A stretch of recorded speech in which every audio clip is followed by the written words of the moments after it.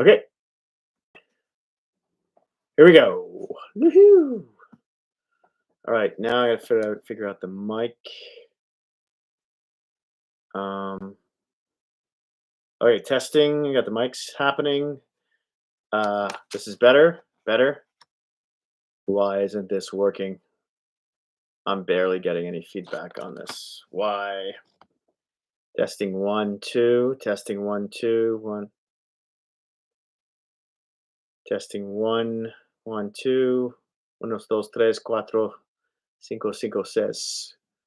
Why is this not working, man?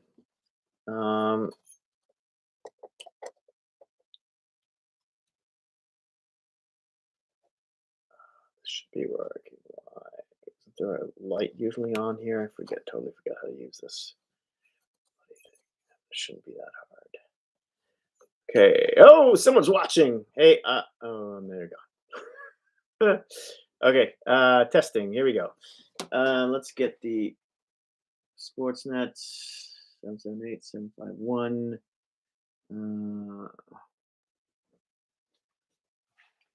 Let's get this going. Watch leaks. NHL.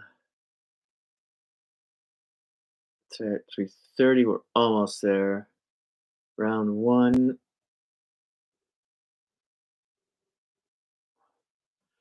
Okay. Smile. Try Crest Renew White toothpaste. Slurpee delivery is here and here. Okay. Let's going. Buenos dias. Welcome. Draft hasn't gone live yet. I'm still setting a few things up. If you'd like to chat, I can do that as I move back and forth. I could use your help actually if with my mic. I'm not sure this thing's even working. So chime in and tell me what my audio is like if you don't mind. Anyone. Thanks for the thumbs up there. Appreciate it. I gotta remember to look there because there's the camera instead of looking at myself. All right. Yeah, I just gotta put up my board amongst a few other things. So moderation, blah blah blah blah. Where's the chat? Maybe I'll start it off here. Welcome. Cheers. I'll try not to self-narrate here. That's not. I already lost 3 people because I was self-narrating. Unbelievable. I like to talk to myself though. Who doesn't like to talk to themselves? All right. Okay. I'm just getting ready. Let me know who you are too, because a lot of times I'm talking to myself. There's nobody there. Okay.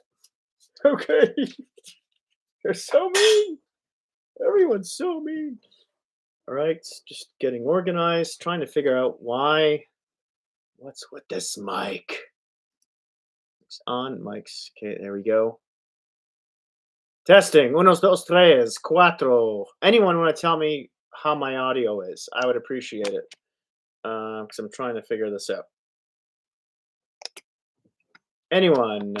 Is it better? Is it louder when I do this? I'm just trying to figure out if this mic is working at all. So do you hear a difference when I do this or no? No. Okay, no one's going to help me. Okay, that's okay. That's okay. All right. So let's get this set up. Let's get the board set up. Oh, I forgot to get some alcohol, rubbing alcohol. I'll be back. Oh, that's.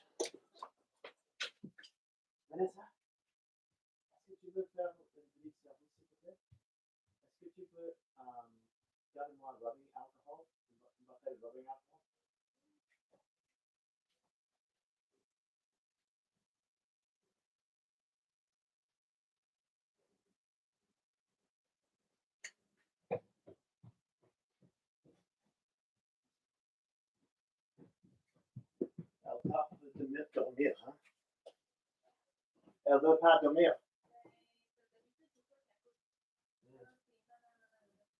Ouais.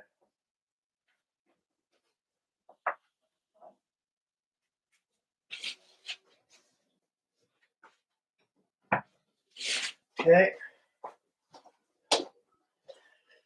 Boom. Okay. All right. Let's get this going. Let's get the board up. Get this thing attached. How low? Looks like that's about a good height.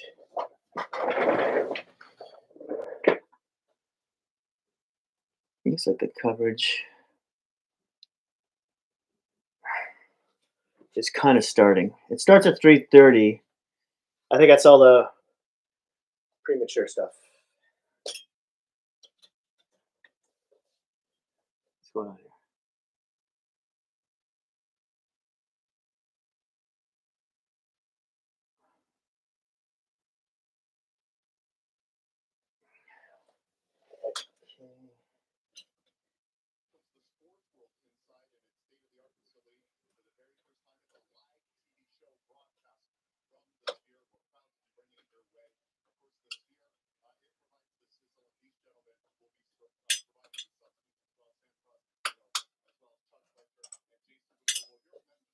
Okay, the show has started. Here we go. From the families, we're going to hear from the players. Jeff, Merrick, Kyle Bukowskis will provide that. First, though, we're going to go to the floor. Gentlemen, I've been attached at the hip with this guy for the last month, Elliot Friedman. Thankfully, we're detached now. He's out doing news of the day. Let's start with you, Elliot. All right, Dave. I've been told I can't be within 50 feet of you anymore, so that's what this is. Basically, what we're looking at here is everybody's expecting us, San Jose, Chicago, and Anaheim, to make their picks of 1, 2, and 3. But the questions were about 4 and after. And Columbus had Philadelphia make a big try. Carolina with Martin Necas as the potential trading piece make a big try. But the word around the Blue Jackets table was quiet. So we'll see if anything picks up at that number 4 spot, which is where a lot of people think. Until I haven't touched the sport since last year. At this point in time, they've sent indications out that they intend to make their pick. We'll see. We'll see where this goes right after that number 4 pick. That's where a lot of the attention is. Elsewhere, free agency approaching. The word here in Vegas is that Carolina has indicated to Jake Gensel that they are willing to do 8 times 8 as requested. At this point in time, however, the Hurricanes have not received an answer from Gensel on whether or not things will get done. And also, one of the Oilers' stars of the Stanley Cup Final, Connor Brown, there's been some word here that he may be getting close to re-signing with the Oilers, but the word now is that's still a little bit premature. Dave? All right, excellent stuff there from LA. So intrigue with the upcoming picks, intrigue with the possible trades and movement. Lots of intrigue. Last year, the intrigue was Connor Bedard. Is it safe to say, Sam, that Celebrini we're intrigued by, as well as the depth on the blue line? Well, Celebrini, we know, is going to be the number 1 guy. I mean, Mike Greer, the general manager of San Jose, has come out and said that a number of times. But after Celebrini, it's the 5 defensemen that we expect to go in the top 10.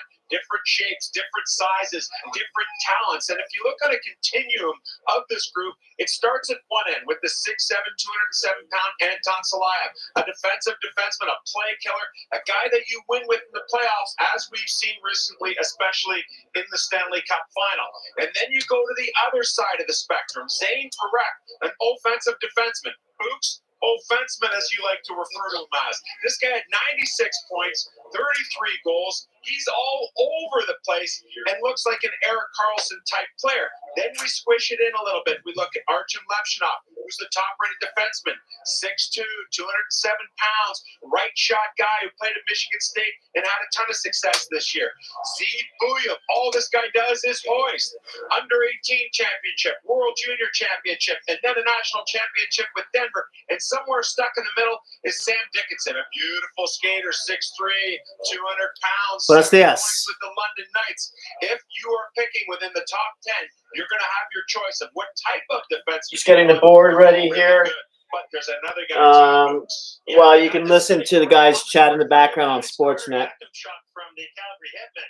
It's a little bit interesting. He's a late birthday, and the Hitmen did not make playoffs this year. So say hello. Let me know who you are if I happen to know you. But you're going to see some clips on him. Big, rangy guy. Look at him handle the puck. I mean, this is not your typical 6'3" defenseman. You want to rip it from distance? I can beat you that way. You want me to beat you up? The draft officially starts at 4 o'clock. I'm just preparing my board. Handy dandy board. He's an exceptional offensive talent, but don't underestimate the fight. Like, he pushes back physically, guys. 120 pims on top of 30 goals. It's a nice mix of everything. If a team's splitting hairs and he's sitting there, they might be looking at, okay, can we wait on our guy or can we trade back because we value a guy like Carter Yakimchuk just that much? Chuck, your thoughts, because everyone covets that right-handed defenseman. Absolutely. To have three of them potentially in the top 11 picks is just an incredible opportunity for teams to jump on one if they want. And the next few days, we're going to see the likes of Montour and Pesci and Tanev sign big deals and be highly coveted if they reach July 1st. So this is a great opportunity for teams to land a right shot D. And again, they're hard to find. All right, what we love about this draft is all the question marks after that number one pick, and you call them disturbers. What do you mean by that? Well, I think that, I call it a line in the sand. Like, when I'm building my list, it's a line in the sand. Where do things kind of start to take off? It takes off right at number 2, fellas. So Ivan Demidov from Skov over in Russia, 1 year left on his deal, elite offensive talent, blade driver. Here you see Cole Eiserman from the program. Nobody rips the puck better than Cole Eiserman in this draft class, in my estimation. It's going to be interesting to see what happens at 11, because Macklin Celebrini played at Shattuck St. Mary's with Cole Eiserman, and the Buffalo Sabres and the San Jose Sharks swap picks. Now you got San Jose at 11. Curious to see if they target Eiserman at that slot. All right, well, listen, 14 GMs have been changed in the last 2 years. Chuck, I have to ask you, as someone who's sat in these seats before, how much pressure do the GMs feel to hit a home run on a day like today? I wasn't aware of that stat. Welcome. 14. No, there's a lot of pressure, but look, this is a great opportunity. Everybody knows that you can make trades, free agency, and there's other ways to acquire players, but the best way to acquire cheap with the entry level top end talent is through the draft. So there is pressure, but this is opportunity, and this is where the good teams make their mark. Yeah, draft and develop. And one thing we do know, for the second straight year, it's going to be a player from British Columbia. There he is, Macklin Celebrini, going first overall. And in Macklin Celebrini, we see the talent, we see the skill. And as Ailish Forfar tells us, there's a great mentor behind Macklin Celebrini. That's his father, Rick, who's helping navigate the NHL dreams of both his sons.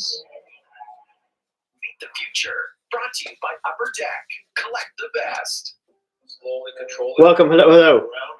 Good drive back. Sportsnet coverage started at 3:30. Grew up on it. Doesn't actual show doesn't start till 4 though. I'm just preparing the board behind me. But if you have any questions, or just hit me up in the chat in general.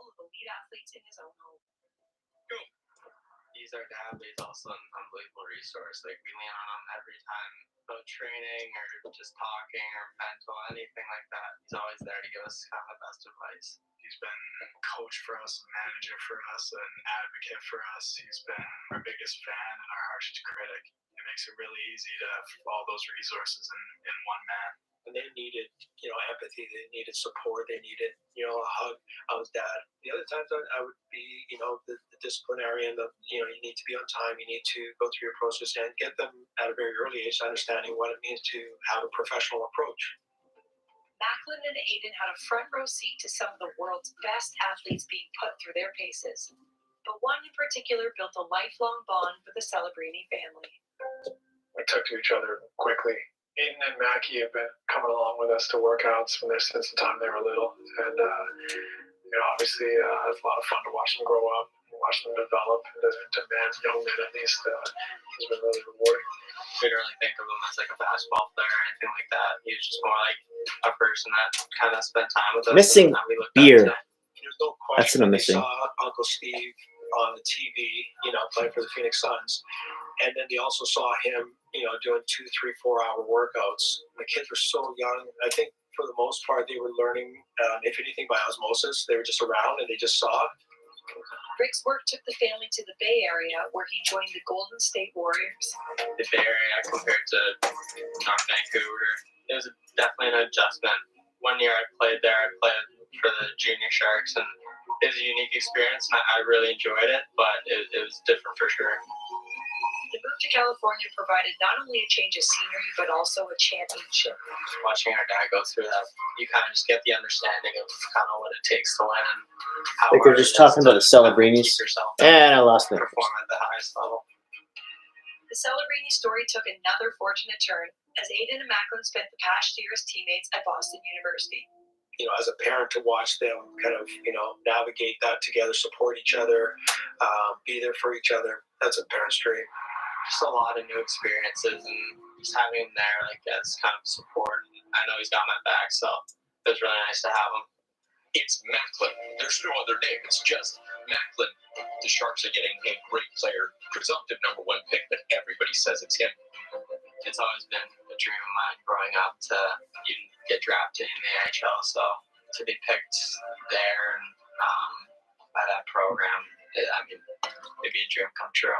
That gives me goosebumps. Hello, hello. Being the first pick in the NHL draft, that's just phenomenal. They're talking about Celebrini on Sportsnet. As an old man now, I'm just to be able to sit down on prepping couch the and board. watch these guys play and to root for them. Gives me something to When I look get forward done to. this, I want to talk about some of the trades. 20 winners. I know Marino is on the block By Upper Deck, collect the best.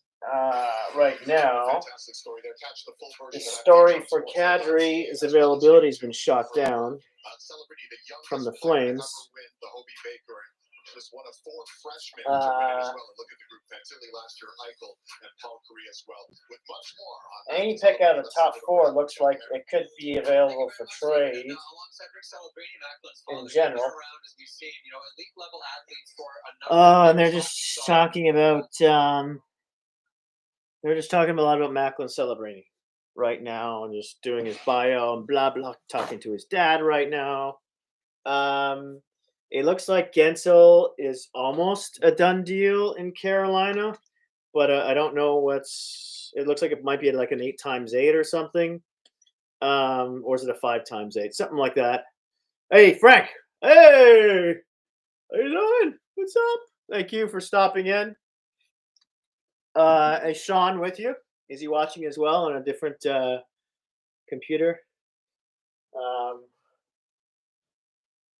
Anyway, so what I was saying, I think Gensel is going to be signing in Carolina, but it's weird how we've heard, 5x8 or 8x8, wherever it is, it's going to be $8 million AAV.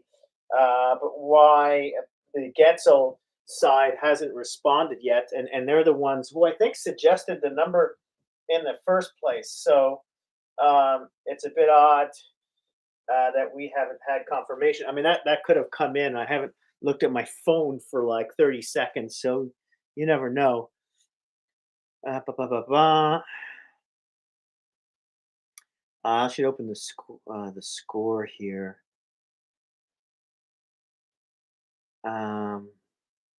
Beep beep beep beep.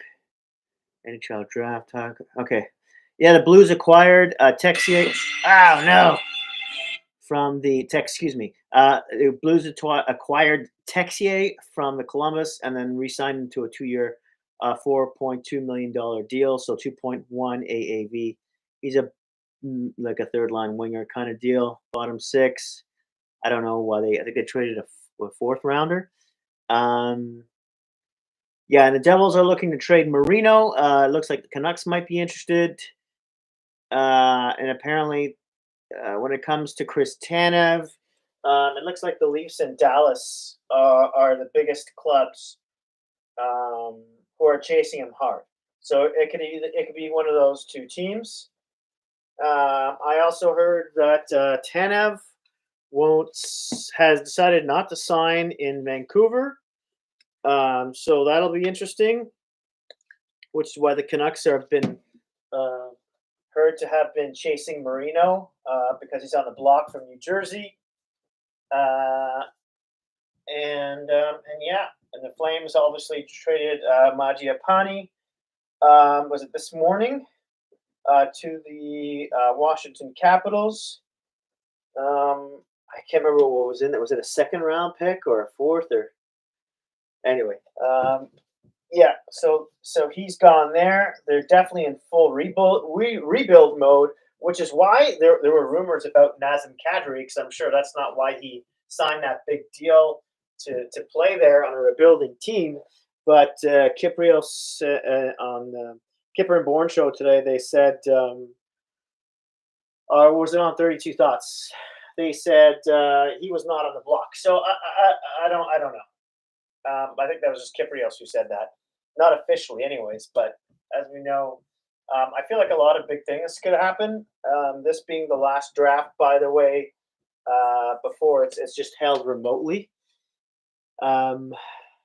From now on in, that's not what kind of fun is that? We'll see if maybe it'll be maybe it'll be more practical. I know the GMs prefer it because the amount of money saved, and they can have more people in their war room, and and all that kind of jazz. But for the actual fan watching, I don't know how that's going to be. Or I would assume they would still need some sort of convention center or whatever to have all the players join in, so they get, and then have one representative from each team join Buttman up on the stage after they get picked. So the players might be central and live, or maybe they'll do them remotely too. I don't know what they're gonna do. I know when they did the draft remotely, that kind of wasn't fun. So I hope it's better than that. We'll see what they put together. I have no idea. Hello, everybody. Please, before you go, don't forget to give me a thumbs up, and if you're new, hit the subscribe button. Appreciate that. I'm just in the middle of, obviously, nothing starting till 4 o'clock. The pre-show has begun, but it's basically just all been them talking about Celebrini so far, and circle jerking around him. So that's that, and I just need to get. I'm just gonna get my draft order accurate here. First round picks by teams going into the draft tonight. Okay, we're no the Sharks are number 1. I'll start there, and I might as well just etch in Celebrini right away. Why does Cap Friendly just have the amount of picks and not the order? I'm just gonna pull that up on my phone right now, and they're still talking about Celebrini. Wow. I mean, everyone probably knows him really well by now. Okay, they're talking to certain. They're talking about all the draft picks' favorite TV shows. Oh wow, how interesting.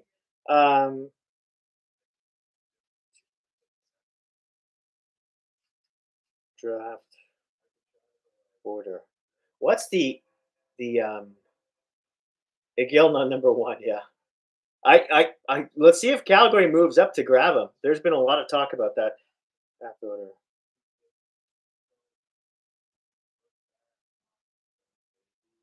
Oh my God! One of the kids is singing.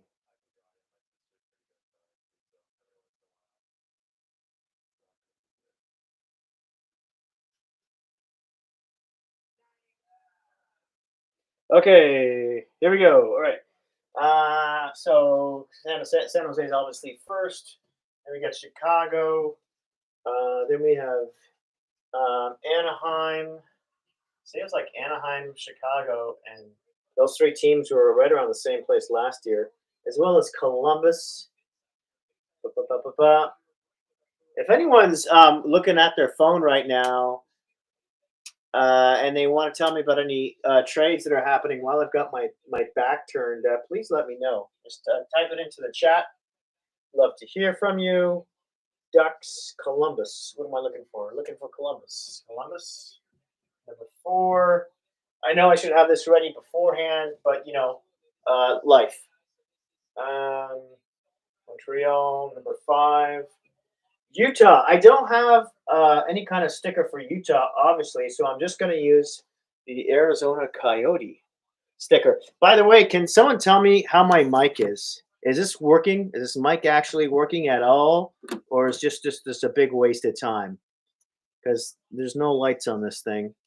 Usually there's a light on, and I forget how to use it. There's no on button. It should just be plugged in, and away you go. So how is the How is the mic? Anyone? Help? Little help? Little help? Little help. Unos, dos, tres, cuatro. Anybody? Arizona. Okay, so Arizona's Utah. Then we got Ottawa. Where's Ottawa? Not here. I gotta get my little magnet board, which is just off to the side. If anybody has a beer, I wouldn't mind one. Excuse me.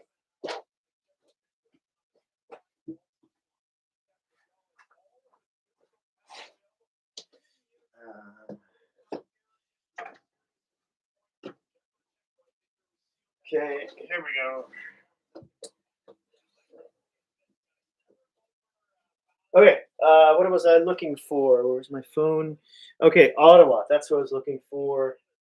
Because they're next. Number 7. Seattle is number 8. I have no Seattle magnet, so it's the NHL magnet. Calgary's number 9.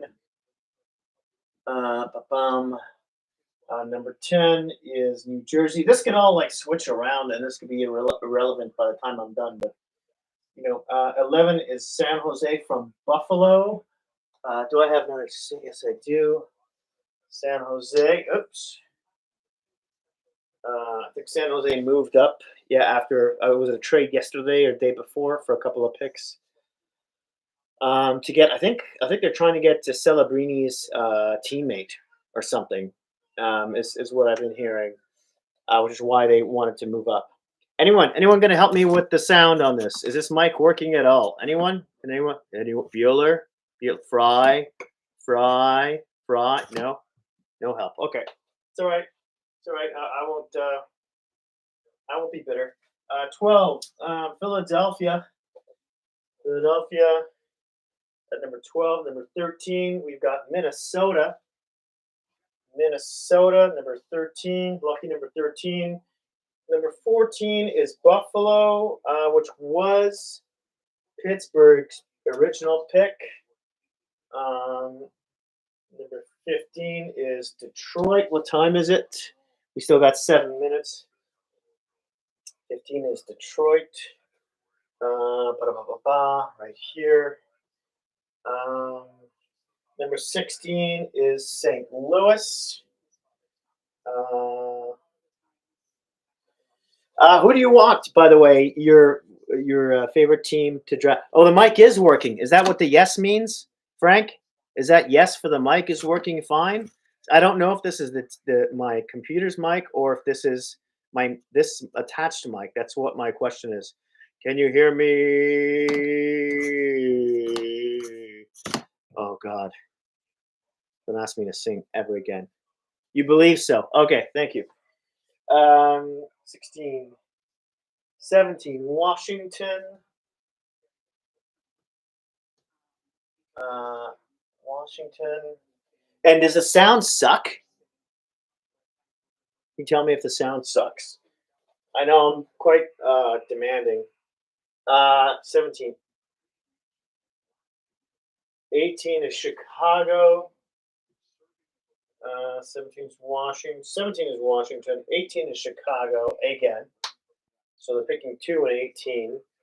19 is Vegas. Wow, I think that's the highest they've picked since their first season. Number 20 is the New York Islanders. Where are the Islanders? Islanders are in big trouble. They got to get rid of a lot of money. Lou Lamoriello just made some really awful signings. I can't believe he's not like he should be a president, not a manager anymore. He was great at one time, but yeah, that team is in a bit of a mess right now. Islanders. Anyone heard about the Marner for Noah Dobson and trade rumor? Anyone? Anybody heard about that? 21. 21, we have the Nashville Predators. Okay.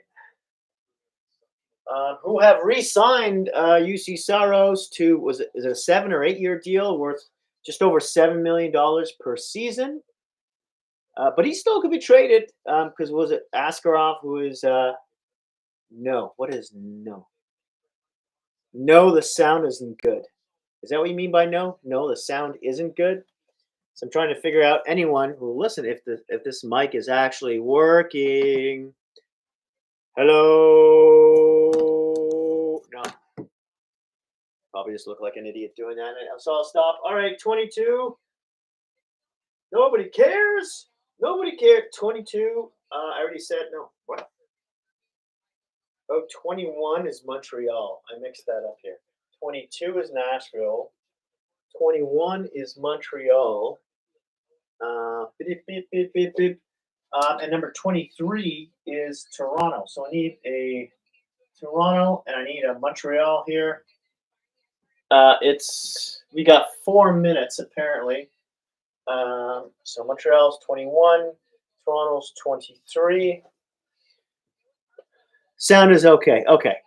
All right. Thank you. All right. 24, Colorado. Oh, I really want to see if I'm not sure if I'll have a minute to grab a beer. Maybe during a commercial. I'm already frothing at the mouth here. 25 is say that correct. 24, 25 is who? 25 is Boston. Boston. 26 is LA with the new logo. What does everybody think about the new LA's new logo? They like that. They're going back to the chevron. I would like to see the chevron, but in the old purple and yellow. I think like they did with those retro jerseys. Those were really awesome. 26. Yeah, 26. I said it's LA. LA.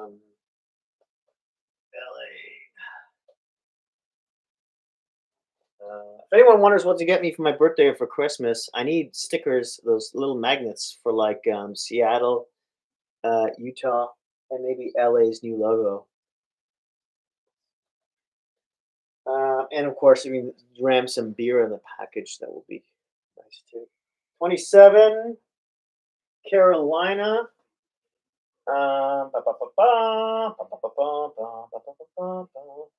27, Carolina. 28, we have Calgary from the Canucks. Was that in the Zadorov trade? Was it in the Zadorov trade? No, it wasn't. Wasn't the Zadorov trade, was it? Anyway, 28, 29 is Dallas. What do we got in the chat here? Oh, hey, Natasha, how you doing? Thanks for yeah. Whoa, blown away. Thanks. I hope you had a great party. I would your engagement party. I'd love to hear about it. Hopefully someday soon. I hope it went well. How did it go? Let me know how it went. It went good. Wonderful. I'm looking forward to seeing some pictures soon. 30, the Rangers. 31, Anaheim. I'm sorry, I got squirrel brain right now. Anaheim is over here. And 32, we've got Philly. Philly is already here. Okay. All right, so San Jose's picking twice. So is Chicago. Who else I feel like is Montreal's picking twice.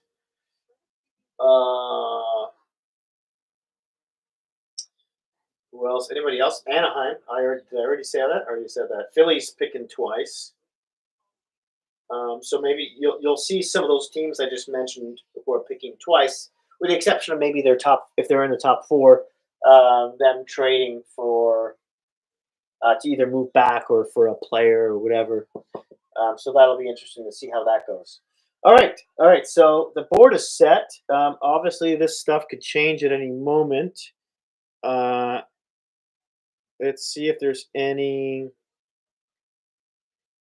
I'm looking at the trade tracker. If anyone happens to catch a trade before I do, please feel free to let me know in the chat group. Can you make the magnets a bit smaller? They're way too big. Oh, yeah. Well, I mean, you can. I know you're being sarcastic, but I mean, you could generally at least tell who the teams are, I think, right? And it's my crappy webcam too. I need to get a better webcam. So yeah. And I'll repeat the team. I mean, you could tell. You could just tell. You could tell. Oh, I gotta get my light, my special light up.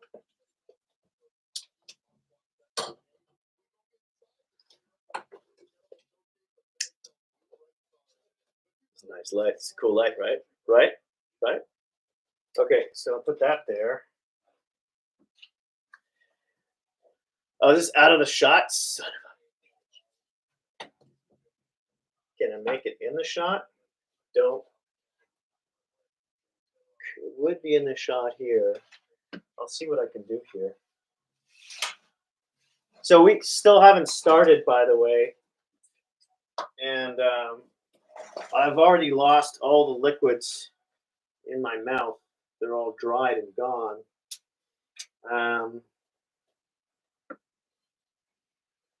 Son of a puta da madre. I'm not going to fit it in. Well, it's... Hey, look, let's gives off a nice shade anyway. Okay. What else? What am I forgetting? You like the light. Thank you. Thank you, somebody. Somebody likes the light. All right. Yeah, I know she's family. I know she's family. Okay.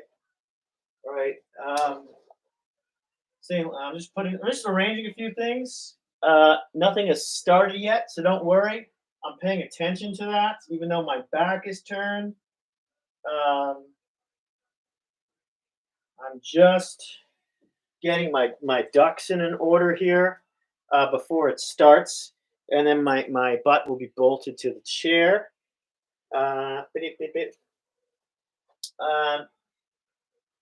What else? What any trades that I've heard of? Anything else that's going on right now? So Zadorov's not going to sign in Vancouver. Looks like Gensel is going to sign in Carolina. And another team might have stepped in last minute, which is why we haven't heard that that's been confirmed yet, the signing of Gensel. So I wonder if another team has stepped in and offered him more that is maybe a contender or is thought of.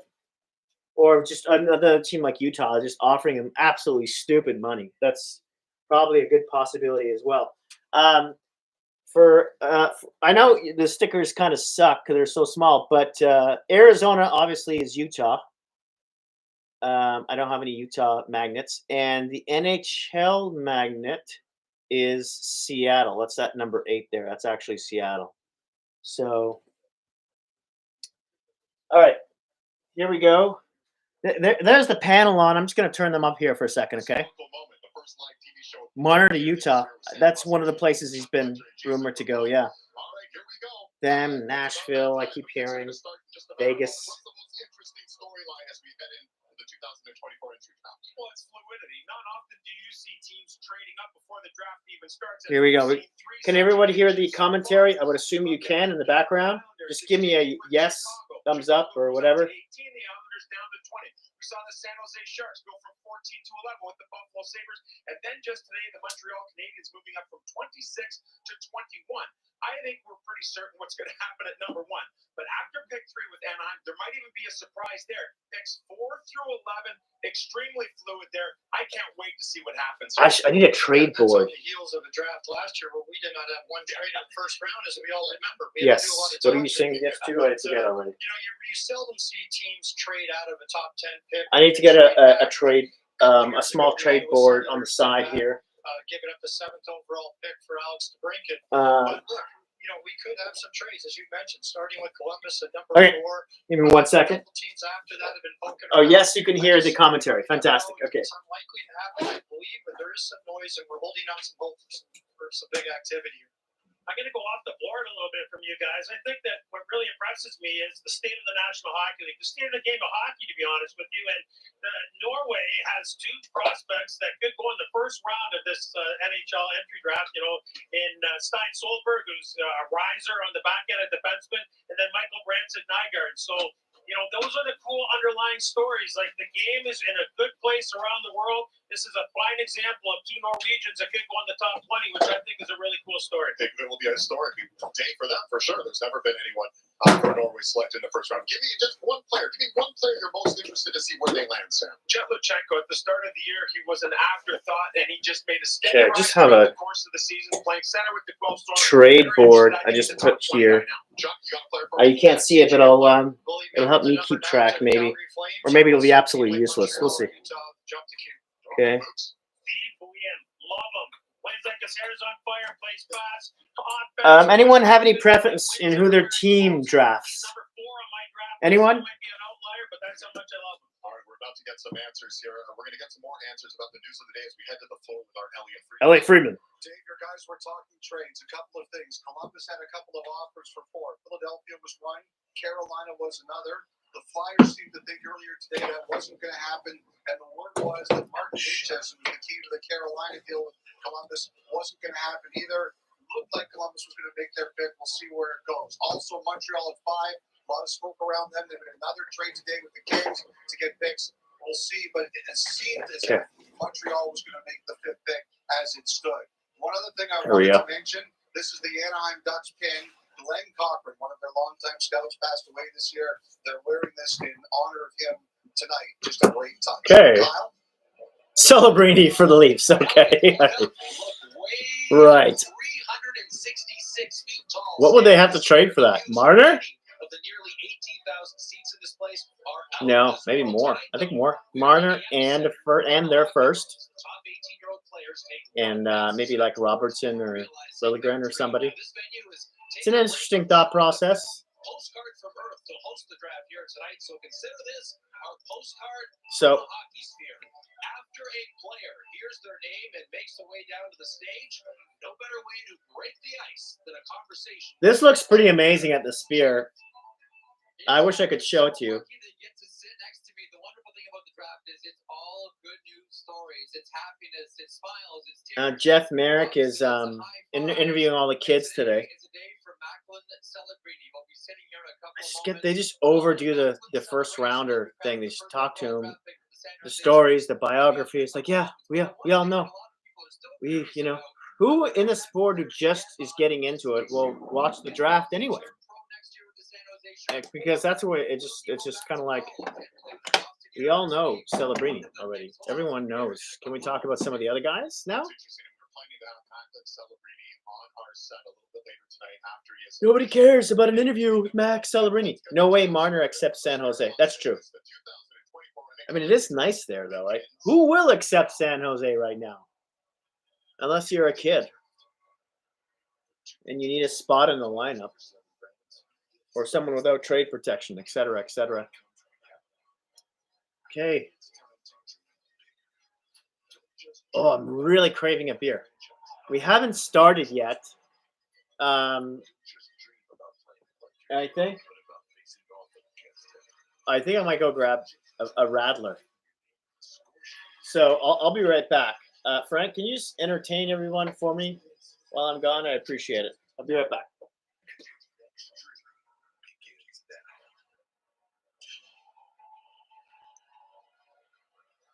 Okay, be right back.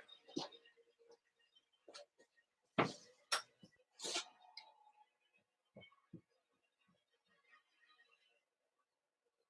evening, Las Vegas.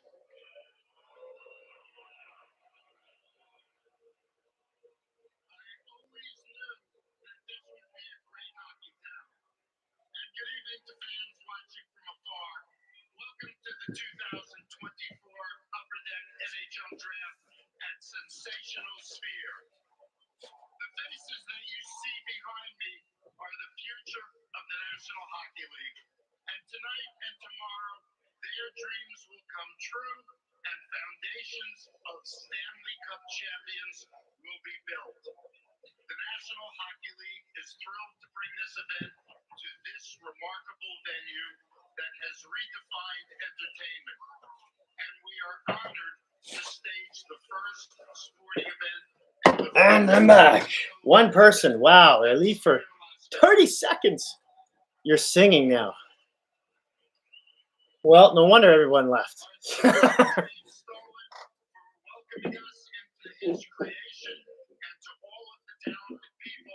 I don't think I can show what I'm drinking that's labeled on screen. I'm not sure.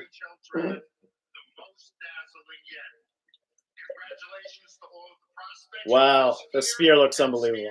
For getting to this point, and congratulations and thanks to all of the parents, siblings, and other family members and coaches whose support cannot be over-acknowledged. And thanks Santé, salut, to the best cheers. fans in all of L'chaim, sports, whether la zdrowie. you're here tonight or watching at draft parties or anywhere in the world. We appreciate your incredible support. It's only Buttman. Okay, here we go. First pick. NHL Draft belongs to the San Jose Sharks. Here we go.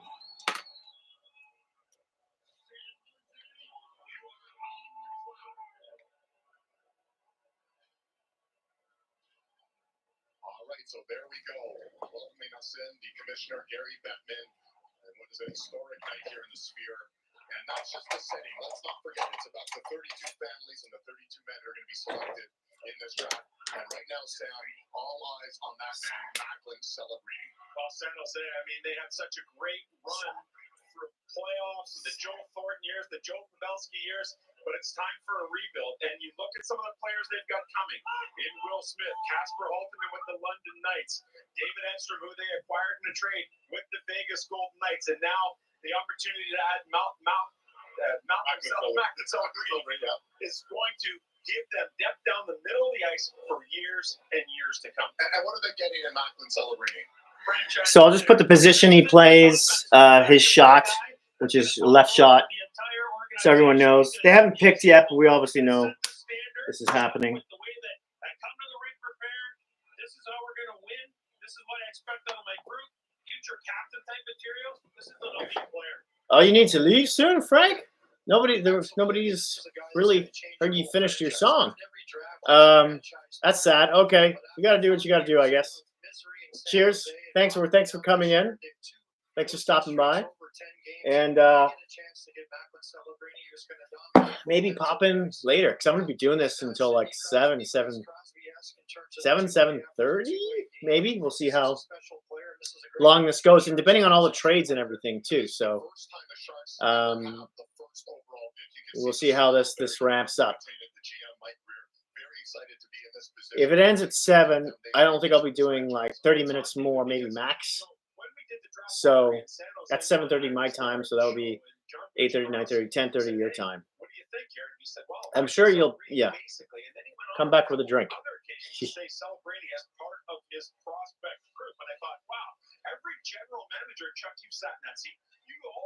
It looks amazing. Has anyone been to the Sphere?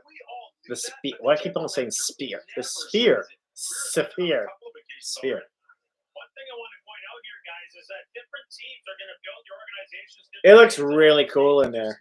We're speaking of their Sammy coming on board with the Sharks in the future. But I gotta say, all the tables, all the owner tables look like they're really close together. So although it may look visually fantastic, I'm not sure all the teams like being so close to each other. Please subscribe. Don't forget to do that on your way in or out. And of course, give me a thumbs up. Appreciate that as well. Wow, that Sphere looks amazing. That is so wild. Has anyone got money who wants to take me? So I'd really love to go one time before I die. Okay. Finally, here come the Sharks. Just pick the guy. We all know who you're picking. Just... Finally, it is here. The pick is in for the San Jose Sharks.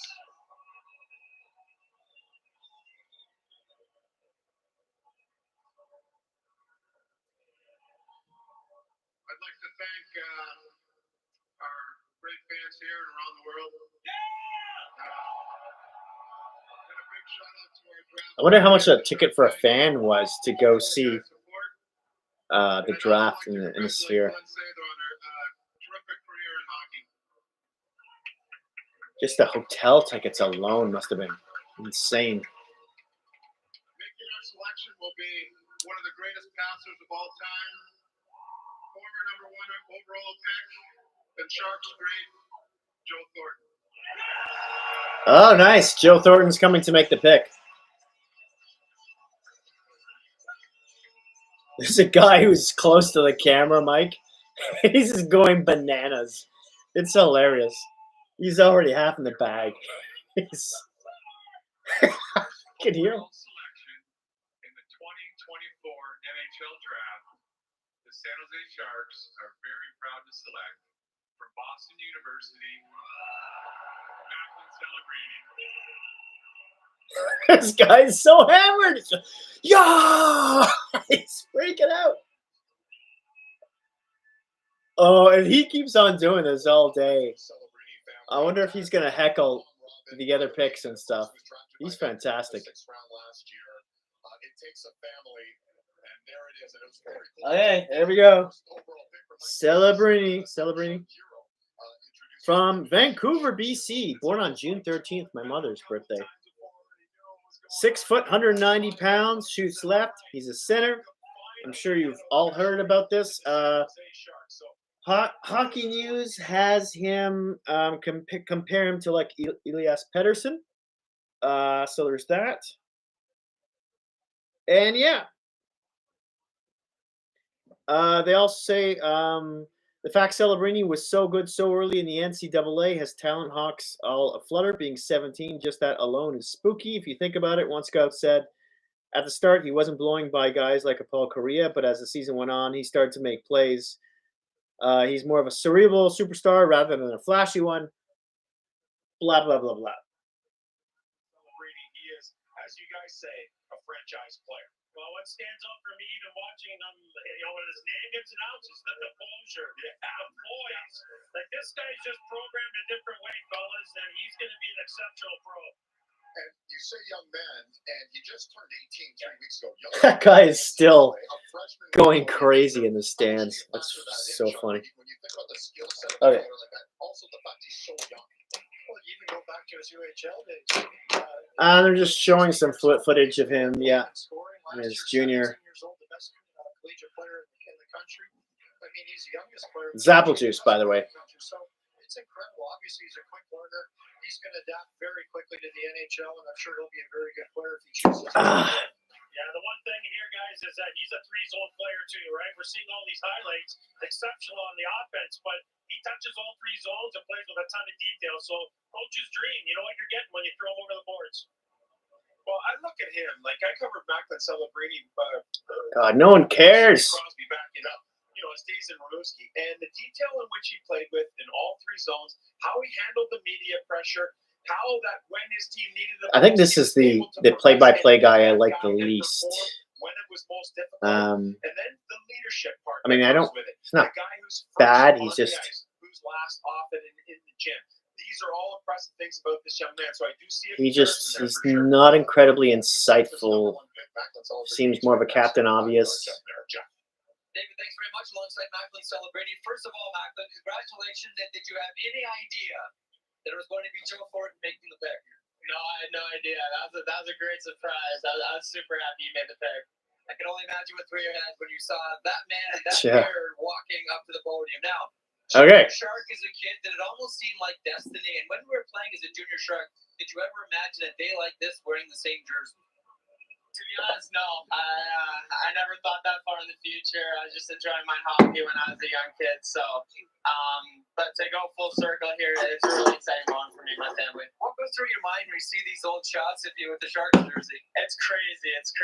It's honestly, it's surreal that life came full circle and I'm back to where I was. Your family is thrilled for you. A lot of people are thrilled for you. Who outside of your family do you think is happiest for you right now? So we have a question of now. There seems to be a lot of debate. We either We're going to talk about if Chicago's going to pick up Demidov, or is it Sileyev next? We'll see. There's been a lot of talk of Caden Lindstrom. Demidov is sort of compared to like Mitch Marner as a player. He is, by the way, a left shot right winger, 181 pounds, 5'11". Ranked number 2 among international skaters. They're talking to Mike Greer. Elliot is. Talk to you. What are you going to tell them to do? Well, thank you. No, we're really excited and fortunate to be able to draft Macklin, and we'll have some talks with him. We obviously think he's ready to play in the NHL, and would love to have him. But those are discussions we'll have with him and his family. But it's a great day for the organization. Best thing you learned about him meeting with him? Just to drive. He's a driven kid. And, it's Mike Greer and Elliot Friedman just chatting it up a bit. And then also, just my time playing and being around the league. All the great players are driven and have that type of personality. And it's boring. Most of it's pretty boring. The chit chat. Elliot, alongside Steve Nash, or Uncle Steve, as Macklin and the kids refer to you as, which speaks to, of course, how highly they think of you. But why was it important for you to be here today? Well, this little fellow that's tearing my basement apart at a young age is now. Wow, Steve Nash, okay, is at the draft and is sort of a unofficial uncle of Celebrini. So they're interviewing him now. But this is it's all sort of fluff, right? We all just want to see the picks. And we want to learn, I think, more about the guys who we don't know too much about, unlike Celebrini, as opposed to just them interviewing players who are just like, yeah, it's nice to be on a new team, and it's unreal, surreal that I'm here, and I'm just so grateful, and blah, blah, blah, blah. Anyways, so what was I saying? So Chicago is up next, and this is a lot of time in between picks. Holy cow. Obviously, they're going to go super fast tomorrow, which I find is hilarious compared to round 1. But Chicago, I said Demidov, who's compared to Mitch Marner in the Hockey News, or Sileyev, who's a left shot defenseman, 211 pounds. And he's 6'7". So that's Anton Sileyev. They compare him to Victor Hedman, and he is Russian. And he's ranked number 1 among central scouting among international skaters. Interesting for a guy that large. Number 1 best skater. Well, okay, so here's the panel. I'm going to shut up just for a second here. Drafts, they've had 5 first-rounders. They've used 2 of them on defensemen, Korchinski and Rinzel, and they've used 3 on forward, so they've got a good balance there. We'll see what goes on, but, man, there's some really good options here for Kyle Davidson. You think about Ivan Demidov, and then you think about Archambault, who played at Michigan State University. Those 2 options, very good and very clear here for the number 2 pick. And Kyle Davidson making his way up to the podium. This is the first time in franchise history that Chicago Blackhawks will draft. Okay, here we go, Blackhawks. Overall, again, Connor Bedard, the Rookie of the Year. Let's find out for the pick for the Hawks. First of all, I'd like to say hello to all of our great fans back at our draft party in Chicago at the barn. And to make our selection, 2023 first overall pick and 2024 Calder Trophy winner, Connor Bedard. Okay, Bedard's making the first pick. First pick. She's making Chicago's pick at number 2 overall. Okay, so let's see what they do here. Is it defense? Is it forward? With the second overall pick in the 2024 NHL Draft, the Chicago Blackhawks are proud to select Artem Levshunov, ranked number 7 by the Hockey News. Interesting. What a jump. He's a right shot defenseman. Family, the Belarusian, turning 19 in October. So back-to-back NCAA players are taken out of Michigan State. A big, long, 210 pounds, 6'2". position. We talked about that in the pregame. From Belarus, playing in Michigan State, they liken him to Jacob Chikrin. Well, the right shot defenseman, that's a really difficult thing to acquire, but I think it goes a little deeper than that. And I think about the story of this young man who lost his dad during COVID, and then he comes over from Belarus. He's expected to play in the CHL. He doesn't go there. He ends up in Green Bay in the USHL. He finishes a great year there. He goes to Michigan State, plays for Adam Nightingale. His game continues to rise, and yet probably until just recently hadn't been back to Belarus, hadn't seen his family, and to think that he has fought through all that to have the type of year he had, the personal drive, the resiliency of this young man definitely played a part in his going here number 2 to Chicago. So in terms of a pure skill set, obviously the right shot. Interesting. 205. He loves to go on offense, guys. So on the puck, off the puck, he's looking to join the rush. Sammy, you and I are at Ann Arbor. All right, so yeah, Lemshinov. He pitched down diagonally from the right side to the left corner the one time, but he's green light. There we go. That's on his program. His defensive awareness has another level to go. I'm gonna get some. What are my snacks? Some snacks, beers. That's how big and strong he is. And Chuck, put this into terms about why the right-handed defenseman is such a coveted position.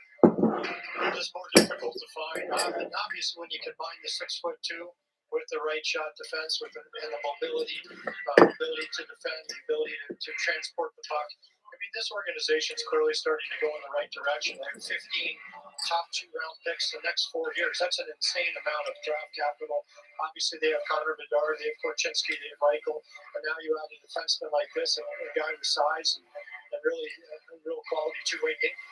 Yeah, brings a lot to the table. Trades in the green of Michigan State for the red of the Chicago Blackhawks. And the only top three picks for Michigan State ever: Joe Murphy, first in '86; Craig Simpson, our own colleague there, second behind Wendell Clark in 1980. Somebody named Rod Brindamore pulled that jersey on once upon a time. Oh, yeah. Pretty good. All right, let's go here to the floor with Elliot Friedman. Elliot. Kyle, you had options. What settled you on this one? I think just the total package already possessed. You know, he can skate, he can push offense, he's physical, he can defend, he can do a little bit of everything, and we just love the way he projects and how he fits in our system. Okay, you've got one more, and there's been lots of action around it. But we like to do things. Are you keeping or are you selling? Is selling as in moving it away? Yeah. We won't. No, we're going to make another pick today, but we'll see where it is, if it's ahead of 18 or behind it. Thanks very much, Kyle. Thank you. Dale?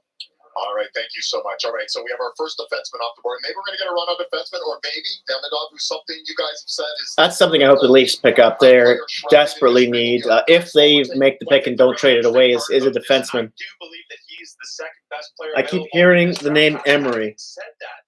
Levshunov has boots on the ground here in North America. Demidov does not, and maybe that helps sway the decision as well, although Kyle Davidson wasn't going down that road. Hey, I don't think you can go wrong with Artem Levshunov either.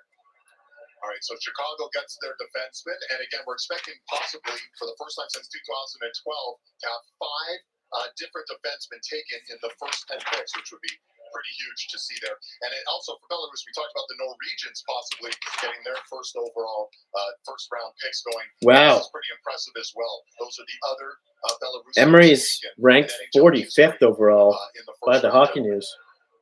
6'3", right shot, D. There's no question about it. I mean, that's a nice story. Listen, when we met with him, Highest drafted players from Belarus. The story about his father passing. Okay, they flashed that up pretty fast. They're just talking about the 4 highest picks from Belarus in history. And you know, anybody out there who's got children. Anaheim is next, by the way. I mean, I can't imagine. If you can't see it on the board there, the position, and then I have the shot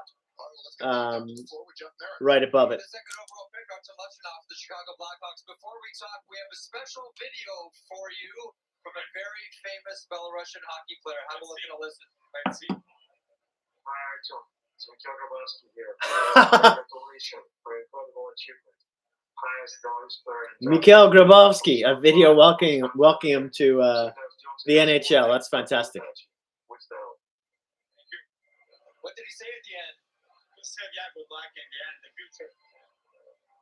First of all, congratulations. Congratulations on this one. Great tribute there from Mikhail Grabowski as well. That's sweet. They were going to take you second overall? I was thinking about it, but yeah, it happened now, and now it's more real. Got to go to the podium for the Ducks pick.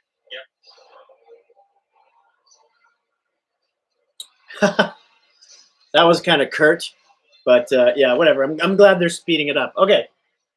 All right. So what are the Ducks going to do here? Demidov, Saleyev. We would like to dedicate our draft 2024 to Glenn Cochran and his family. Glenn fought his Anyway, does anyone like the new Ducks jerseys? his character. I think I like the orange. I'm not sure I like the old logo Glenn was an integral part at all. of our scouting staff. That's I think I'm a minority there. He's one of the finest men I've ever met. So And will be greatly missed. Making our Yeah. selection is former maybe it'll grow on me. and Anaheim Ducks captain Scott Niedermayer. Scott Niedermayer making the pick for the Ducks.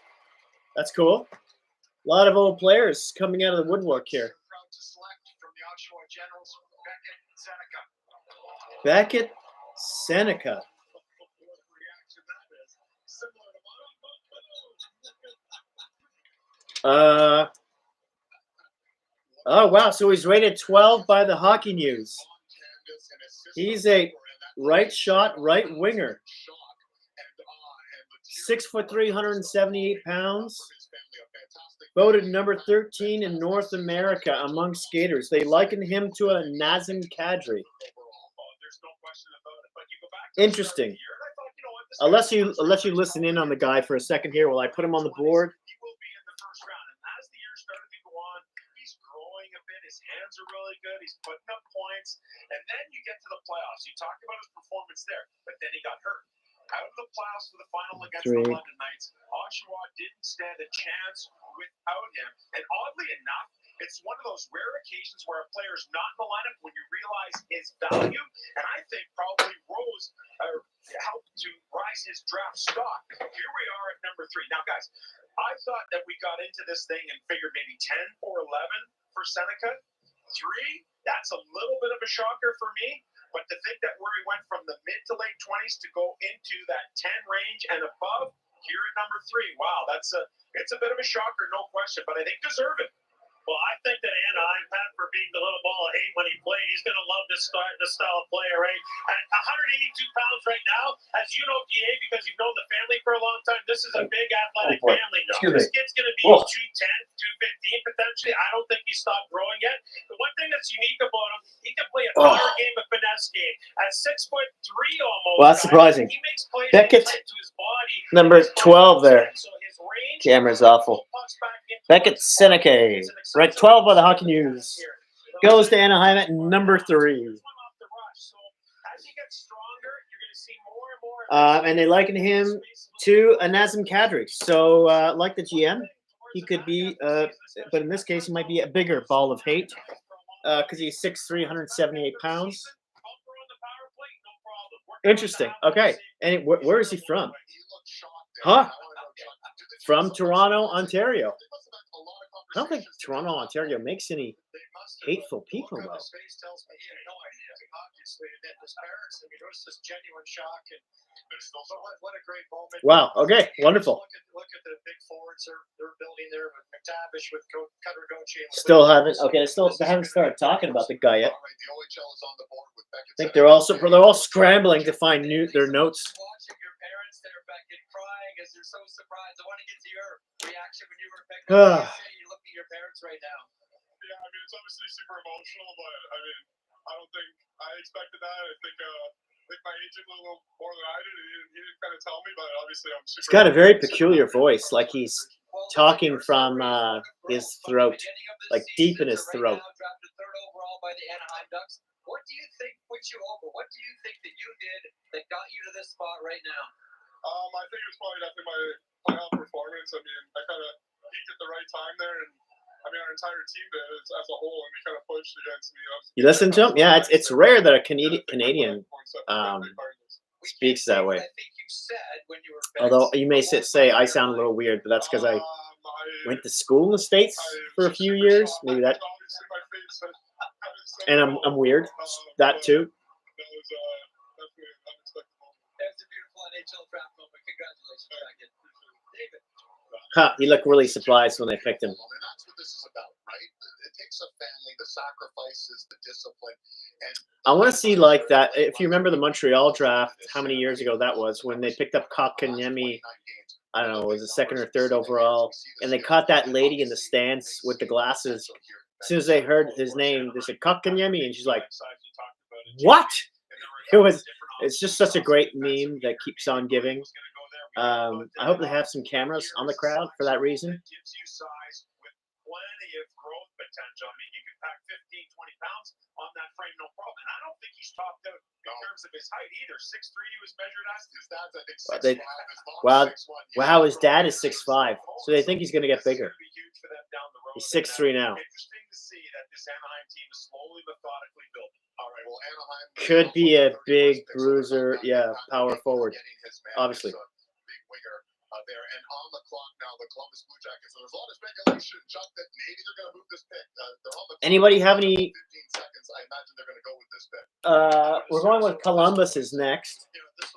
At pick 4, if you have any ideas on who that might be, or just your team, who you want your team to pick, and let me know who your team is, unless you're a family member of mine. I don't know. So what city you're from. So, yeah, I think all I have in the chat right now is family, which is great. It's good, but I'd love to hear from you too. And that doesn't mean I don't want family to chime in, by the way, Sean. When you go to play the Columbus Blue Jackets, you know what you're getting, and more importantly, just in terms, like what's it mean to be a Blue Jacket? Like how? All right, so Don Waddell's coming up. They're making this pick. They're not trading it. Are we exactly? So this could be a pick that starts to springboard that with Don Waddell. Here comes Don Waddell, hired May 28th, ready to make his first pick as the GM of Columbus. Here we go. Columbus picks. On behalf of the Columbus Blue Jackets, we want to welcome our great fans that line back in Vince Mechanical and join the draft tonight with our first overall pick. The only Columbus Blue Jacket player that's had his number retired, first round pick in the 2002 entry level draft, Mr. Rick Nash. Rick Nash is picking it. Very nice.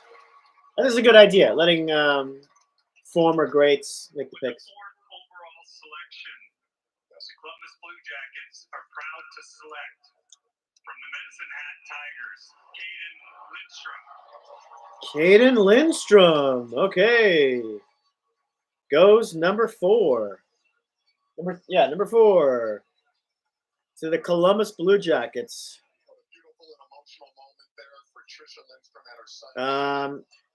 This guy is a 6'4", 215-pound left shot centerman from British Columbia, from Chetwynd, or however you pronounce that. And they liken him to a Mikko Rantanen. That's him right there. Boom. This is the first step in doing that. He's a driven guy. He plays with some meanness and a chip on his shoulder in his game. But this seems to be a common word we're hearing now in meanness amongst players that are getting picked. And who could blame people? All right, let's get this on the board. He shoots left, by the way, if I didn't say that already. 215 pounds! Unbelievable. He played the middle for the Sudbury Wolves for most of the time. Okay. This is a shooter. And for me, guys who play the middle of the ice like to share the puck on the flanks a little bit more, not necessarily have a shoot-first mentality. So it'll be interesting to see how he fits. But listen, I'm pulling for this kid, right? Like, who is it? This is a great story. The CHL Top Prospect Award winner has a new home, looking good there in the Columbus Blue Jackets outfit. How much do you factor that in, Chuck, when a player has been showing excellent numbers but didn't make it to a full season? How much does that weigh in? Well, it's always a big concern, particularly if the herniated disc in his back, which is allegedly what it is. You have to have your medical people go through it, your doctor. Oh, interesting. Speak with the kid. It's a little bit of a leap of faith, but obviously you look at the skill set here. You look at the overall. He's got a package, slip disc in his back. It's very impressive, and Columbus obviously feels very. We're showing some footage here. Yeah, when you look at some of these. Yeah, you heard what they said. They think he's a good shooter. Could be another Byfield kind of character, although they liken him to a Mikko Rantanen on the Hockey News. does exceptionally well, he's got a mean streak too. Like if you cross his hairs, like he's gonna run over you. So I like that about him as well. 27 goals Okay. in the 32 games he played, and then he came back for the playoffs. It was a hand injury that had him originally out. He came back for the playoffs. He wasn't himself. He played 4 or 5 games. He put up a couple of points. But Willie Desjardins says, you have to understand there is a hidden playmaking and creativity to his game, and maybe No that's trades, why there's huh? some projections to see him at center, which is where he played for the Medicine Hat Tigers most of the year. I guess everyone's on pause at the moment when it comes to signings and trades, which is why we'll see how busy things are like a half hour or so after the draft, or even tomorrow. I'll be watching the draft. I don't believe I'll be streaming it though. Really emotional, to be honest. It's just too hard to go through all those picks. I didn't know how much time I had, but I wanted to hug her and my grandma for as long as I could, because just the amount of support and everything they've done for me until this point has meant a lot to And me. they're interviewing the player. I know, yeah. Blah blah blah. Thank you, my family. Bye bye. On the sleeve, you have the initials FTF. Yeah. Tell us what that means. Yeah, so on FTF, I write it basically everywhere on my equipment. I write it on my stick before every game. I had it inside my suit. I also had my grandparents and my mom's name inside my suit. And what does it mean? It means for the family. Yeah. Oh, that's touching. For the family. Okay. Columbus Blue Jacket, 4th overall. Yeah. Congratulations. Thank you very much. Appreciate it. David. All right, congrats to Caden Lindstrom. And again, the last 5 CHL top draft prospects. We all remember last year, Connor Bedard going first Interesting. overall. A very impressive group. Last 5 CHL top draft prospects, award winners. He's amongst them, going 4th. Byram Lafreniere, Shane Wright, Connor Bedard, Lindstrom. The National Hockey League. I got next on the board. Thank you, Sam. And next on the board are, I'm not doing it justice here, the Montreal Canadiens. There it is. So the Montreal Canadiens are next on. Fanatics is the new outfitter for the National Hockey League, and we'll see who looks good in this Montreal Canadian sweater. So Everyone's just like screaming bloody murder with the Fanatics jerseys, and I can't say I blame them. A lot of their stuff that I've put on has just been god awful, and you know the MLB is having a really hard time with it now.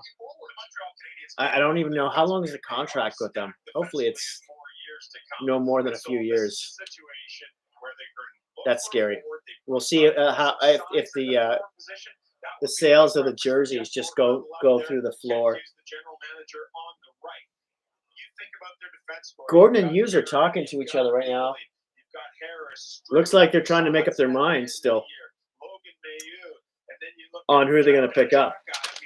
It goes on and on, so there's no possible way they can go with a defenseman here, and I think their preference all along is to try and find some size at the forward position.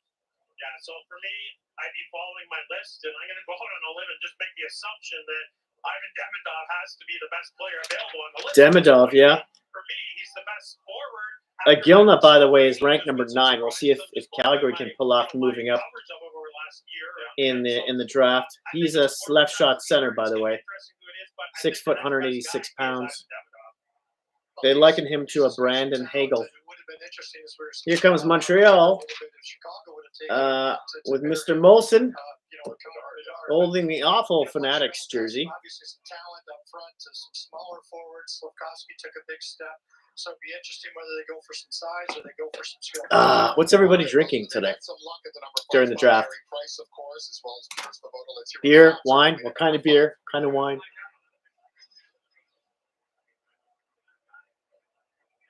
I mean, it is Friday, right? So. Las Vegas.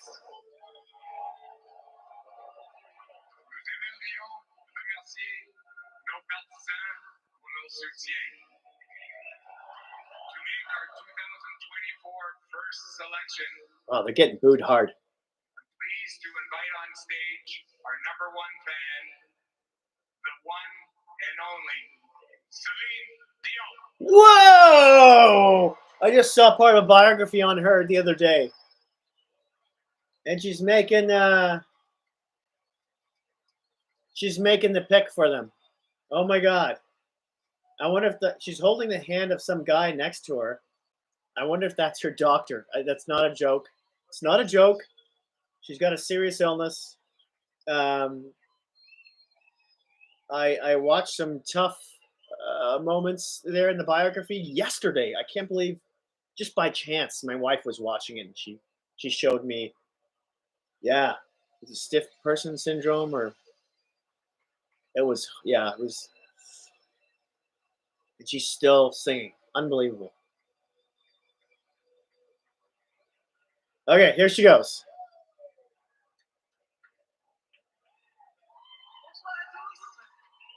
Oh, now everyone likes Montreal, huh?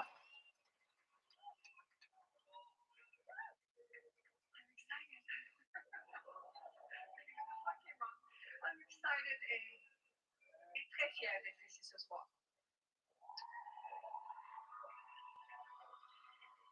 With the 5th overall Am I blushing? selection Am I blushing for her? in the 2024 NHL Draft, the Montreal Canadiens are proud to select Ivan Demidov. Oh, they pick Ivan Demidov to Montreal. He gets picked by Celine Dion. Unbelievable. Wow. Number 5. She just drove up the tension with that too. That's fantastic. My mother-in-law, my wife, they're French. They're gonna love this when I tell them about it later. Maybe they'll even start watching the draft from now on. Who knows? Very cool. Okay, so Demidov, he was ranked number 2 by the Hockey News. Talking about him now.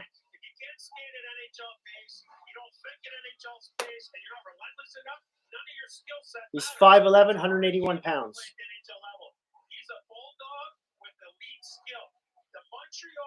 Ranked number 2 among international skaters. Right winger. Left shot. Road trip family. Yes, Montreal, yeah. This is outstanding for Montreal.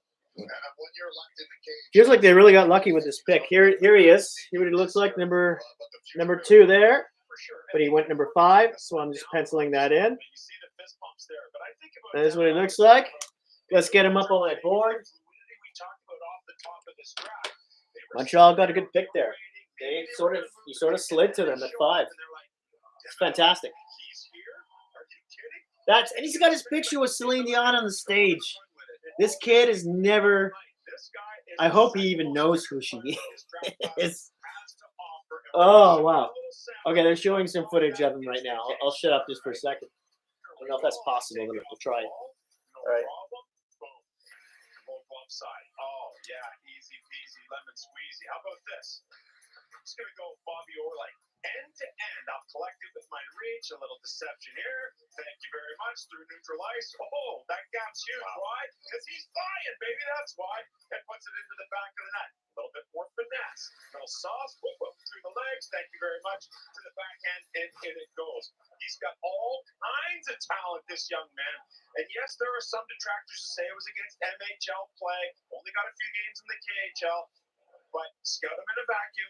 That's what you get. And Chuck, I want to ask you, listen, it was a little shrouded in mystery how good this player was going to be or is, because, it's not like in North America. This is going to be on all the highlights of the draft over the next 24, 48 hours or months even, with Celine Dion doing the pick.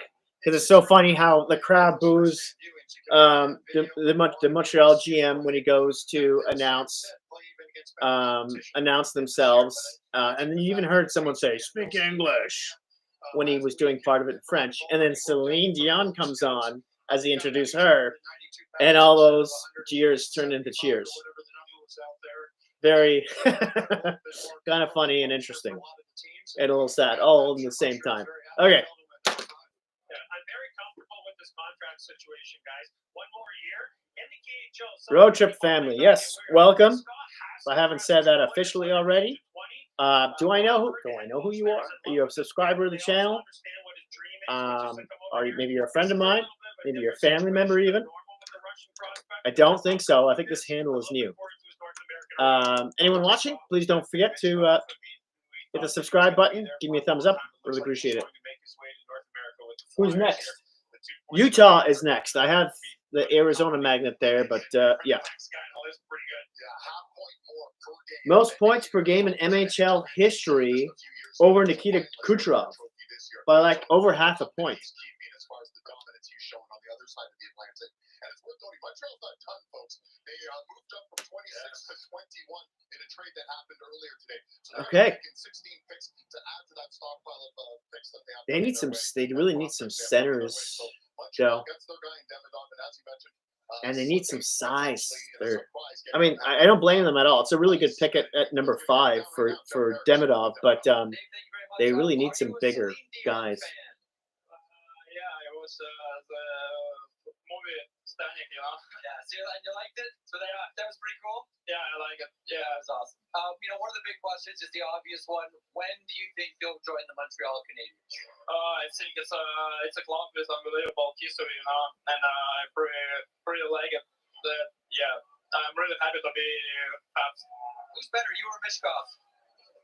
Next question. I tried, guys. All right, a historic moment taking place here at the Utah Hockey Club. Good for the kid for doing the interview. I find the ones when they don't have a grip on the English family is more interesting to watch. They tend to be a bit more honest about themselves at the same time, or you just catch untypical answers, obviously, right?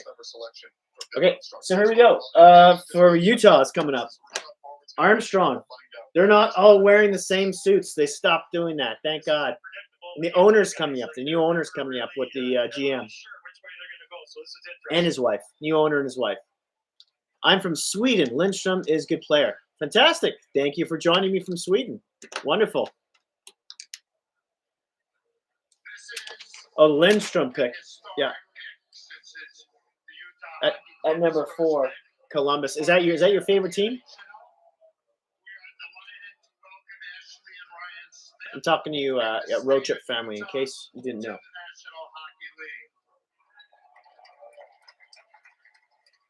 Interesting. You usually hear common teams, but I don't think it's rare that I've heard an overseas fan like Columbus as their favorite team. We'd like to give a shout out to all our fans at the Delta Center. We can't express in words how pumped we are to play there in our first game. Or maybe I'm just assuming wrong. Ryan and Ashley Smith. Okay, the owner's going to make the pick, looks like. Can't boo us. We haven't even done anything yet. I like this guy already. We're super proud. We're honored to be here. He's bringing on the booze. Everyone to Utah for many, many years to come. We're super proud for the first selection in our franchise's history for 2024 draft. Utah selects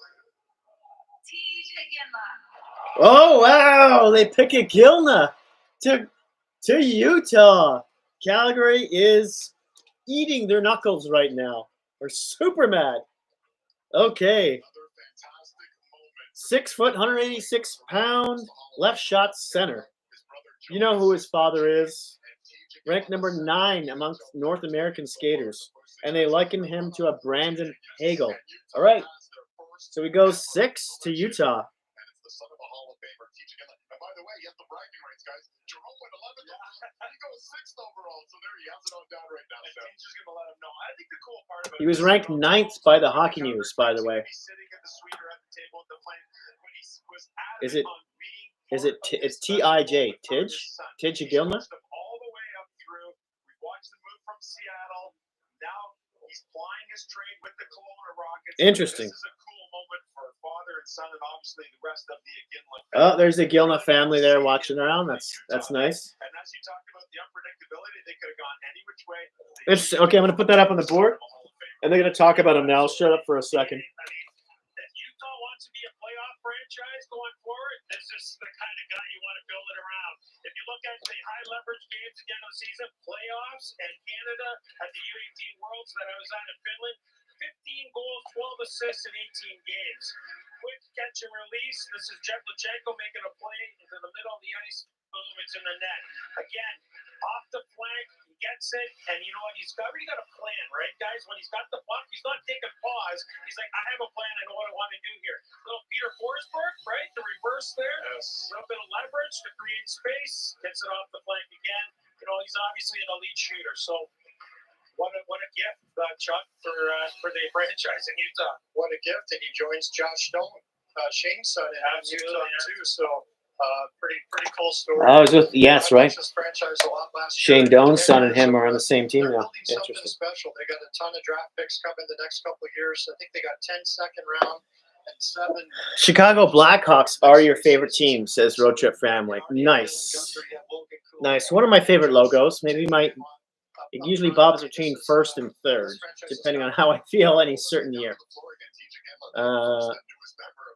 Yeah, you could say, yeah, Blackhawks at least used to be one of my favorite teams because of what happened, 4 or 5 years ago.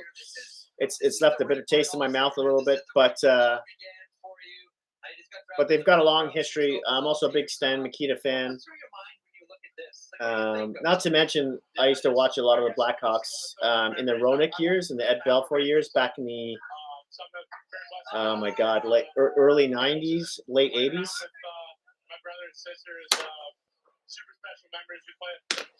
So they look like they've signed some good players. So they just picked up Mikheyev and Sam Lafferty from Vancouver. And I don't remember what came back in that trade, but right, not a good year from Chicago, yeah. Congratulations and get ready for more. Hopefully they'll build their reputation back up. I mean, the owner just passed away, who was a little prickly as well about the whole situation. So it looks like, from top to bottom, it could be a whole new personnel. So let's hope that that's changed. Jerome was the only family member over in Finland, but wanted to keep the tradition going of golden photos by the glass. The Iginla family, a history of bringing home gold for Canada, and now a second generation of Iginla into the National Hockey League, David. What a family and what a Well, both the daughter and the son look a lot like the father. In a sense, because he was given limited opportunities last year in Seattle. Here he is making a name for himself, 6th overall pick. That's just okay. Games in the playoffs, then goes to the Memorial Cup. So far, so good. Don't forget to give me a thumbs up if you can. And if you're new, please subscribe to the channel. I'd really appreciate it. I've been around since 2018. That's my 6th draft that I'm doing. 5th or 6th.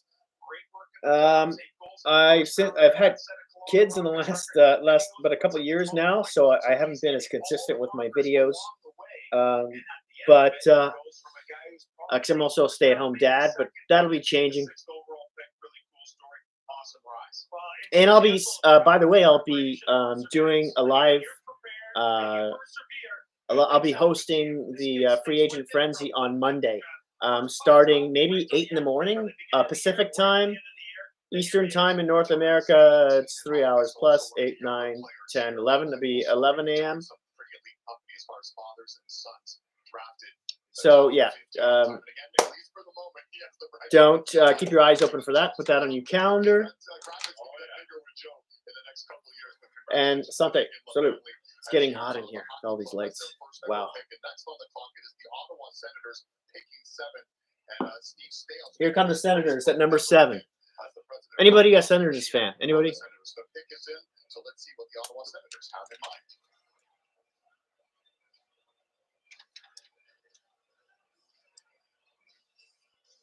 Oof.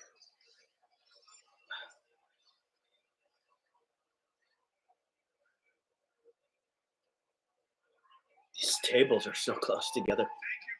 The GM tables. Back in the Ottawa Gatineau community for their great support.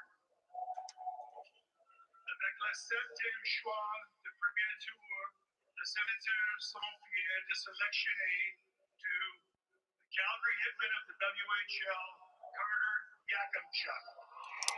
Carter Yakimchuk.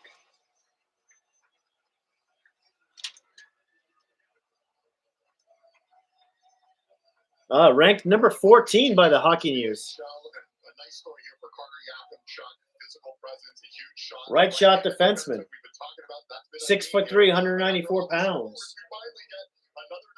He's likened to a Brandon Montour. Here we go. They get a whole lot of everything. A guy who you said, has some bump to his game, a guy who can really shoot the puck. When I watch him play, the thing that amazes me most about this Put him on the man, board while we the way listen in. he handles the puck. It is unbelievable. He looks like a forward the way he handles the puck. His hands are so good. And this is a guy that, we talked to him a couple times, and he just seemed very vanilla in the conversation. Didn't get too excited about anything. And then some words from his assistant coach, Don McGilvery, there in Calgary, and is like, no, you need to know this guy to know just how driven he is. When you get to see him on the day-to-day, you get to see his preparation, you get to see him sticking up for teammates, then you really start to have appreciation for just how dialed in he is. And I think the Ottawa Senators had to go down that road with their due diligence to really make this selection here when we consider some of the defensemen that are still left, Chuck. Yeah, absolutely. And again, this is an organizational need as well. You're obviously trying to take the best player available, but in this case, Well, he's a Chuck. How bad could he be, right? They just got a big guy that can compete. Carter Archambault. We go to Pat here, guys. One of the things that's really fascinating about Carter is certain defensemen who like to go on offense, they only see the ice from the strong side. You know what I mean? Like, they can't make plays backhand side, forehand side, coming in off the rush, etc. You're seeing all kinds of highlights here where he's equally comfortable. His vision is excellent. It's rink wide. He's a big body. 5 fights. I mean, for people who still like that. Another mean player.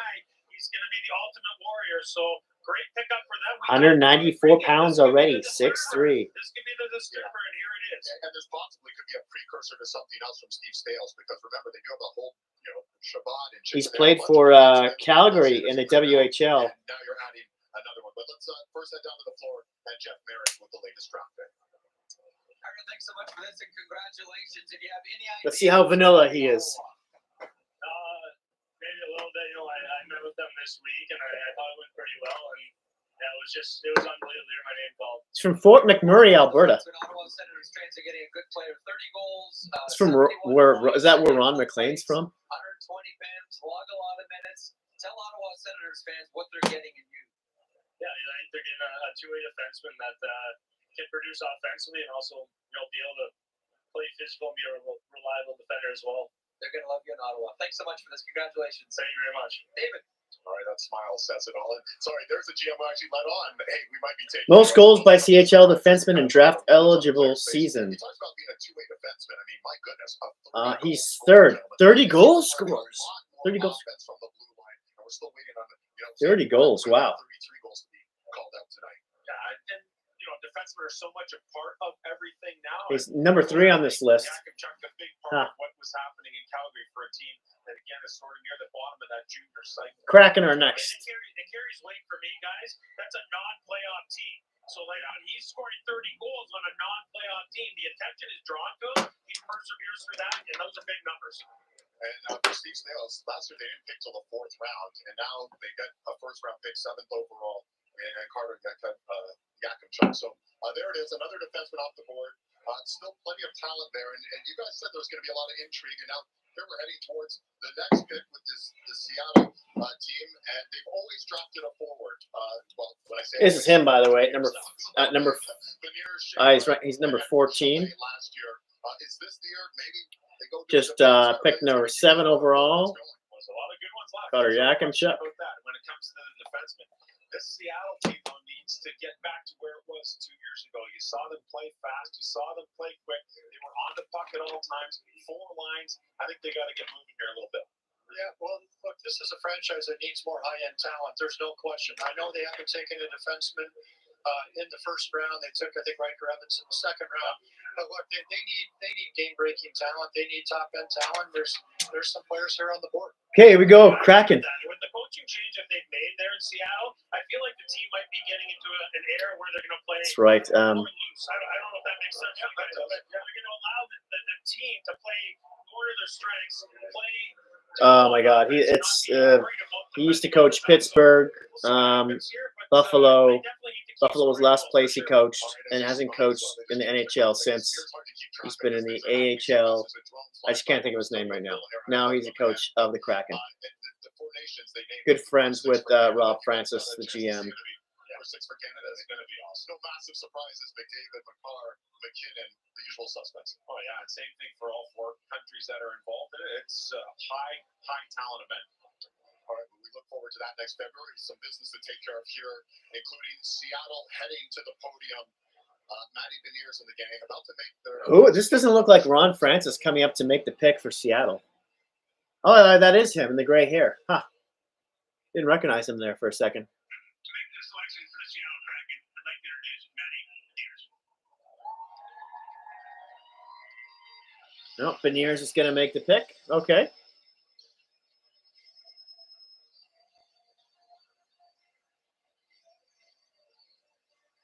They're playing some Nirvana now. That's yeah. With the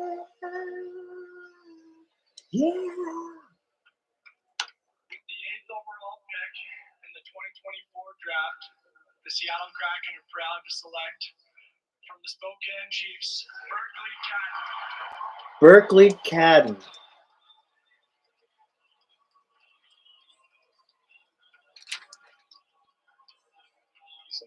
Berkeley Cadden, ranked number 11 by the Hockey News, is a left shot center. 5'10", 170 pounds, ranked number 8 among North American skaters. He's been, best case scenario, he's been likened by the Hockey News to Sebastian Aho from Saskatoon, Saskatchewan. Obviously, Matty Beniers and Shane Wright, but this is a guy that has a chance to be a centerman, has a chance to make plays and score, put up points, and make the teammates around him better. So, I mean, this seems like a very logical pick. Yeah, elite talent, no doubt about it.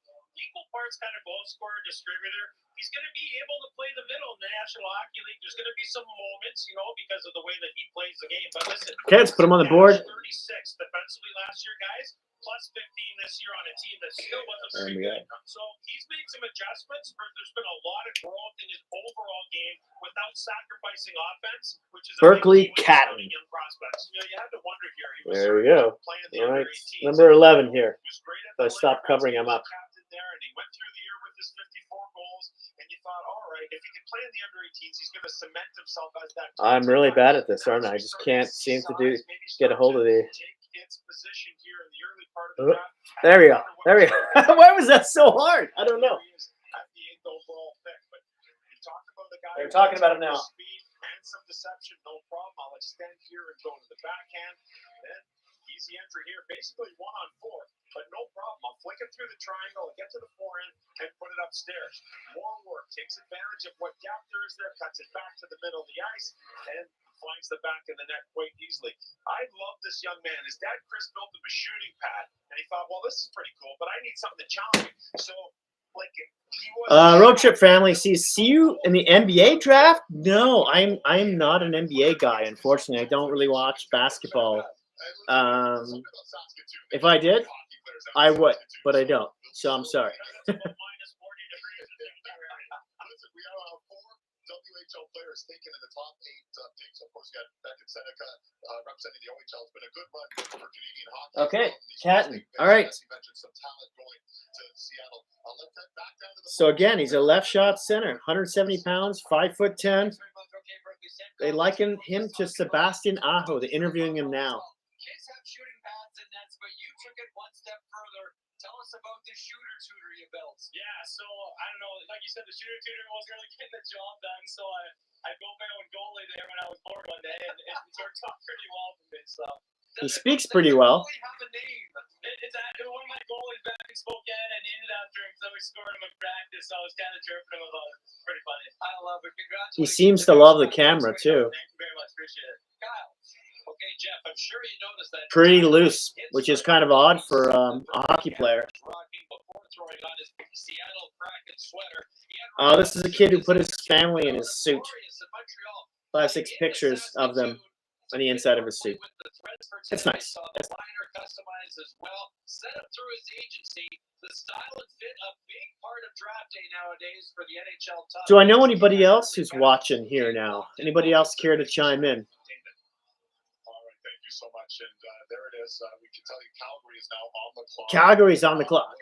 So far, Number 9. A number of forwards. I'm counting 5 forwards so far, and just a couple of defensemen, and now Calgary. And the storyline a lot of us thought might play out would be Tijigan to Calgary. That got spoiled, obviously, with the 6th pick in Utah, with Tijigan off the board. What's the next best? Mostly centermen and defensemen that have been picked so far. Well, they're clearly in a rebuild mode. They've acquired a ton of picks. They're moving players out. They got a new building on the horizon here in the next 3 years. Their players gone in Agilna, and I wonder who they get to come make the pick. For those guys to lead. I can tell you who it won't be. Theron Fleury. The Flames have a number of ways in which they can go here.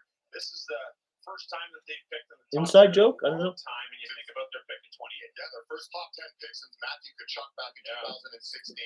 Now they've selected at least one player from the WHL the last 21 years. That's dating back to 2002. So clearly they like the eyes they have, the scouting. Still a lot of good players ranked in the top 10 here available. Saleyev, William, Dickinson, Parek, Hellenius. Piggyback on what you were saying, Sammy, and that is that you're going to start to look at your depth chart now. You definitely want to draft the best available player on your list, but you also have to look at expiring, like where we're going to be in 3 years. So who's arriving on at certain points in time? College player, European, CHL player. Who's going to be expiring? I see some time. Going to be there still, NBA draft. Interesting to see what happens here because they can go in a bunch of different directions. Let's find out. More than the NHL. Okay, that's fair. First, I want to thank all the fans, our season ticket members back in Calgary at the original 16 draft party. And the Calgary Flames are proud to select at number 9 from the Memorial Cup champs, Saginaw Spirit, Zane Parekh. Zane Parekh. Okay. Ranked number 8 by the Hockey News. He's a 180-pound, 6-foot right shot defenseman, another defenseman. They liken him to a Brent Burns. By a 17-year-old D-man in the OHL. This guy is absolutely electric. Calgary has to be excited about the prospect of this guy going end to end to end to end, game after game after game. Box office, that's what I'm going to call him, because I would pay for a ticket to see this guy play. He is that exciting. And when you consider all the players in this draft class, and we talked about Celebrini, we look at Demidov, this guy might be the most dynamic. Wow, he didn't even look at the girl he handed the jacket to. He has the puck. You have no idea what he's going to do it. He plays the game like he's in a rocking chair. Everything's so easy, so cool, so much poise to his game. And then he goes to pass the puck and he zips it like a pro. It's on your tape. He goes and you think he's just gliding up the ice. All right, let's get him on the board. He's got deception. He beats you, burns you, takes it to the middle of the ice, and has all kinds of opportunities on whether to distribute it or shoot it. And maybe most importantly, and what we've seen a lot here, I think about Evan Bouchard. Him here, ranked number 8. Because he's using his feet to open up those lanes is unlike any other defenseman I have seen in 21 years covering the CHL. Parekh. Right-handed defenseman. I mean, there's some exceptional left-handed defensemen still on board, but something about that right-handed defenseman. The first 3 defensemen off the board are all right shot defensemen. So it says something. Again, it's a hard commodity to find. And again, Calgary's a team that kind of turning over a lot of their talent right now, and they need talent everywhere. But clearly, this is a young guy that can help. This kid is a huge personality. Oh yeah, huge personality. Okay, interested to see hear his interview, sort of. My takeaway from the combine with Zane was that he looked us in the eyes and says, "Listen, whoever's going to select me has to understand what they're getting. I play the game a certain way. Yeah, I play the game. So I don't know that he can adjust so much as the coach and the people around him are going to have to adjust the way that he plays the game. Maybe that's a new breed of what we might see on the horizon. I don't know. Pretty cool. I kind of like it." All right, we're going to hit you right back down there. 7th Canadian in the first 9 picks, by the way. We had 12, Jeff. Oh, he's from Nobleton, Ontario. I don't even know where that is, Nobleton. And I'm from Ontario. With respect to the others, the most skilled of all those players you're talking about, Zane, we're just watching your highlights and watching what you do, and I think we're all wondering the same thing. Do you think you can do all of that in the NHL? It's a great question. I mean, I believe in the way I play, obviously, I think it's a translatable game. I'm not going through guys. I'm getting open ice, skating out of ice, and using getting goals to open up space for me. This has been a tremendous season for you. Congratulations on the Memorial Cup win with Saginaw. What an exciting game, and now a first-round draft pick. What goes through your mind this year? This is a tremendous year for you. Yeah, They're just talking to him. Like a lot of my play. So far, so good. With, I mean, focus on the World Cup and trying to win that, and I'm so glad we did because I don't know how I feel right now if we didn't, but it's been a whirlwind, honestly, and I'm glad we're here now. I love the fact that as soon as you say Memorial Cup, you start smiling, and it's well earned and well deserved. Thank you, Kyle. Hey Jeff, alongside Azim Parek, Zane's father. So, man, your family history, your wife's family history touched so many different parts of the world before ending up in Canada. And Hockey Night in Canada, of course, was the common denominator learning about the country. So now your son joining the NHL. What do you think? I just want to, first of all, congratulate all the prospects that are here. And, it's, I think they should all be proud of Oh, his father's a doctor. As for us, it's just an honor. And we're just grateful for the opportunity. And, Zane was lucky enough to just be lucky. So at the combine, your son was the only one that could complete a Rubik's Cube in rather short order. So it begs the question, where does he get his smarts from? Well, his buddy from the team had brought in a Rubik's Cube into the room, and they all started to work away at it. But he definitely gets his Oh my God, from you're his mother. Slavkovsky, That's for my sure. mom's from Slovakia, and one more Slovakia too in And draft. Oh yeah, That is definitely the right answer. 1 year ago. So Zamper, by the way, Calgary, the last time they took 9th overall was. I'm just reading the chat here. Played 1,000+ NHL games, so they're hoping maybe to hit the jackpot once again here with Zane Parek. So that's 9 picks in the books. Next up are the New Jersey Devils, and they're winding down to the time for them to pick. Last week they traded for Jacob Markstrom, so this is interesting. This is Okay, maybe rebuilding a team that has New Jersey up next. big things in the playoffs. Yeah, because you go back to 2 years ago, and I remember the first 2 games of their series against the Rangers, outscored 10-2. So out of the They came back, they won out of the series, top 10 ranked hockey news players, draft picks, 8 of them have been picked. The only 2 that are left are Zeev Buyum, a left shot defenseman, left shot, and Sam Dickinson, another left shot defenseman. That's funny. To longtime scout Dirk Raymond's family. Dirk spent 30 years with the organization before passing away in April. I'd like to give a shout out to all our great fans back in Jersey at the Social Base Club. Sorry. With this pick, I'd like to introduce Hockey Hall of Famer Martin Brodeur. All right, Martin Brodeur is going to make the pick. Fantastic. Round of applause. Did you say from Tofino? Anton Salaya? So there is our first left-handed defenseman, Salaya, an absolute giant, right? 6'7". The book on him, they say, well, maybe he can become the next Zdeno Chara. He certainly has Salaya. the size, the frame to become that man, and if he does, for the New Jersey Devils, they have hit the absolute jackpot here. Anton Salayev. combination of Zdeno Chara, but Anton Salayev. This guy is a giant, but his ability to get up ice, track back. Oh, we're going back in this order here. When he works up the hash marks, it's not just his length, guys. Like he can pressure and his agility. I still can't find him. Exceptionally quick. Like this guy is going to be a huge. He is huge. Another building block on the back end for the New Jersey Devils trap. Yeah, Tom Fitzgerald. Where's this guy ranked? They want to get big. Did I miss him? This is the franchise that thought they had aspirations on competing for a Stanley Cup last year. The goaltending and defense fell apart.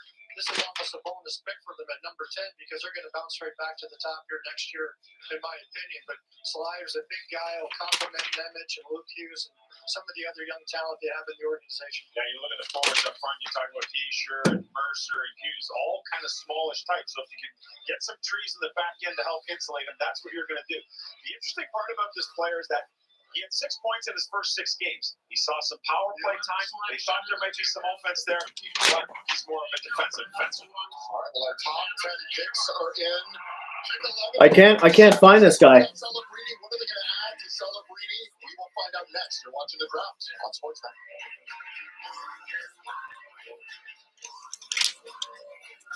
Oh, there he is. Oh my God. How did I miss that? I don't know. Okay, he was ranked number 3 by the Hockey News. Left shot defenseman, ranked number 1 by international skaters, 6'7", 211 pounds, and they liken him to best case scenario a Victor Hedman, and he's from Sarov, Russia.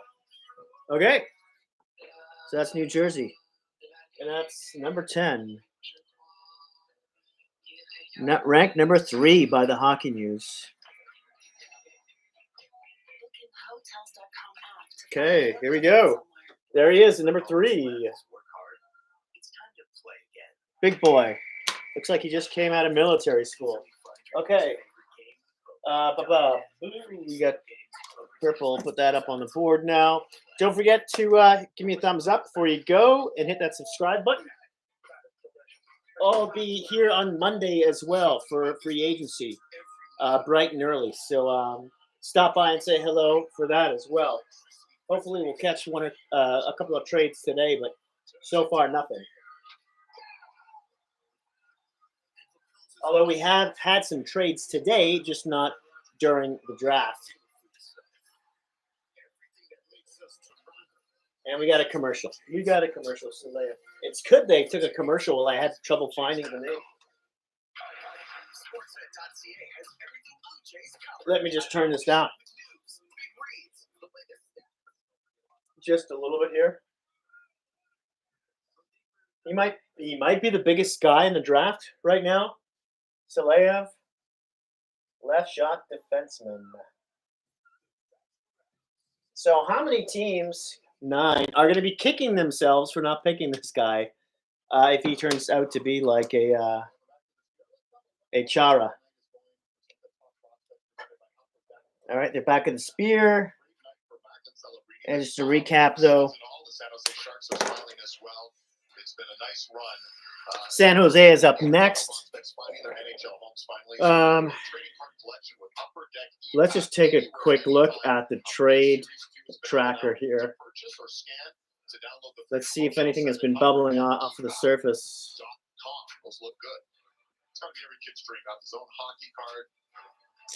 Do we have a trade tracker here? That's pretty cool. So again, we're 10 picks in now. And again, the run of the show so far has been the Canadian players, 7 of them, led by the 2 off the hop and Celebrini and Seneca. And is that the big surprise there? Beck and Seneca at 3? Yeah, for sure. I mean, no trade tracker. Range 12 to 10, maybe even 9. Let's see what if Twitter is saying anything here.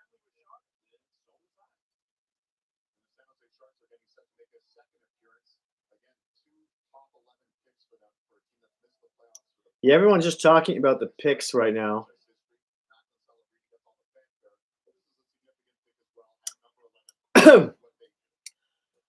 For Pittsburgh, they're saying while contract talks continue with Crosby remain a private matter between himself, ownership, the captain, his agent Pat Brisson.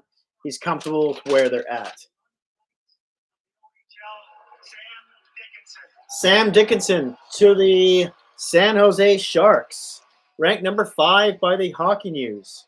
He is another left shot defenseman, 6'3", 195 pounds. He is likened to a Matthias Ekholm by the Hockey News. And he's from Toronto, Ontario. Some of the other guys who started out as 2- and 3-year-olds, but here he is, Sam Dickinson, 11th overall, a Memorial Cup runner-up, and a big left-handed defenseman. Wow, you have to love this guy. They're talking about him now. Like he's a figure skater. It's absolutely beautiful. His stride is long. It's powerful. He's so deceptive because he's so smooth with his skating ability. And I remember watching him with the Toronto Marlies in the under-16 loop. He was a man amongst boys at that time. He gets drafted by the Niagara Ice Dogs. Looks like, oh, he's very filled out. This guy could play soon. I need to go and get this guy.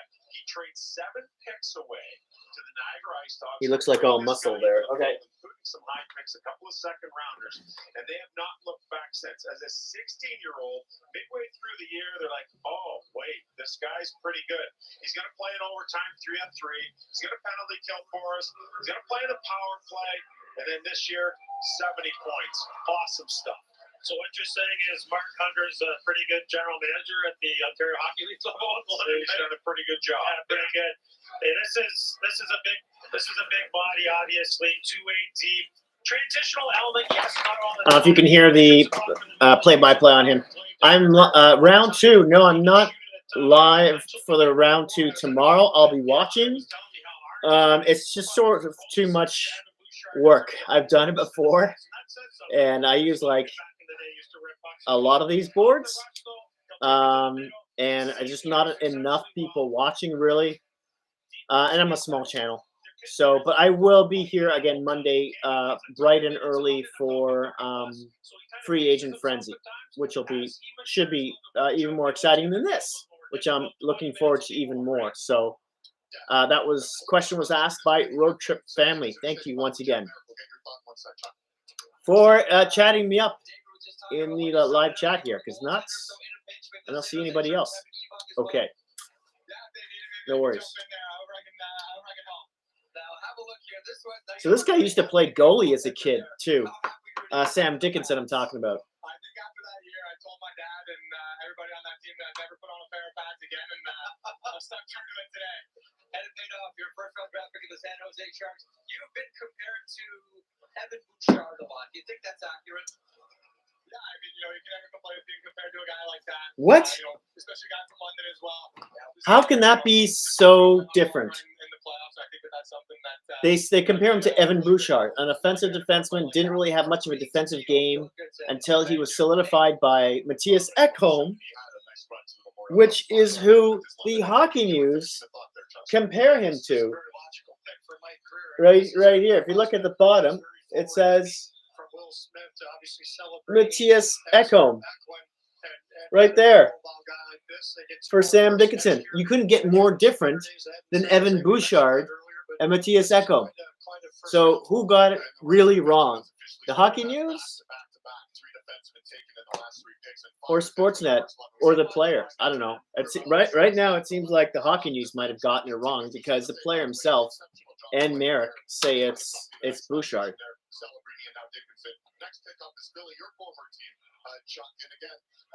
He did have 70 points in 68 games with the London Knights last season. So it seems like that must be a typo by the Hockey News.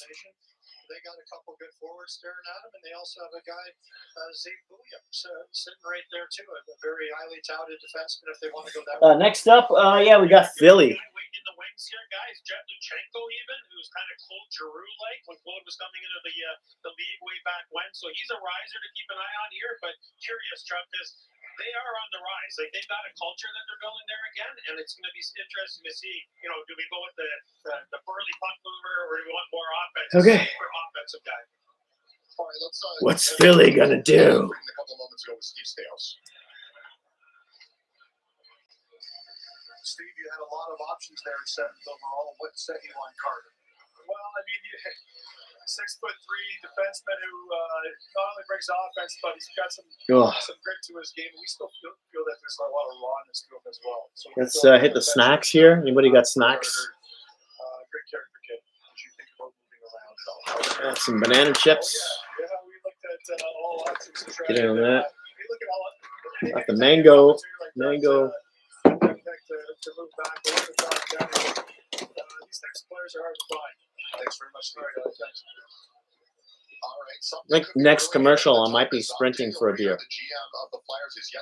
It's almost 5:30 my time, p.m. Obviously. And it looks like we could have some movement, gentlemen. Oh. Now we're talking. We didn't see any trade. We might have some movement. We might have a trade. First round of last year's draft. We've seen 3 pre-draft trades with teams moving up. That'd be nice to have. Okay, finally. On draft day to make a trade, is it more difficult than during the offseason, let's say? You typically have these set up beforehand. Clearly, Philadelphia had a player that went in the top 11 that they were hoping would fall to him, and now there's probably a group of players they like. And but they would have spoken to teams behind him and probably set up some potential deals. So you have a tier, and once that last player from that tier is taken, you're like, there's no point in us picking 12. We might as well pick 20th or whatever. Exactly, accumulate more assets, and again, you probably would have spoken to teams 4, 5, 6 7, 8, 9 spots behind you, and this is the price. Interesting. To move back, Okay, and there's teams would know that, and that's what's going on right now. So it'd sort of be set up ahead of time, and they probably wouldn't give you a name, but it would be set up. You'd have this conversation before arriving to the floor. Yeah, if we did this in 2000. a lot of people seem to be upset on social that Calgary didn't get a Gilna. They said they might want to move up to 11. They said, what would it take? I said it would take 14 plus a second round pick, and John Chayka said, well, we need to see if our player's available at 11 before we do it. The player was there, he called, and the deal had already been set up. And they were probably salivating at the idea that Sam Dickinson might slip to them. I'm starting to sweat my bag off with all these lights on me here. Thanks for the viewers at home. When we're at the head of the table and we're looking to make a trade that gets the trade back, we're still probably Wow, looking that's at 3 super or 4, cool. maybe 5 names that we have a lot of value. The in, sphere is depending on so where we're amazing. going, It right, looks. the second thing you're seeing there, a clip out of screen is that's the I'd NHL love to see an registry. action So there's movie a runner in there, going to the registry but it right looks now like so for much a more certain than that. trade, and it has to be approved by the league ahead of time before it's going to be announced. So there's a lot of they're signing paperwork and stuff. So obviously a trade's been made for Philly's 12th overall pick. Behind me here, I don't know what team it's for yet. But Central Registry has to go through. If players involved, you got to check the contracts, make sure the picks are available. So it does take a little bit of time. The other element to that is a trade value chart, and it varies for each team, but that's very heavily analytically based. And so if you're looking at number 12, there is the value assigned to that with other picks, and then if you add assets that are playing bodies right now, you have to take that into consideration. But if it's a pick-for-pick trade, there is a trade value chart that teams refer to. All right, it looks like a trade is about to be announced. Our first Here we trade go. during the draft. Again, we didn't have one last Looks like Stamkos may sign with another team, or it's possible. Seems like it's more like 60-40. He'll stay in Tampa, which is still big. It could just be posturing by the Lightning, but that's some other news of the day.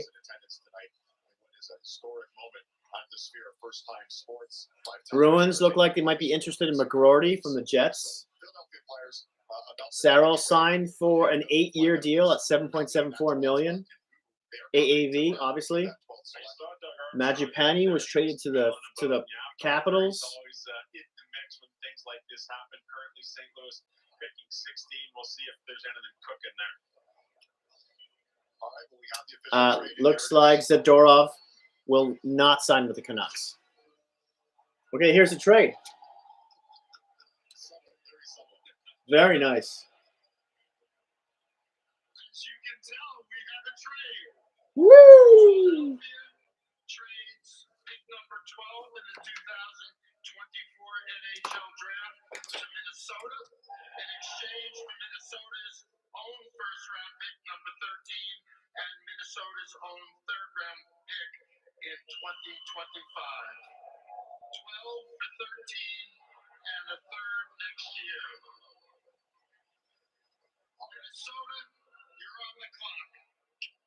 Okay, Minnesota. So that's interesting. Danny Briere and Bill Guerin essentially flip-flopping picks. They get a third as well, the Philadelphia Flyers do. So someone Wow, just moving one spot. You got to be how desperate they were to get that specific player. Minnesota clearly were on the back end of probably 3 or 4 names, and they wanted to make a deal here to get one. That's so weird. Philadelphia, conversely, They're only one spot back, and they're comfortable making this unless they were confident Philly was going to grab him, or Philly was going to take him just to spite Minnesota, unless they made the trade. Tell us to who might pick what, where, when, which teams like a particular player. I mean, a trade up for one spot, that is absolutely fascinating to me. There must be some serious intel that's going on. This is Vancouver to Sweden player. Minnesota was obviously worried either Philadelphia was going to take the player they wanted or was going to make a trade with another team to jump up ahead of them and take that player. Clearly, it's a player they Yeah, I know Vancouver. Vancouver did sign Dakota Joshua. Signed Tyler Myers. Myers gets around $3 million a year or so for 3-4 years, if I'm not mistaken. Dakota got just over 3.25 ish for 2 or 3 years. I know a lot of people wanted Dakota Joshua, including Toronto.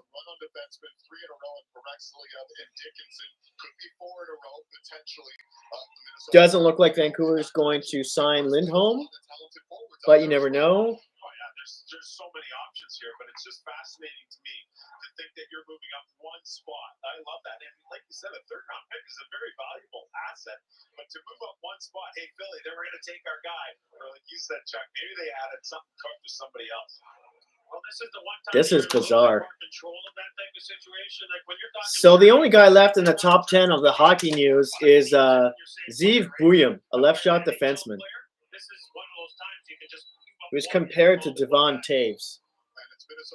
So let's see if they pick him. They took 9th overall in 2020. Let's hear it from the Wild. Okay, here come the Wild. Here comes Garrett.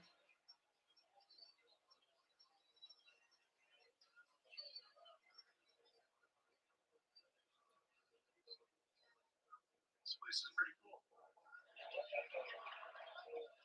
Thanks for a great week, Vegas.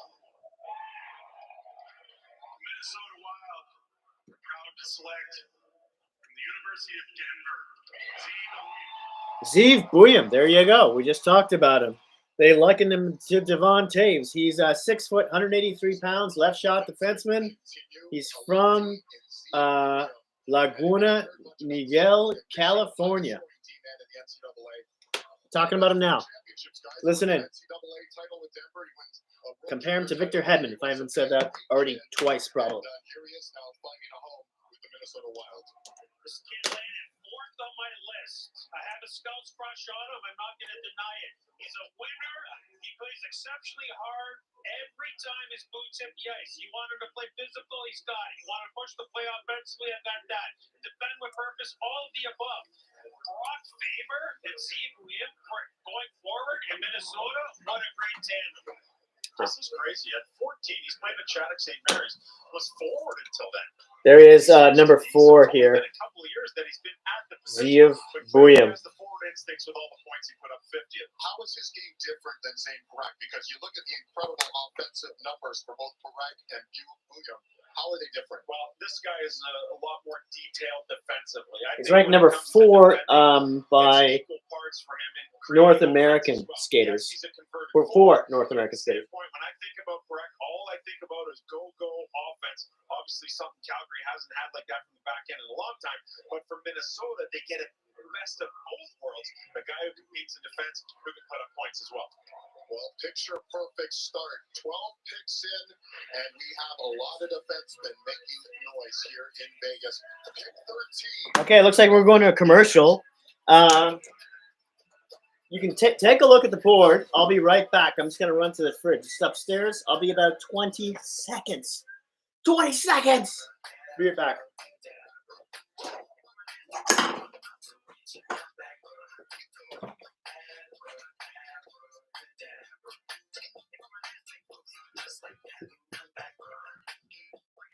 Whistle dog is back.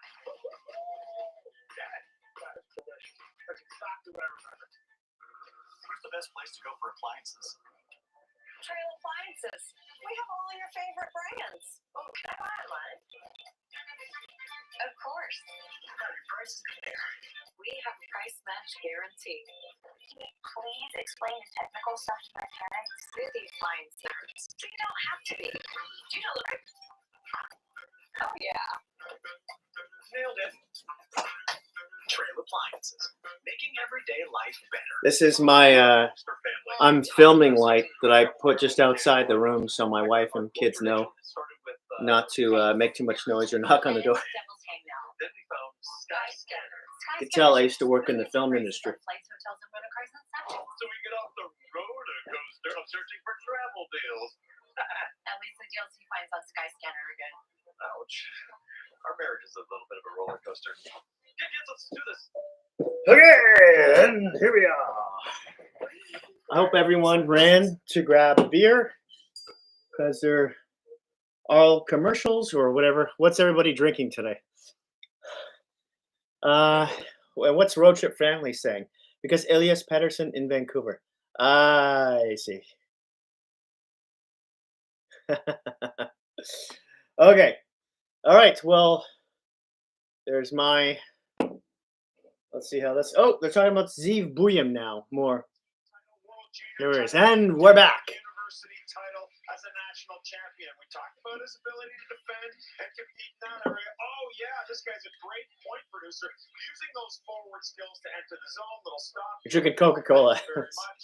Great assist there. All right, I'll come in and take this thing off the rush. I'm a defenseman. No, I'm not. I still have all those forward hands. Thank you very much. The 15 points this year, second to Brendan Smith, going back to the 09-10 season. Pretty impressive stuff for Zeev Puya, whose brother Shai, also an NHL draft pick. Yeah, this kid's got top pairing D written all over him, fellas. A guy that's going to play north of 22 minutes a night in all situations. And like you said, Sammy, he's a gamer. Like he brings it every shift. Like half the games. And in the Frozen Four, literally, he was playing over 30 minutes a night. Well, this was the run we were anticipating, as now we've had 4 Hey, defenders go in a row. santé, cheers, salut, l'chaim, skål, We saw numbers like this was na zdrowie. 2012, and again, How do you say cheers in Swedish? now the lefties are getting their love as well. Let me know. As we move towards Road trip family. Philadelphia. So will Philadelphia continue to work their way down the draft list here, or are they going to stick with 13 and run with it? What do you think? Who In the knows? zone, Maybe Captain maybe have a Rangers. little run here, keep calling back and see what you can do. But who knows what they're going to do? But Florida. Okay, so now obviously Philly's up next. All right, let's head back down to jump there. Cheers. How do you say cheers in Swedish? I have no idea, to be honest. But Like in French, it's like santé. In Russian, it's na zdrowie. In Norwegian, it's I know your mom made a lot of sacrifices. The San Diego I should know LA this. drives over and over and over again. A couple of words about your mom. She's the I best. forget. I know in Jewish it's l'chaim. L'chaim. She holds our family down. She's the biggest reason we're here. So Skål. That's it. That's how you say it in Norwegian. she's the best mom in the world. That's why. How do you say yeah? Cheers. Very athletic. Skull. So kind of like skull. Is skull more skull than scowl? Skull. Skull. Yeah. Skull. Very similar to. Yeah, it's very similar to Norwegian. Is that not? Yeah, it is. I'm not sure if it's spelt the same way, but You have to have a specific player, Chuck, because you have to be mentally tough to deal with John Tortorella. He does have to be mentally tough to play for. okay. Philly's coming to the podium. And you want to make sure they're competitive. So And people that'll work hard. the only top 10 player left for the hockey news is a Finnish center who shoots right. Smallish guy, 5'11", 180 pounds. They liken him to a Braden Point, and he's from Finland. That's Konsta Helenius. Let's see what they do here. I have a feeling it's not going to be. Special guest to make our selection. Proud Philly native and Hall of Fame announcer, boxing announcer, Michael Buffer. Oh, really? Michael Buffer. That's cool. That's a nice touch. Something different, sort of like Celine Dion with the Montreal. This is cool. I hope he just really kills it too. I'll let you listen in for him to announce the name. This is going to be great. You got to listen for this. Here we go. This year's season playoffs and the fantastic 7-game World Championship Stanley Cup Final was a magnificent display of the excitement and talent that is the National Hockey League. It's an honor for me to be a part of this year's draft, and as a born and raised Philadelphian, for me it is a thrill to announce this next selection for my hometown, Philadelphia Flyers. Very nice. Ladies and gentlemen, let's get ready to rumble!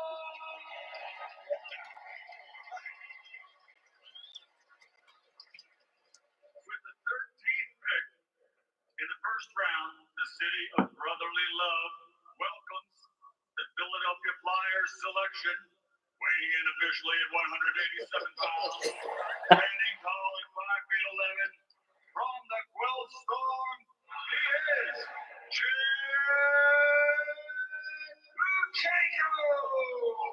Luchenko. That was awesome. I'm sure the kid will never forget that. Luchenko? Jet Luchenko. 79 years old, incredible. Too young to be president, clearly, but He's 79. The announcer Huffer. Jet Luchenko. Jet Luchenko, the newest member of the Philadelphia Flyers, guys. And this has just been a meteoric rise. They loved what they saw at the combine from him, didn't they, Sam? They loved everything about this guy, and he is a serious guy. He's a confident guy. Jet Luchenko, here we go. Ranked 29th by the Hockey News. You can have him out there in the last minute to try and get you a goal or defend against one. And when you go back through the progression of the season, George Burnett, the general manager there, at one point I ran into him, he said, this guy's a lot like Nick Suzuki, which is a really good comparison. But Luchenko, right shot center. 5'11", 183 pounds, from London, Ontario. They liken him to a William Karlsson. Working on the penalty kill, distributing the puck. He goes to the combine, and this guy's buff. You don't realize he's a little bit on the smallish size, but he's buff. Seems to be a very thick kid. He's ranked number 29th, as I said, by the Hockey News over here. Also played a big part into what we're seeing here right now. That's the kid. His UAT Worlds in Finland was outstanding, and it wasn't because of the point production; it was because of all the detail that he brings to the game. So, you know, Suzuki put him on the board. Another one that I would throw out there is kind of like an Elias Lindholm type of a player. This is going to be a great value, top 6 player for Philadelphia going forward. He plays the game the right way. He plays it hard in all 3 zones. Luchenko. I wonder if that's is that a Russian last name? I know he was born in London, Ontario, but Luchenko. Forrester, you had Michkov now, you have Bobby Brink even. They need centermen though. And it's been, again, a long look, and this guy will fit in very well. Real quick question for you. Do you covet what they do against the top tournaments, the under-18s, the World Juniors, more than you covet what they're doing in the NCAA? That may be one of the furthest names off the board so far. I just want to see the big games, whether it's in the tournaments, whether it's a playoff game, whether it's a big divisional game. You want to see what they do in the big moments. Nice. Thank you, Road Trip family. Yes. Skull. Which is Skull. All right. Another OHL player, the 4th OHL player taken Center so right far in the draft. Again, you were saying this guy's crazy. We've had a lot of breakfast the last few days, and everything. Jet Luchenko. What is it so much about him? You touched on it, but is there something special about him that you just think put him into this position? Listen in here. Guaranteed, because he has a B game. So if you think that he's going to be a guy who's going to produce a million points and he doesn't do that, he's fine. He'll still play in your top 6 because he can check and he can be a difficult guy to play against. He can do everything. All right, well, let's go downstairs to Jeff Merrick. Jet, how cool He was put that up introduction 74 points in 68 games last season Really cool way to get introduced here. So, yeah, that'd be special. with the OHL Everybody here loved it. Guelph Now, Storm. You grew up in London, big London Knights fan as well, and you went to London Knights games. Who were some of the players that were your favorites? I mean, yeah, there's some incredible teams growing up. So I think, guys like Mitch Marner, guys like, Naki. That's who's that guy to his left? Oh, look at that, Mitch Marner. Yeah, there's Marner. Yeah, there's some really good teams growing up. So it's really cool way to kind of grow up and watch those guys. And try I got pictures of him with a lot of famous London Knights. Kachuk, Marner, Doughty, Kadri. But it's definitely a surreal experience. You're a hardworking two-way guy. You're going to fit in great in Philadelphia. Congratulations. Thank you very much. Okay, hardworking two-way player. Sounds like a third line center. We're excited. Maybe second. Maybe. As far as the net rule and But he's the furthest from the Hockey News perspective off the board. Complete player. Really excited, to see him wear the uniform down the years. Daniel Briere calling him a complete player. How close did you come to getting up into the top 5?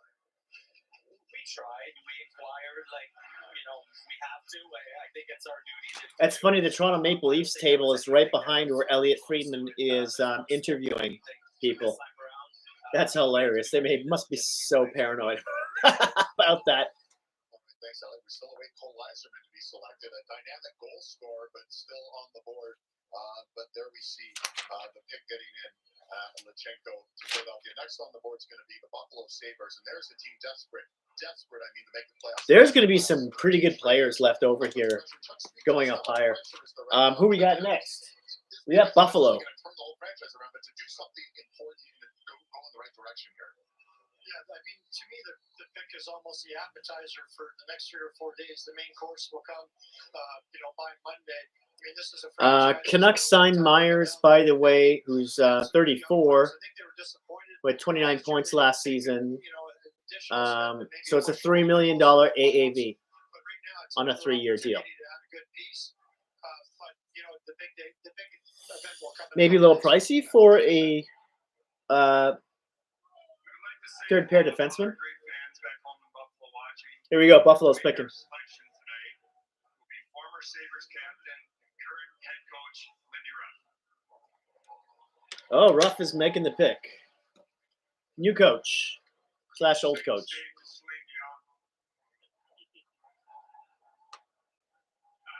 With the 14th pick overall, the Buffalo Sabres would like to select from the Finnish Men's League, Consta Hallenius. There he is. That's the last guy in the Hockey News' top 10 to be picked.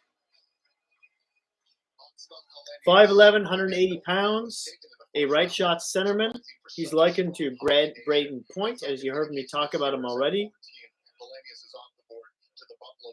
Yeah, there he is. Here, I'll show you to him in a second. 14 Buffalo. Selected a player in the top 10. So a 14th overall pick. What does he mean to the Sabres?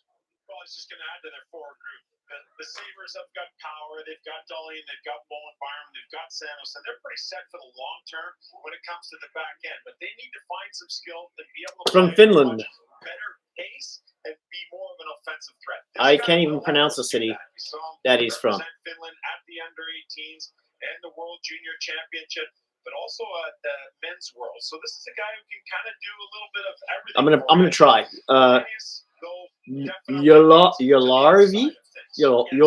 Yolarvi. I'm probably butchering that. Generally speaking, it's a slow build in that league. Road trip family, White Russian or Ukraine? Not in Ukraine. They play on straight lines like North Right. Americans. Oh, for Malarchuk. The Philly pick, yeah. So he leads the power play breakout. He drives defensemen back on zone entries. Most of his playmaking comes from the perimeter guys. So this isn't a guy that's going to play between the dots in the offensive zone, and that's going to be okay. You'll have to slip into some of the other powerful people. Okay, let's put him on the board. Interesting to see how this works out with the rest of the roster there, and if there's some other moving parts of Buffalo going forward, because I think this kid's going to hop over some of their prospects pretty early. All right, Buffalo, they've missed the playoffs for a long stretch. Detroit's next on the board at 15 when we continue the NHL entry draft from Vegas.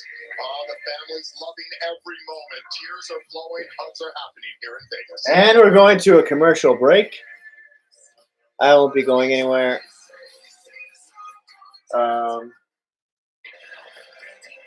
Let's just turn this down a little bit. It's country music. Oh my God, turn it down. Okay. Sorry, I'm not a big country music fan. For the most part, anyway. Okay. He is a center, right shot.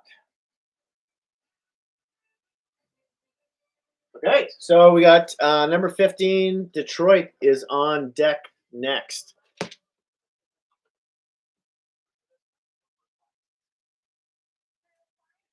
So the top 12 players ranked by the Hockey News have all been taken off the board, and we're 14 picks in. So that's not too bad, really. A guy who's ranked 14th overall in Carter Yemchuk was taken by Ottawa at number 7, and then of course Philly recently took Jet Luchenko at number 13. And just looking at this, like center, D, center, D, center, right? Two wingers have gone in 14 picks so far right now. Mind you, some of those centers will obviously end up wingers, at least for the beginning of their careers. And a lot of the defensemen so far, how many we got? 1, 2, 3, 4, 5, 6. We got 6 defensemen, and 1, 2. The top, I mean, there's 3 left shots, 2 right shots, but the top 2 are righties. And we're back now. We're talking with the Hellenius kid, the pick for Buffalo.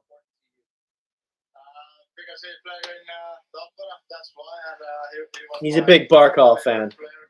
So that's what. Stanley Cup champion now too. Yeah, not too bad. Oh, I know that this man, Jesse Puljujärvi, was very important to you with the World oh, he's got a picture with Jesse Puljujärvi. Why was he so important to you? He's so good guy. You know, I was at the Spanish couple games. He had a similar situation at the NHL, so we talk about that and everything. He's so good guy. He's a lot of fun. A lot of his teammates like. Okay. Congratulations. Thank you. What are the trades? Give me trades. The book on him says creative and smart player. What do you have? Let's get some action from Consta Hellenius. In tight spaces, no problem. Shows some patience there. Look shot, then distributes. Here he is. Got some footage. Check, no problem. They're going to create the turnover and then. Oh boy. Okay. 15. Detroit is next. Hellenius has 1 Swedish parent and 1 Finnish parent. Interesting. Thank you for the insight, Road Trip family. You think about some of the players that have had success there. There are plenty of them. He's the next. So is Hellenius more of a Swedish last name or a Finnish last name, would you say? Who is his father, Swedish or Finnish? Okay, the Red Wings are about to pick here. The Detroit Red Wings like to say a shout out to all our fans back in Hockey Town at Little Caesars Arena at our watch party. To make our first selection tonight, 4-time Stanley Cup champion, 7-time Norris Trophy winner, Hockey Hall of Famer, and Vice President of Hockey Operations, Nick Lidstrom. Nick Lindstrom is going to make the pick. You forget how huge the guy is. Like 6'4"? The Detroit Red Wings are proud to present from Mora of Hockeyallsvenskan, Michael Branson Nygard.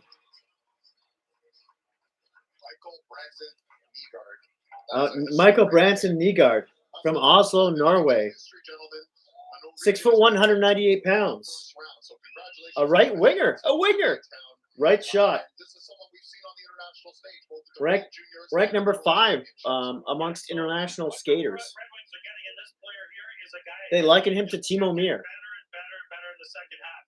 As games got harder, high leverage games, he led Team Norway and the men's world with 3 goals in 7 games played. His playoffs playing in the Allsvenskan there with more, 10 points in 12 games. What does he do?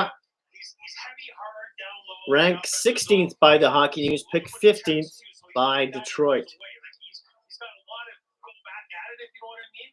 But offensively, he explodes through the neutral zone guys, and he gets any time in space. He shoots it in motion, and he shoots it a ton. So in the corner there, Michael Branson Nygard. This is the 7th straight year that Detroit has selected a European player in the first round. They clearly love their scouts and their eyeballs out there in Europe. I tell you, he's got the best hair in the draft so far. Take a look at the guy who just presented the pick there in Nick Lidstrom. Obviously, history of great Swedes, great Scandinavian. 6'1", 198 pounds, so a thick kid. Obviously, won a lot of Stanley Cups in the back. And he looks it too. And you look at their overall group right now, they're starting to build a pretty interesting. Okay. Incredible group of prospects, and obviously the next step is to push for a playoff spot. A lot of times these Norwegian players or Scandinavian players have to find the best place for them to play, and so he goes to from Oslo, Norway. Not a lot of Norwegian players, but it's through the years it's slowly increasing. SHL, maybe he doesn't get the minutes in the J20. He's probably too good for that league. You talk about him ripping pucks, boots. Let's get a sampling of that. We've seen it here.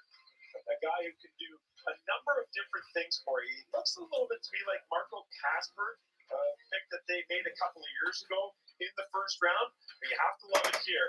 I don't know if I could fit this name on the board, though. Hard, heavy, accurate, does those things really well. But he can defend as well, so it's more of a two-way guy than maybe some of the clips we showed showing his ability to shoot it. I think his game translates very well to the North American ice surface. Like, he really likes to play in traffic and make some plays offensively and defensively in traffic. So I think that's going to fit well while he transitions over here instead of playing on the bigger ice over there. Allsvenskan, Chuck, as you know, that's the second division in Sweden. That's the men's league. This kid, he's played at a high level already. Yeah, exactly. It's a men's league, but it's a great league for young players to play because then you get ice time. Great maturation there. Let's head down to the floor. Jeff Merrick once again. I'm sitting beside a historic gentleman. Norway now has a first-round draft pick in the NHL. When we think of Norwegian hockey players, we think of Mats Zuccarello. We'll think of you as well now. And I know he's been really important in your life, both as a kid and now. Your thoughts on Mats Zuccarello? I mean, he's a great guy. I played with him in the men's works. So great shots. Cool to watch him play, and it was a wonderful experience to play with him too. So yeah.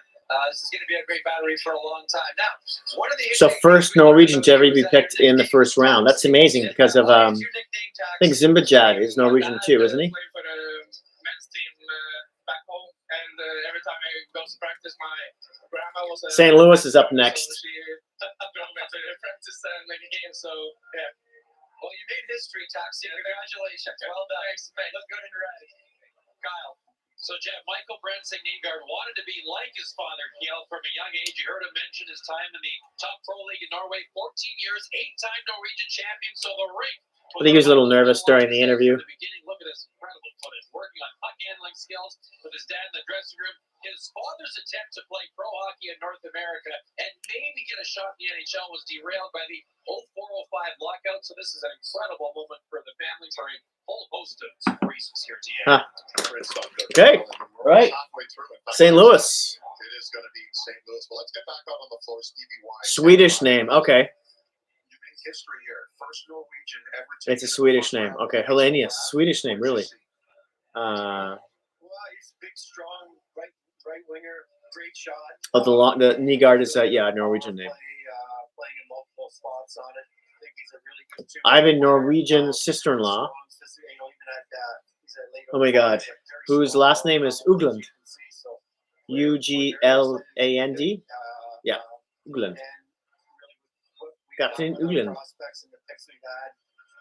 So I have a lot of Norwegian in-laws. Never been there though.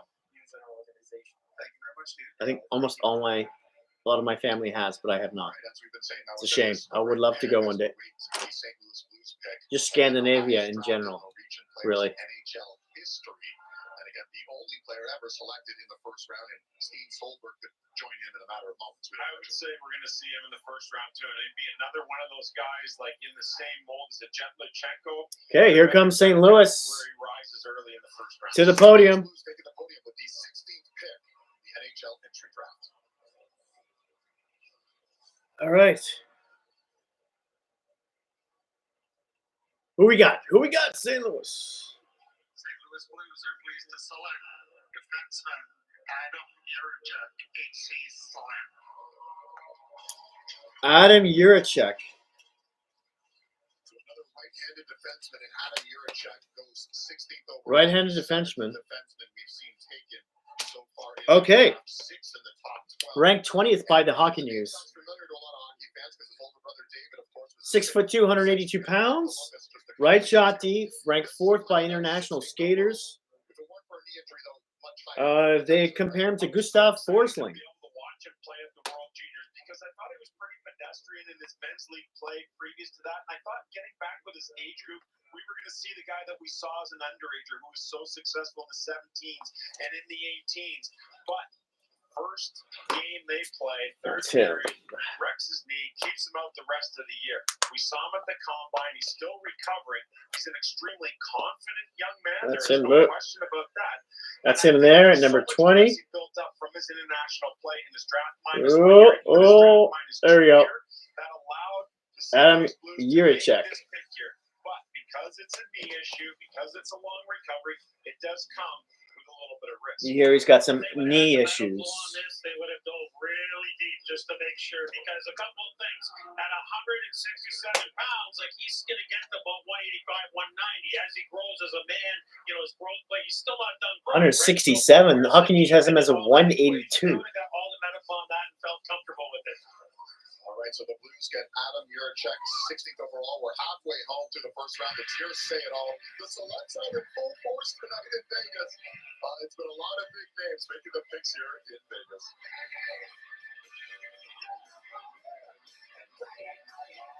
Oh, he's from Czech Republic as well. And we're in commercial. Okay, turn that down just for a second. White shot D.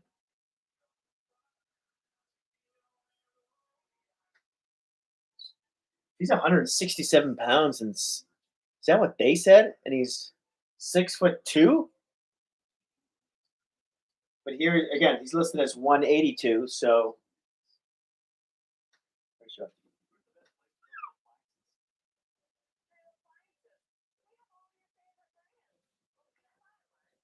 Okay, so number 17, the Washington Capitals are on the clock. I gotta turn off one of these lights. It's so hot. Oh my god. I might crack the window. Crack the window. It's so. What is the weather supposed to be today?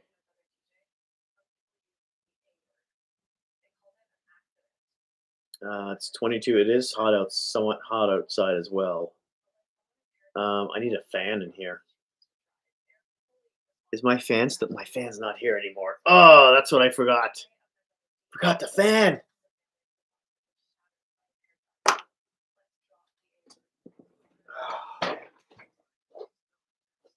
Fan's not in here. Need the fan back. Whoa. Man. Let's get some air in here. Maybe.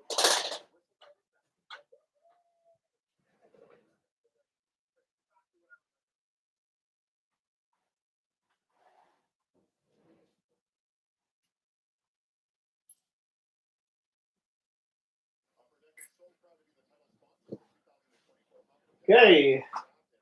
Just cracking a window open. I'm not sure that's going to help much, though. I don't want to turn off any of these lights. Washington's on deck.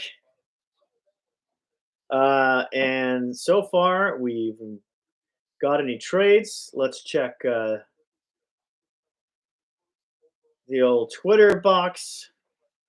So I'm not calling it X. I'm not calling it X. Still Twitter. Elon Musk put out a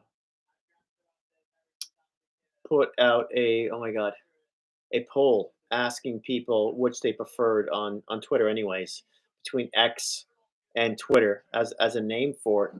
And I think it was like 30% people who thought Twitter was a better name. So I don't think I'm alone there.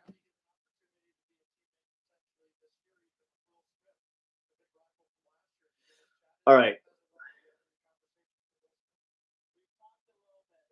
So they're just talking to Celebrini again. Nothing. I don't know. I don't find it that interesting. They're just trying to fill some time here. Here we go. Washington is hitting the podium. Here we go.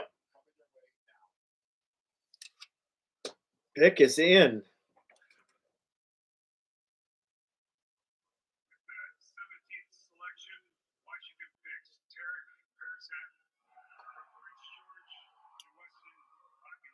Tarek Perzak.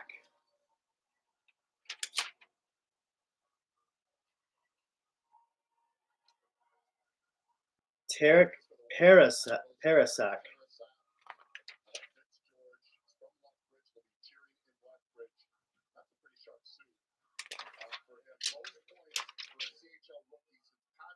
Okay.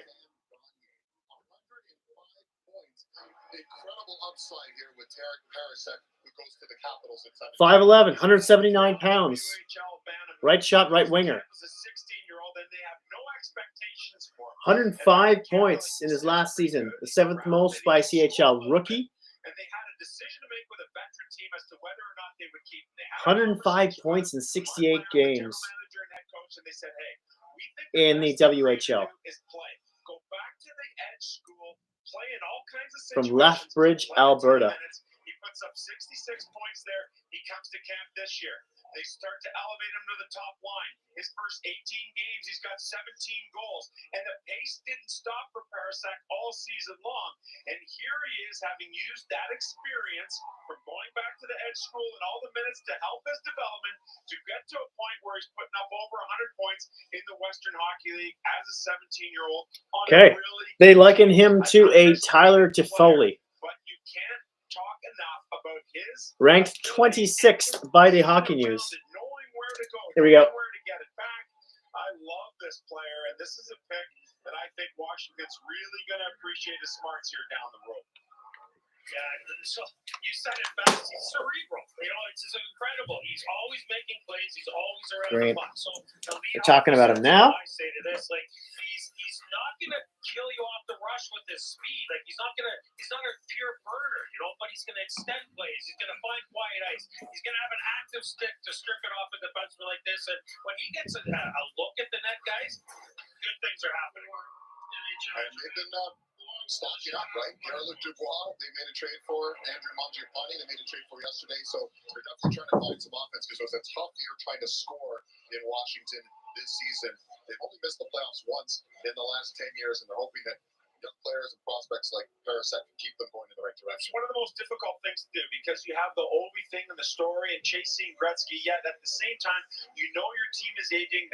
Some of their players Parasek. now. No Kuznetsov. Carlson's getting older. And so how do you retool on the fly here? So that's another one that's a little off the board there. Yurichek is a Czech name. Thank you, sir. All right, Tarek. Beckett Seneca was surprised that he got chosen 3rd overall. Let's have a look at your reaction when the Washington Capitals just selected you. Talk us through this. What's going through your head? What are you thinking? I don't even know. I completely blacked out. This is such an unbelievable moment. I don't even know what to say. I'm lost for words. Well, congratulations. 43 goals, 105 points. Okay, they have a potentially high-scoring winger on their hands. Pretty easy, right? I guess you could say that. What do you still need to work on before you go back to PG? Yeah, I think a lot of it comes down to just growing into my body, filling out a bit more, putting on a lot more muscle, and I think speed of the game as well, getting a little bit faster too. Well, have a great offseason. Congratulations, new Washington Capital. Have a great offseason. We'll see you back in PG next year. Thank you very much. David. I'm just loving the shock and awe on his face. I'm glad Jeff asked him about it. That's such a great moment, right? Because they're living out the dream. They're not expecting it, and there it is. Maybe he shouldn't have been surprised. When you look at the company he's keeping, 100-point rookie season in the CHL. This is in the last 24 years. That's it. That's your list. Look who he's there with. Yeah, and he deserves to be in that company. Huh. He got off to that 100-point rookie season. The only other players to do it ahead of him are Patrick Kane, Sidney Crosby, and I missed out on the other player. But there's not many. There's like 3 or 4 other players who put in higher points than him. By the Washington pick, I mean by Tarek Parasek. Parasek. I have no idea where that name is from. Parasek. If I'm even pronouncing it right, which I'm probably not. Let's just.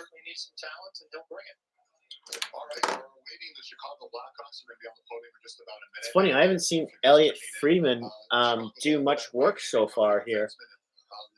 I wonder if he's just trying to. I wonder if he's just interviewing guys, managers on the side to see if we can figure anything out. Oh, Parasek is a Czech name, really? This will be their 7th first-round pick in the last 3 years for the Chicago. Seems likely.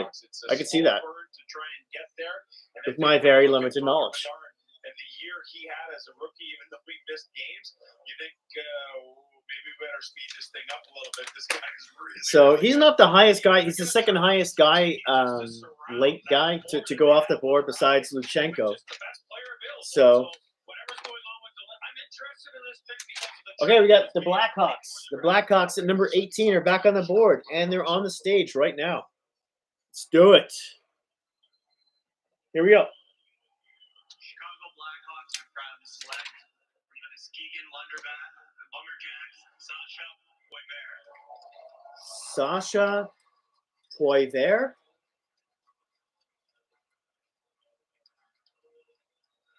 Really nice moment there for the Poivert family. He's from Trois-Rivières. Poivert. I should say. A North Dakota commit. And he says he idolizes Alexei Kovalev. The Hawks would love the next generation Alexei Kovalev. Sasha Boivert. Sasha Boivert. And I like it. You know, like let's set the bar really high. This kid here. A left shot centerman. Continues to add more strength. So at the beginning of the year, 6'2", only 176 pounds though. was a little bit of an issue. On straight lines, you know, How can you liken him to Charlie Coyle of the Bruins? And he's another big guy, kind of like back at Seneca, who's tall but can make plays in close to his body. I think he's And is ranked 19th by the Hockey News, so not far from his pick.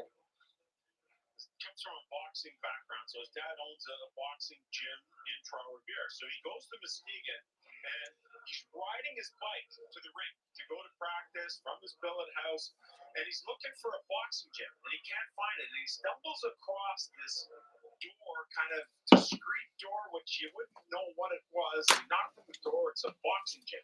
And he said to his guys in Muskegon, I'm going to train to box here during the season. So he'd go twice a week, ride his bike to the gym.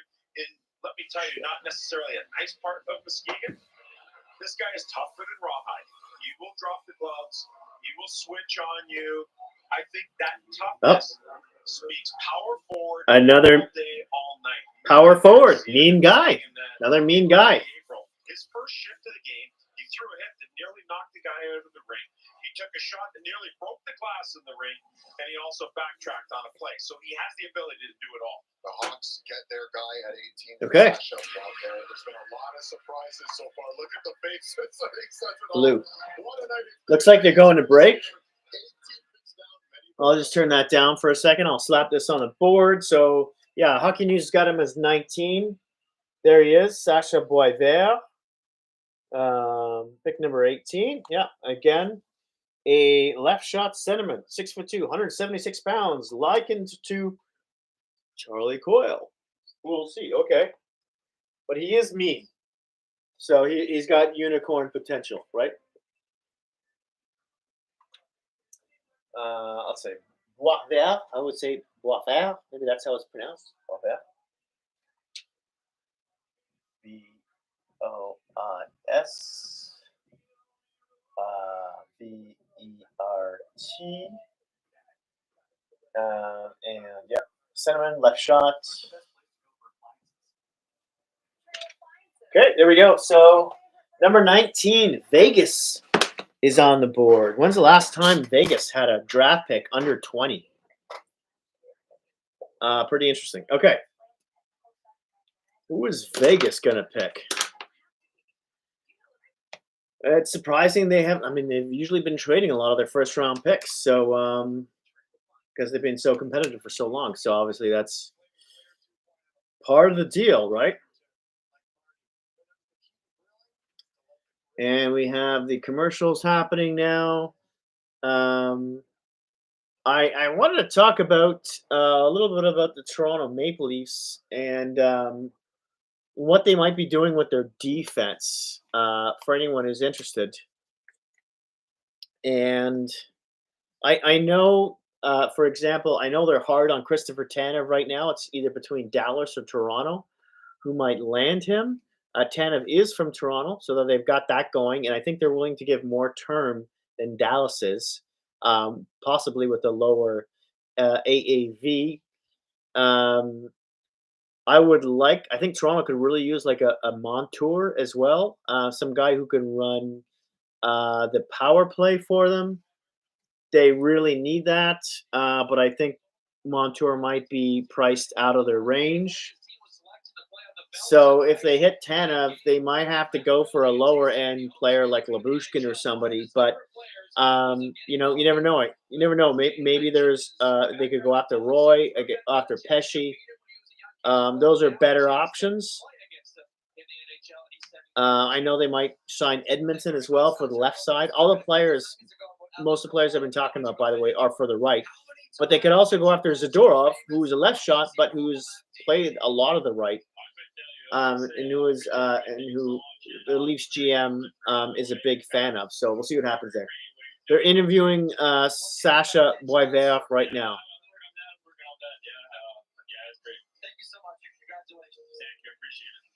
And he's born in Trois-Rivières, Quebec. Next on the board, it's the host city, the Vegas Golden Knights with a 19th selection. Remarkably, they win the Stanley Cup back in 2023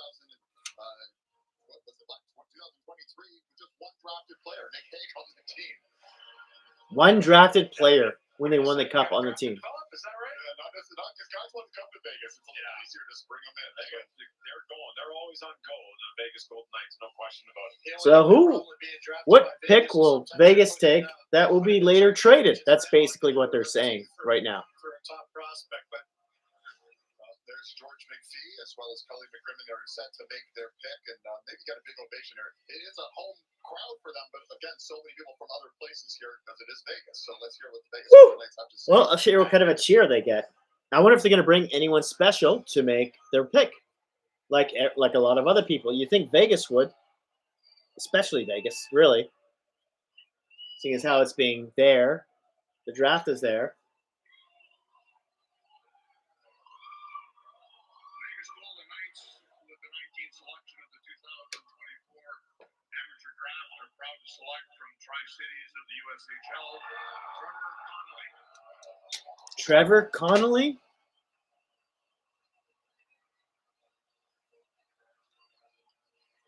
No special person to make the pick? Nothing? Commit to Providence College, an undeniable talent. Trevor Connolly. 19th, the Vegas Golden Knights, and there's been some concern, obviously, about an off-ice situation. He had an anti-Semitic social media post a few years ago that caused some people to be concerned about maybe drafting him. Maybe he would have gone higher, Sam, because an undeniable talent in Trevor Connolly. He's a top 10 talent. Left shot, left winger. You have to do your due diligence as a scout. 6 foot, only 156 pounds. Positive as an organization that he's They liken him to Kevin Fiala. For what he's done, and that he's going to take his life and move forward. So it is a fascinating pick. It's the most polarizing pick that this first round will see. There is no question about it. But his talent is undeniable. I think the other thing I'd say to that, when you look at the hockey side of things, the U.S. Under-18 program in the USHL goes to the World Under-18 Championships. At times, they tweak their roster with players. They bought He put up 78 points in 52 games in the USHL. 31 of them goals in the last season. It's a 5-minute major. Canada scores 3 times on the power play. They go on to win that championship. And he's from. There were some who, aside from the off-ice things, were questioning what happened on that play as basically a guest on that team that essentially cost them the gold medal. Yet, when you scout them in a vacuum, the top 10 talent picked at 19, you're going to see value there. Tustin, California is where he's from. He's ranked 27th by the Hockey News. Picked, 19th by the Knights. There's CM Rare. Professional athletes, be very careful of your social media and what you do in the real world because it never goes away. Yeah, if you're really good in sports and there's a possibility anyways that you could be drafted, just stay away from risky social media posts. It's just like a no-brainer for me. They're going to commercial now, and if you happen to be, especially let's say you become a player like a popular blue chip prospect or a big player, just stay off social media. I know it's hard because it seems to be, you grew up with it these days as kids at this age. But yeah, doing anything controversial on social media, it never goes away. So the best thing you could do to yourself is you have an opinion, just tell people who you're close to and just don't put it in writing anywhere, ever. Anyways, that's just my dumb opinion. But I'll end it there. Okay, so let's put Trevor Connolly on the board, picked by Vegas. What marker am I looking for? I'm looking for this one. again, he's a left shot, left winger, ranked number 6 amongst North American skaters. They liken him to a Kevin Fiala, and he had 78 points in 52 games in the USHL, 31 of them goals. Let's get him on the board. Connolly, a future trade bait by the Vegas Golden Knights. Okay, Connolly.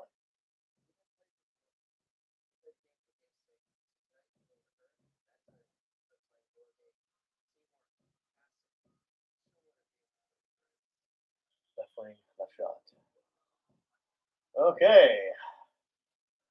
All right, the Islanders at number 20 are on the board, ladies and gentlemen. I'm looking forward to number 23 because I'm a Toronto Maple Leafs fan. And I cover these days. I used to cover all the NHL, and I still do. And I watch as many games as I can, but I'm especially religious about the Toronto Maple Leafs. I'm a long-suffering fan, obviously. So I feel I'm grounded that way. Yeah. That's where I'm from. I actually live out in British Columbia on the Vancouver Island. If you're curious, north of the island and in a town called Port Alberni. But I've lived most of my life in Toronto, born there. And I spent my high school years in Massachusetts in the United States. So yeah, and I spent time as I joined the family business for a while before I started in the film business and YouTube.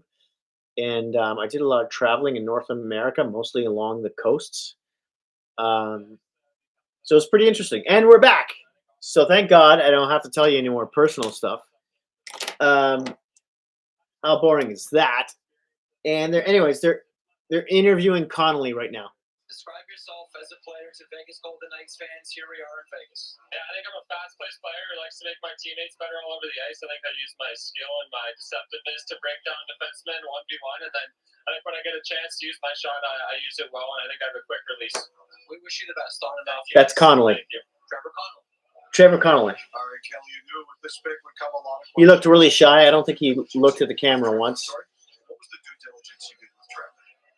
Well, we did a lot of due diligence on any of the players that are in our wheelhouse for the pick. We interviewed Trevor on 2 different occasions. We talked to a lot of people that have been involved with him along his journey as a player. And, we're confident that he's going to represent our organization the way that we would expect. Thanks very much. Thank you. Barely seeing Elliot Friedman. Oh, Lou Lamoriello. Here we go. We'd like to welcome and thank all our fans back at the various draft parties back on Long Island. Thank you again. Accompanying me here is our Director of Scouting, Trent Platt, and to make our pick, our Captain Anders Lee. Anders Lee. He looks even bigger without his equipment on. Cole Eiserman. There you go. Okay. Is it spelled like Eiserman, like the other Eiserman?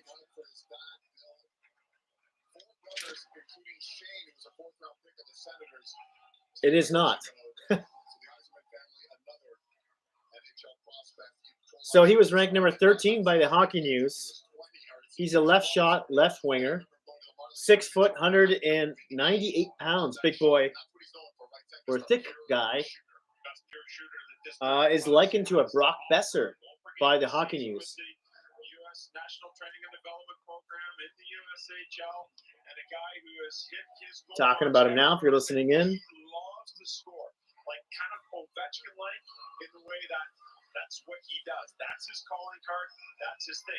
Let's take you back to his journey, though. If you look at the start of the year, we were looking at Macklin Celebrini and Cole Eiserman scrapping it out for the 1-2 spots in this draft class. Celebrini in 57 games last season in the NTDP, He had 89 points. 58 of them were goals. So yeah, this guy likes to score. What's funny here is he could be a BU next year. He's a commit. Celebrini could be a BU next year if he doesn't go to the Sharks and then end up teammates. Exactly. You just wonder if this is an overreaction. I understand this lack of defensive detail, and at times he's a one-dimensional player. That's why we hire coaches. We have NHL coaches that are really good at working with players and putting structure in their game. What he can do is score goals. He can shoot the puck in the net, and that's the most important skill in the game. And Gary Bettman just grabbed the kid because he was turning sideways to the camera while he was trying to put the jersey on, and just like turned him. Looked a little awkward. Something that you're just either can do it or you can't. You can't coach up great hands. You can't generally coach up a great release. You can shoot tons of pucks, but we're gonna see some, clips. Anyways, it's funny. It's more funny just to see Gary get involved. Besides with his hands in his pockets, standing up. I mean, the guy's getting up there in age too. I think he's late 60s now. He's got to be around there. Yeah, 68ish maybe. Excuse me, Gary Bettman.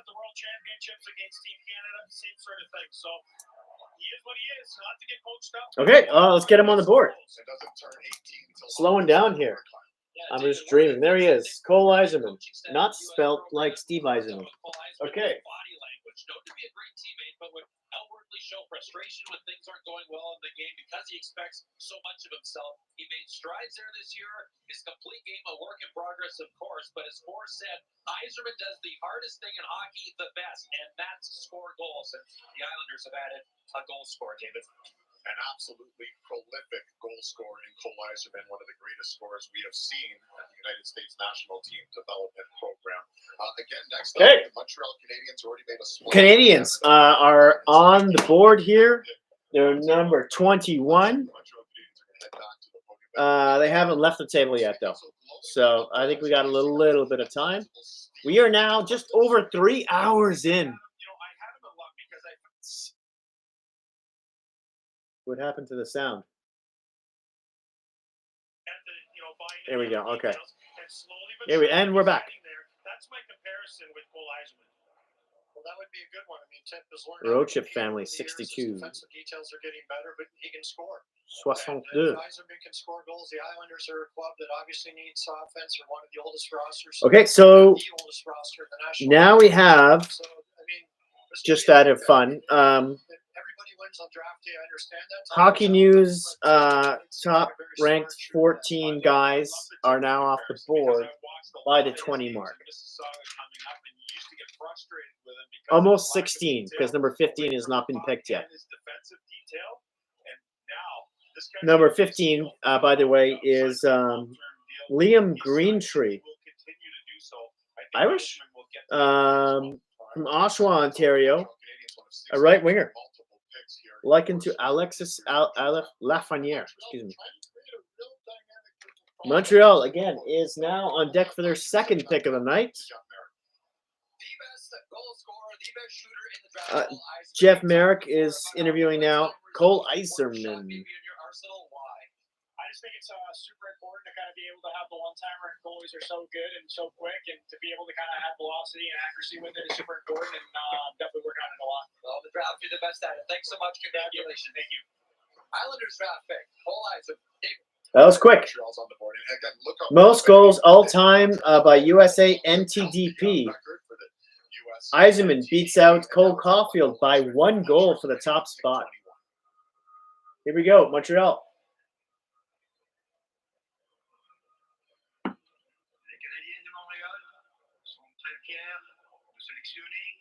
From the Chicago Steel in USHL, Michael Age. This is one of the sweetest stories. Michael Hage. That's an extra long hug there. From Mississauga, Ontario. In a swimming pool accident last year. It's been incredibly tough on the families, you can only imagine. They pulled together. They've done everything necessary to keep Michael's career going in the direction his father would have wanted it to go. And here he is now. Oh, his dad died about a year ago in a swimming pool accident. That sucks. That's awful. Ugh. It is because his dad was hard on both he and his brother Alex. He had a vision for them and what they could be with their talent. That's awful. Come up through the U16 Well, his dad would have been proud of him, that's for sure. He was ranked 17th by the Hockey News. He's a right shot center. The unthinkable tragedy with his dad. He comes back this year and he lights it up. 6'1", 187 pounds. Flying beside him to get here, and he was really excited for this. And it's a center from Montreal. Family number one on his mind. Who's not tiny. It's great to see that smile. They liken him to Jonathan Marchessault by the Hockey News.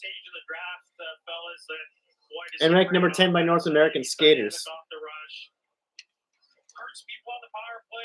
You know, we're getting to that stage where we're going to have those conversations about he's going to have to be coached up defensively. Like there's some things that he's going to have to do better as he transitions to pro. But he's got a lot of these young kids aren't even looking at the jacket girl who helps them with their blazer. That's kind of bothering me a little bit. Really marvelous things with that Michigan Wolverines program. Anyway. University of Michigan commit. There he is on the stage.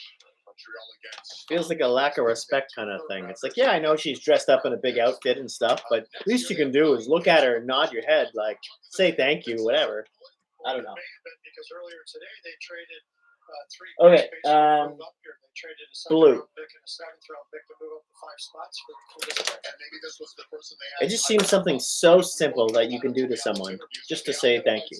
It just, yeah. Between 26 and 21, and maybe that difference is Michael Hayes. Yeah, I agree with that. I think that was right in the wheelhouse of 24 to 27 originally. So stepping to 21 makes perfectly good sense. They value the player.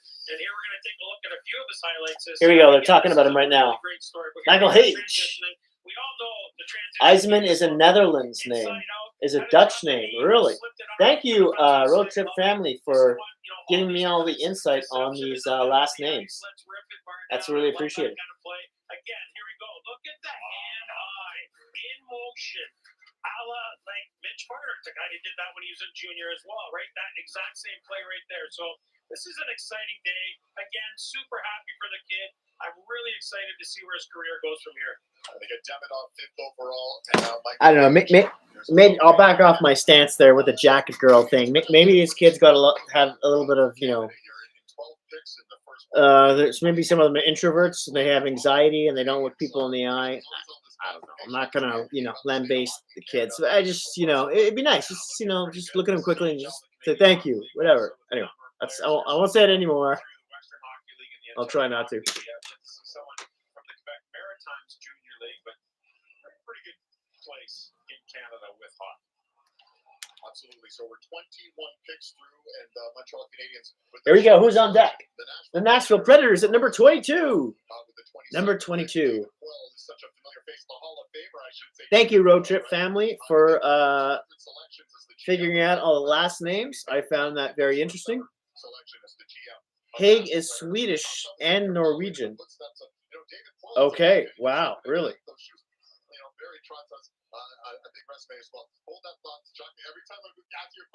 I have a live detective reporter hitting up. This is I find this very interesting, by the way, so I really appreciate it. Thank you, Road Trip Family. I mean, growing up as a kid, did everything for me. I couldn't be happier, honestly. Grew up, I have spanned both my parents from Montreal, and I mean, my dad would be so happy right now. It's a dream come true for me, honestly. The whole hockey world is cheering for you. You know that, right? Thank you. Yeah. What do you still need to do to get there, from junior Canadian to Montreal Canadian? Continue working. I mean, everything's got to continue to get better. I mean, this is a team I dreamed of playing for as a kid, and I'm going to do everything I can to be as impactful as I possibly can be when I get there. You're a great player with a beautiful family. Wish you all the best. Thank you very much. Elliot. All right, 2 picks. That was cool. It was a nice interview. Good for Merrick's doing a really good job out there today. Teams were saying Montreal is like they want him so bad they'll do anything to get him. Is that kind of the case it was? He was our pick. Okay, so we certainly explored everything that we could, and ultimately we got him at 5, and he was great. And when you traded up today, was Michael the guy who was on your board? Did you think that you were going to get him there? Yeah. What did you like about him? Our guys love his speed, his skill set, character. He's talking to Montreal GM right now. Years in college to keep getting bigger and stronger, and I think he's going to be a really good player for us. Anything else, Kofi? Not tonight, I don't think. Thanks, Ken. Appreciate it. Thank you. Elliot is so good at that. Disarm him and then get him with the looking, get him with the uppercut. Ken Hughes. Okay. Largest point increase from 2022-23 among draft eligible prospects. He's third on the list after Gilna and Vaneker. Plus 65 points. I mean, that happens all the time. The interesting thing was, though, they did it prior to the draft. Normally, you're waiting to see the players that get drafted. I hope this kid. You need to move up to 21. You need a 20, 19, I hope this kid makes it. Yeah, it's a sad slash good story, but yeah, it'd be nice if it does. I did want to ask you about Barry Trotz, and maybe after they make the selection, I'll get a chance to ask you about Barry Trotz. All right, here we go. Nationals on the stage. Let's hear what happens.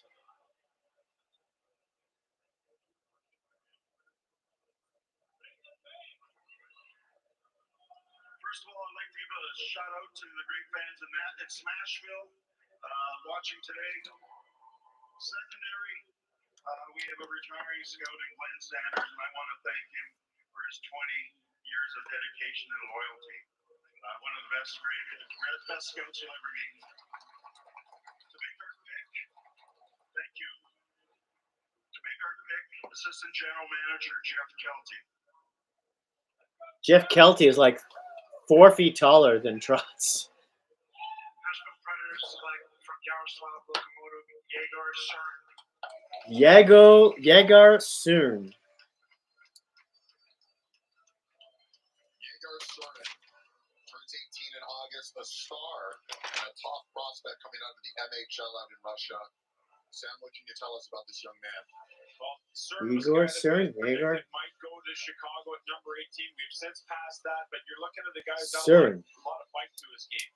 52 points in the junior league, but 108 PIMs, and I think that speaks to his compete level. That speaks to a guy who wants to be a type A personality. Here we go. Out on the ice, and a guy who obviously can put. They spell so Yegar. They say Yagar, but they spell it Yegor, as opposed to Jaromir Yager's last name, right? Saw this guy down a lot of lists, and as things started to left shot center. Towards the draft, Chicago at 18, 6'1", 192 pounds. Ranked 22nd by international skaters.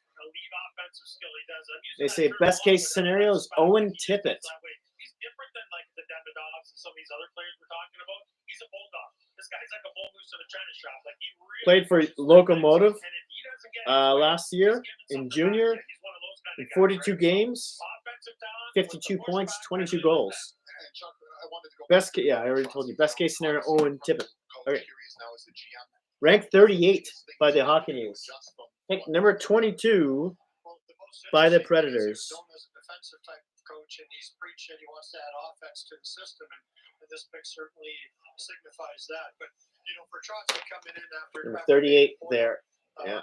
Fortunately, Trotz had coached under David in the American Hockey League in Portland when he was in Washington, and then of course in Nashville. Had great familiarity with him, and David was one of his mentors. So it probably certainly makes it a lot easier. And I know David's still there helping him along the way. Yeah, absolutely. The Hall of Famer David Boyle is one of the nicest people you meet in the National Hockey League. That is for sure. So there is Cern, the newest member of the Nashville Predators, who've made the playoffs 9 out of the last 10 years, but they're always looking for offensively gifted players. So Yegar Cern just taken, ranked number 37 by the Hockey News, but 22nd overall by the Nashville Predators. 2024 NHL Draft will be made by the Toronto Maple Leafs. Sorry, I thought we were going to go into something else. I was waiting for the foghorn to get in. The Maple Leafs are on the podium next with the 23rd pick. Leafs are next. Something real quick, and it is personal. So Glenn Sanders there, I worked with him personally in Nashville.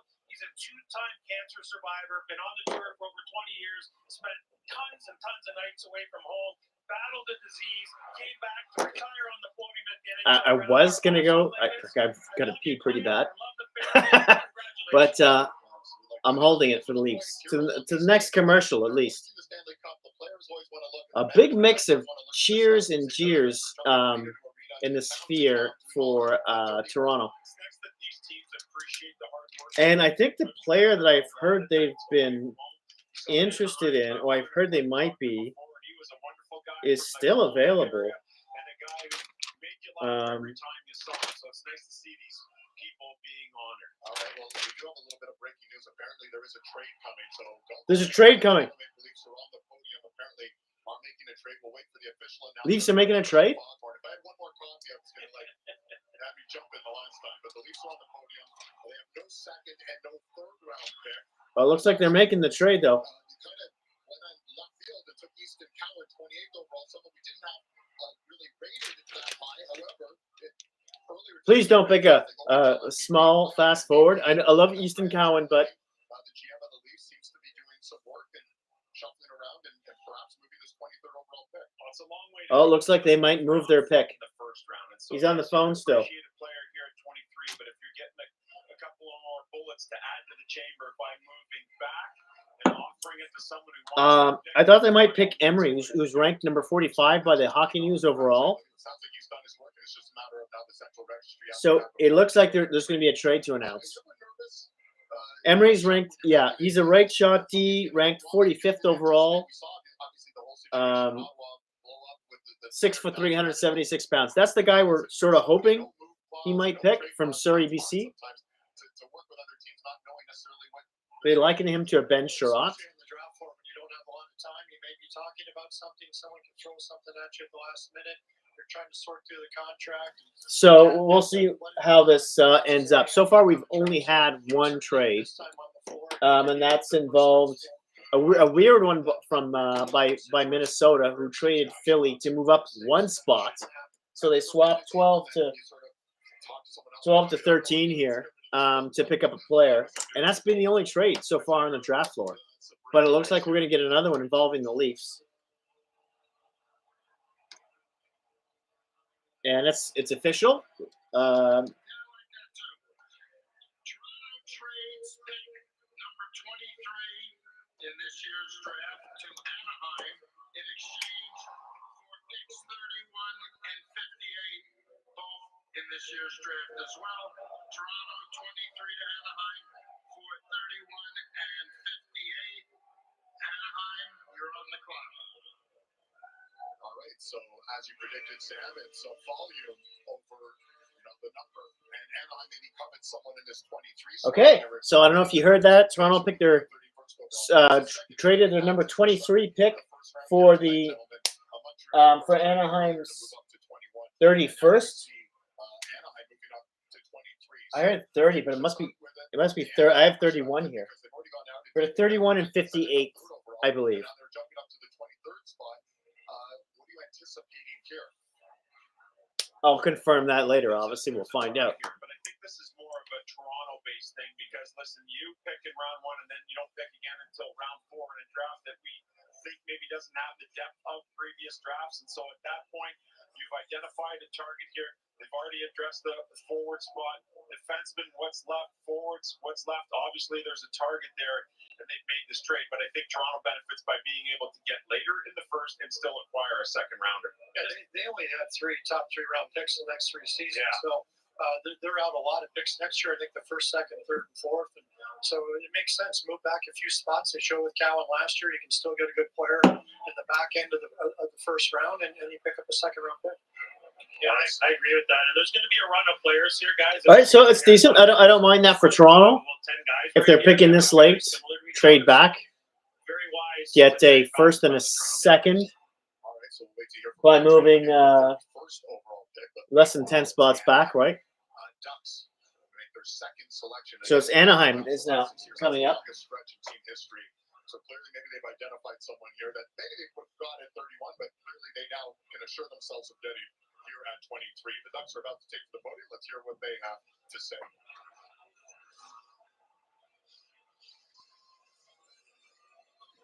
Okay, what's Anaheim going to do here? Making our next selection is a man that has shown our organization great inspiration, has shown us also what courage is all about. A man who shows us every day what a great positive attitude can change things. It's a man that's beaten pancreatic cancer, making our selection is Sudarshan Maharaj. Okay, Verbeek introduces Maharaj, and here we go. The Anaheim Ducks are proud to select from Norway, Steen Solberg. Steen Solberg. What a night for Norway, right? Yeah, second pick in the first round for Norway. Wow. In the first round, and now this is their second player taken in the first round. An unbelievable night. There's only been Steen Solberg. to suit up from Norway, and here we have 2 Norwegians taken early. You've been talking about this guy nonstop. I'm not going to talk about him now. Stein Solberg, you've been all over him. Sam. You can listen in what they have to say to him while I try and find him. Into a defenseman. Get this. He's playing minor hockey at 14 years old. His team goes to a tournament. They're in a hotel. One of his teammates pees in the bathtub. It gets back to the coach. They scratch him. They need a player on defense. Solberg says, yeah, I'll do it. He goes back to defense and has never looked back since. Love the fact that he can control the play from the back end, still use some of his forward skills, and have a blast bumping people around, which is exactly what he's doing now. I think there's a recency bias here. He was absolutely brilliant for Norway at the men's worlds, playing 22.49 a game over his 7 games. That's the most by anyone on that club. Zuccarello, we've already seen Branson Nygaard play on that team. A lot of people that were at that event. Okay, so a left shot defenseman. 6'2", 194 pounds. They liken him to best case scenario Jake McCabe by the Hockey News. From Oslo, Norway. Second Norwegian player to go in the first round. Sounds like he's got a little bit of nasty in it too. We talked about it being a leaf trade to volume of picks. Maybe they've identified and said, we want to get this guy at 23, Chuck. Yeah, clearly they did. Clearly they wanted to move up. And That's number 55 there. All the good young forwards in their system. Here's a guy that a big competitive Steen Solberg. that sort of fits the mold that Pat believes in. He's a protege of Steve Okay. Eisenman. Let's get him on the board. You want skilled forwards, but you want the big physical defenseman backing them. All right, listen, there's more breaking news. I'm getting ready for that Oh, another trade. There's been another trade as we await the Colorado Avalanche. So let's find out what's happening there with the Avalanche, who were listed to have pick 24 with their GM, Chris McFarland. Okay, well, we're holding off, but we do think there's another trade in the works, Sam. Colorado's in a similar space to Toronto. They didn't pick again until the 4th round, and so looking here maybe to slide back. Okay, that was supposed to be Colorado's pick, but it looks like they've they're making a trade here. I don't know who with yet. We're gonna find out any second. We're getting good use out of that. Colorado trades pick number 24 in this year's draft to Utah. For Utah. picks number 38 and 71 in this year's draft. And the New York Rangers' second-round pick in 2025, which was previously acquired by Utah. So Colorado trades 24 this year's draft to Utah for 38 and 71, and the Rangers' second-round pick in 2025, which Utah previously acquired. Utah, you are on the clock. Wow, all right, there was a lot to take in there. Okay, that's a lot there. So Colorado swaps their 24th for Utah's 38th and 71st. And a second-round pick in 2025 that was previously owned by the Rangers.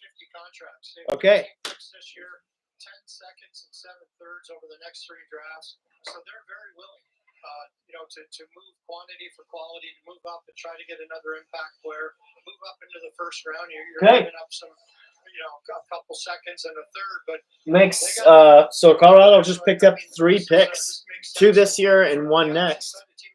I guess it makes sense because Colorado's in the same place, as they said, as Toronto is in terms of not having that many picks. So it's not a deep draft. Why not? So Merrick is talking to Solberg right now. How many times do you look back on that and just laugh to yourself? Of course, it's a really funny story. You always look back and just have a laugh sometime, do a little joke about it, but it's a funny story. So yeah. And that moment, helped turn you into a first-round defenseman. And one of the things that we all know about you is you love to hit very physical. Have you always been like that? Come more with the years, but So he's talking to Solberg right now. I really enjoy the physical part of the game, so I really enjoy using my body and playing hard. Congratulations. From Norway, loves hitting, and is a defenseman. Beautiful that he's considered Sean Lavrage to make that pick, and also the Seneke family. What did you see in him to take him that high? Well, a lot of things actually. Friedman is interviewing Verbeek right now. Skill, incredible vision and hockey sense.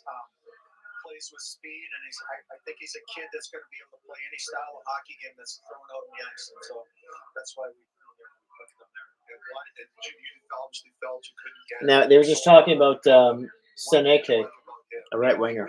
We didn't think we could get him, with our. And now they're talking about Solberg. I didn't want to take a chance, and what we love about him is he's a throwback, and he's really a left side Radko Gudas. So that's how we. A left side Radko Gudas. Thank you, Pat. There you go. You're welcome. Interesting. Well, the Hockey News says Jake McCabe, but somewhat similar. That's a player I would have liked the Leafs to pick up.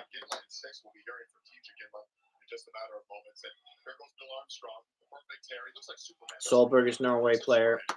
He's 05. It's me, 05. This is getting the trend for Utah. Okay, Utah's heading to the stage. Their first ever draft. Let's hear what they have to say. Their second pick tonight. Yeah, their second pick this evening. Number 24. Here we go. Utah selects from Barry of the OHL, Cole Boudouin. I didn't catch that. Who? Another pick from the OHL, and Dad Eric likes that. Dad was drafted as well by Tampa back in 1998 in the 4th round. Cole Boudouin. So a legacy. We see a lot of that. Fathers passing it on to their sons. Sounds like a French kid. Yeah, it's pretty neat. Cole Boudouin. Boudouin. It's easy to go ahead and make that pick because you know Boudouin. you're getting an athletic player, and that's what we're getting from Cole Boudouin. If I go Cole back to Boudouin. last year, the Arizona at the time made 12 picks. One of them was 6 foot. The other 11 were 6'2" or bigger. Bill Armstrong Ranked 32nd by the Hockey News. 6'2", 210 pounds. This guy. Yeah, 6'2", 206 pounds. Physically a beast. He'll go into Play a left shot centerman. Ranked 25th by North American skaters. And they liken him to an Anthony Cirelli.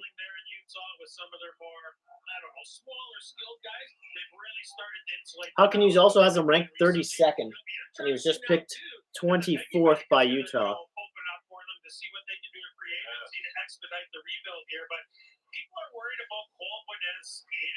And he's from Canada, Ontario.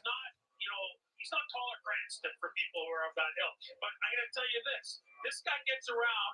Boone Jenner plays. He had 62 points in 67 games in the OHL. That's exactly what this guy is. Look at the legs on this guy. I mean, he is an absolute 28 goals. Great pick by Utah in this range.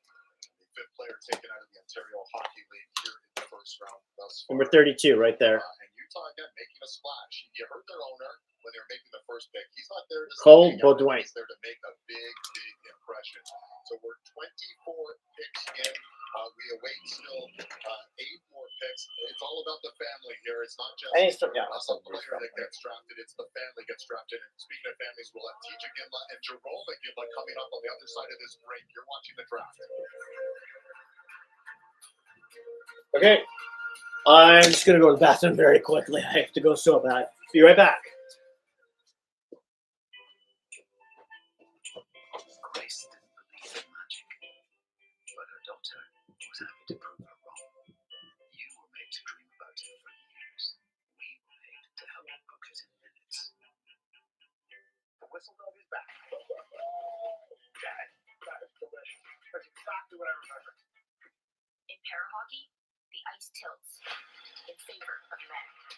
But that will never stop us. United by passion, battling for equity, we are the National Women's Para Hockey Team of Canada. We're here. We're hungry.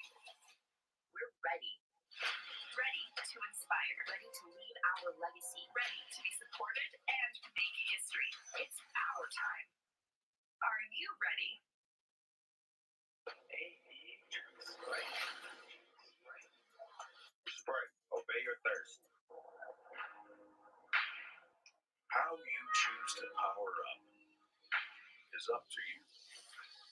But if you want the horizon chasing, rubber burning, dream building, adrenaline pumping power to do, Ford is your starting line. Gas, hybrid, or all electric, the power is yours.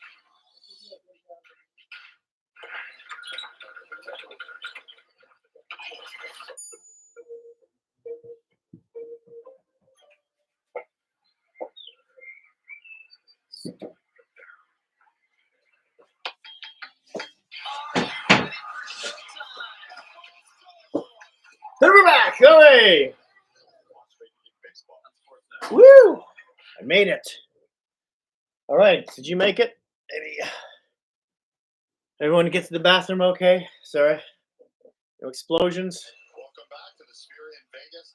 Oh, just before they start. Look at that. What timing? The Utah Hockey Club. That's what they're being called, at least for Something. this year, with their first ever draft pick of that future Ginla. And I'm sure you know the man Skull. on the end there, Jerome McGinley, the Hall of Famer. Gee, I'm going to start with you, though, because it's your big night. Do you have any inkling? Are they interviewing Igelna right now? Yeah, maybe a little bit. I knew there was a chance, but you never know. Oh, him and his son. Interesting. Yeah, it was a surreal moment, unreal feeling. I want to look at the move from Seattle to Kelowna. You really got an opportunity to play top line minutes with a couple of really good players. José, Crystal there.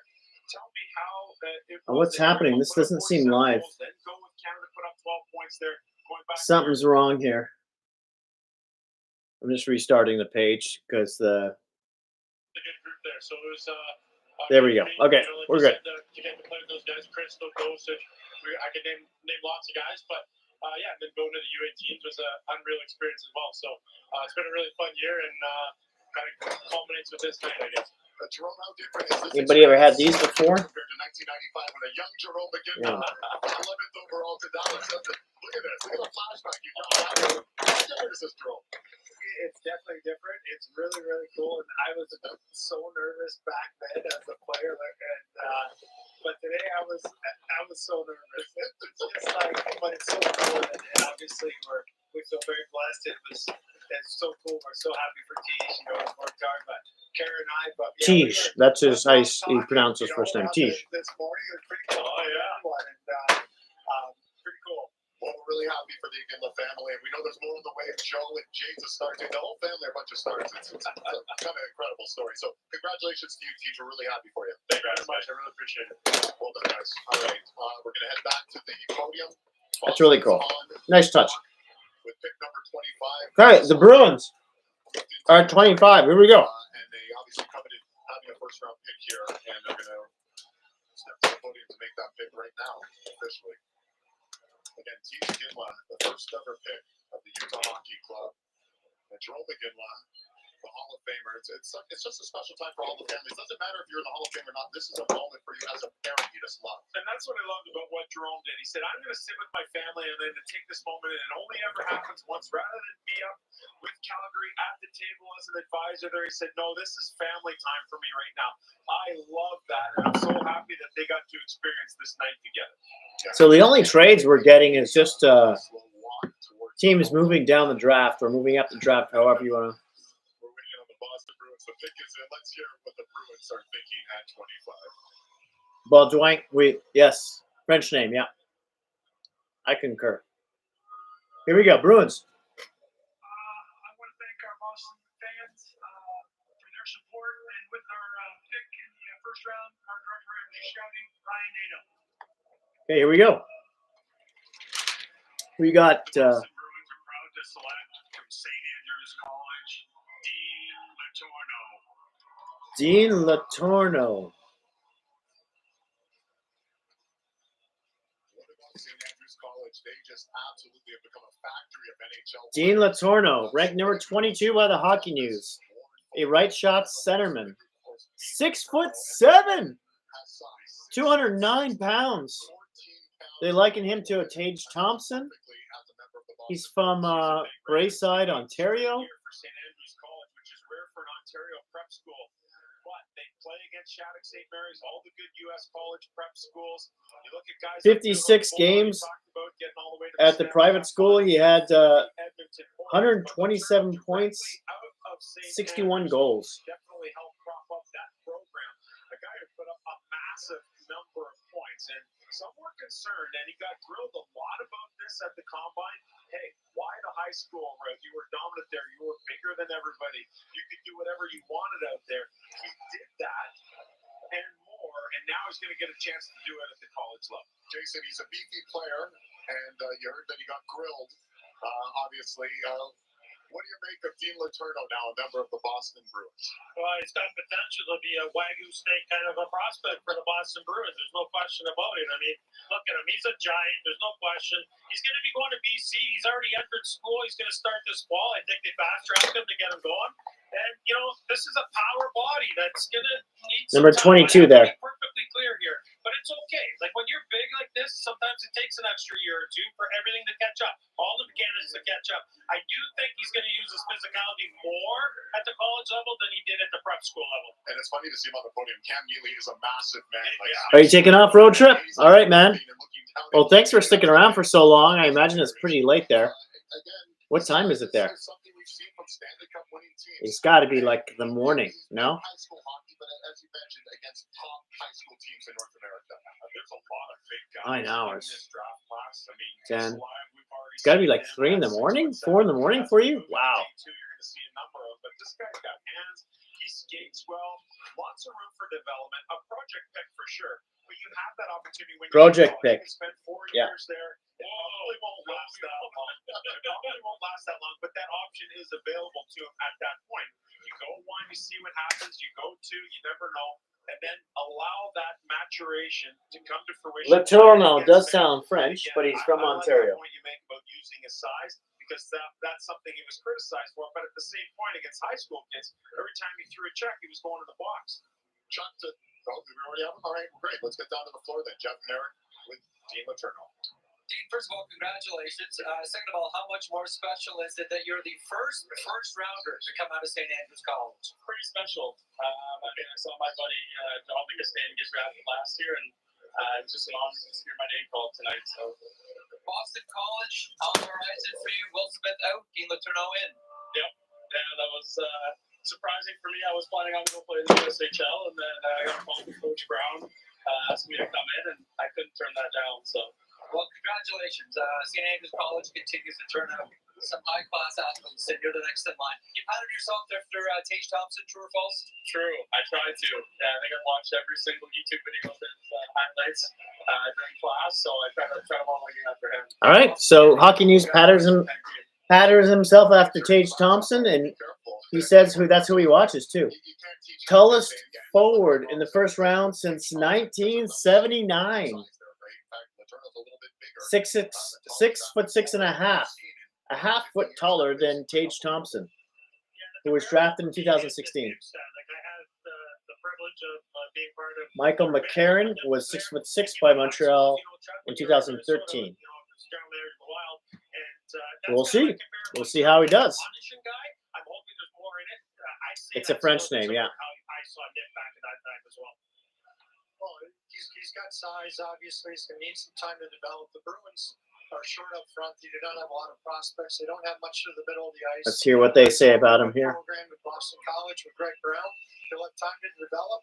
He's got hands and he's got size. He'll have a chance. You know, it's interesting because I was in Muskegon It's a Radler. in April, and I Summer. saw Ron Sweeney there, and I'm like, you're not picking until day 2, and like late on day 2, you can probably sleep in. He likes to get around and scout a lot. And I figured at that point, all right, the wheels start turning, all marked. That should bring a first back. That's exactly what happened here. And they get an opportunity to draft this player. And maybe they like the idea of selecting 25th overall. They hit the jackpot with David Pastrnak exactly 10 years ago at number 25. I'm not saying Letourneau's going to be Pastrnak, but maybe there was a little bit of superstition there as well. The 25 picks worked out for us in the Okay. past. So Boston has their guy, the big boy. Good. All right. At 25, the big beefy Santé, skull. He's going to be in town now. Meanwhile, LA, they are coming on 26th pick, Ron Blake. Okay. Wow, Luc Robitaille. All white hair. Very interesting. I wish you could see this. Just it's like they just dyed his. It's like they photoshopped his hair, but he's still got the young face. It's a little bizarre. Okay, LA is up on the stage and they're ready to pick. Let's do this. You're drinking energy drink. You're drinking Red Bull. Nice. If it's 3 in the morning, whatever, it's probably a good thing. Sort of. Will be first time that new draft picks wear a new jersey, and Mark Yannetti, ahead of scouting, will be making the announcement. With the 26th pick, the Los Angeles Kings select from the Windsor Spitfires, Liam Greentree. Okay. With the Irish sounding last name. Ranked number 15 by the Hockey News. A left shot right winger. 6 foot 2, 198 pounds. From Oshawa, Ontario. They liken him to Alex Lafreniere. In 64 games in the OHL last season with Windsor, he had 90 points, 36 of them goals. They were a veteran-laden team. That facilitated him moving from the left wing to the off wing. And when he got the opportunity to do that, he embraced it. He didn't deny it. I love his last name, Greentree. He says he really loves that now because he has the play in front of him. He can make plays. He can take it to the net. He can shoot on the one time. So Greentree came back this year, added more goals, ended up with 90 points this season. And someone who I think is a serious guy. Number 15 there. Spitfires this year at 17. Let's see if I can get this right. There we go. And for him to put up 90 points with all that pressure, the captaincy and everything else, it tells me that this young man can handle a lot, and he'll be able to handle the bright lights of LA. Yeah, I definitely appreciate his offensive upside. I appreciate the fact that he scored 90 points this year on a rebuilding Spitfire club, and he's definitely going to be a leader and a high-end scorer going forward in the OHL. I think I like New Jersey with the bringing back the chevron for the LA Kings. Let me know how you feel of it. I would love to hear what you think of the New Jersey. I rather have been purple and yellow, but I think we all knew that was definitely not happening. Like they did with the retro jerseys, but at least make it like a third jersey minimum, maybe. No? All right, we are 26 picks in here at the Sphere in lovely Las Vegas. 6 picks to go. Smiles all around. Dreams coming true here at the Sphere tonight.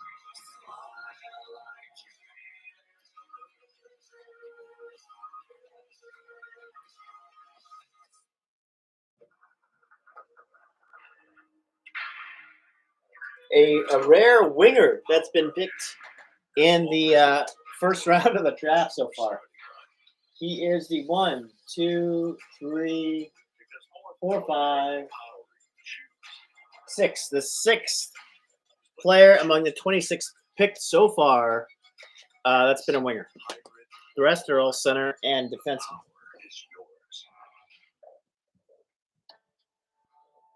American name. What do you think of the LA? Have you seen LA's new jersey yet? That's sort of a throwback to the chevron. How do you like that? Let me know. I would love to hear what you think about that. It's a fashion thing, I know, but you know we can talk about that. Oh wow!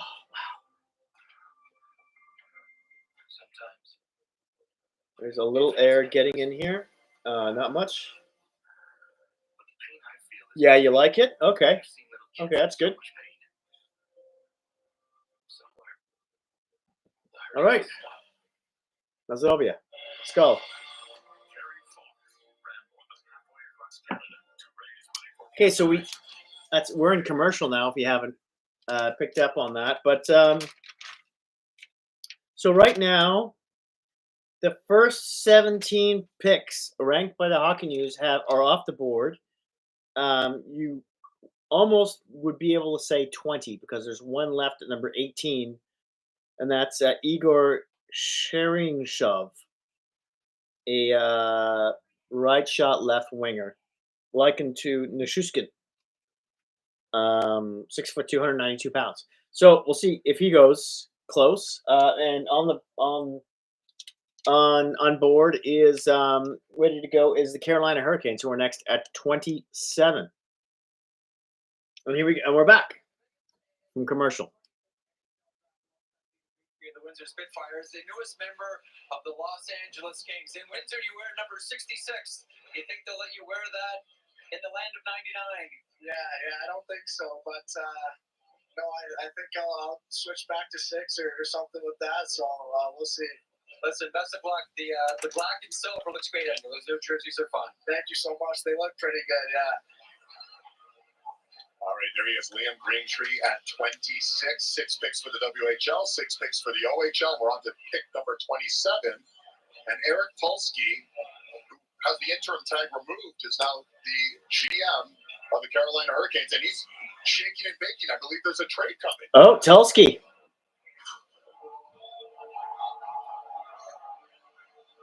We have a trade. We have a trade, ladies and gentlemen. Can't travel with car to Paris Summer Sport. Oh, that's a nice road trip. I am very envious of you, road trip family. Okay. Trades the 27th pick in this year's draft to Chicago for picks number 34 and 50. Also this year, Carolina sends 27th to Chicago for 34 and 50. Chicago, you're on the clock. Hey. Sophomore gets me every time. Listen, Chicago and Kyle Davidson, no one has been busier than the Hawks GM because now they're going to have a third pick in the first round. Wow, third pick in the first round. So if you didn't hear that, that's Carolina's 27th pick for Chicago's 34th and 50th. Wow. They are, but this is interesting. Eric Tulsky, who's the new general manager, he's been definitely involved in all the hockey operations under Don Waddell with Tom Dundon the last few years. And Carolina's notorious for trading back and finding value, getting extra picks, working their draft pick chart, and accumulating extra picks along the way. So this is just another day in the office for Eric, even though it's his first draft, and that's a smart move. And yet here you have Chicago, despite all the picks they have, the next few years, they decide to move up and add another first. And this could be, again, a monstrous draft one. Well, you have Connor Bedard. You have a superstar player coming into his zone in the next few years. Does that change the timeline when you're a GM? Well, it does just because of Connor Bedard. But it's certainly going to put a little bit more pressure to surround him. When he comes out of his entry-level deal, you're going to want to resign him to a long deal. You want to show progress. But again, Chicago's a little bit like Utah. You can't use. How hot it is in Sweden right now? What's the? I know it's you're in the middle of the night, but like during the day, what do you like? Like 25 degrees Celsius, maybe colder. 20 degrees Celsius. We're about 22 right now. 21. In Western Canada, anyway. Very different from Eastern Canada.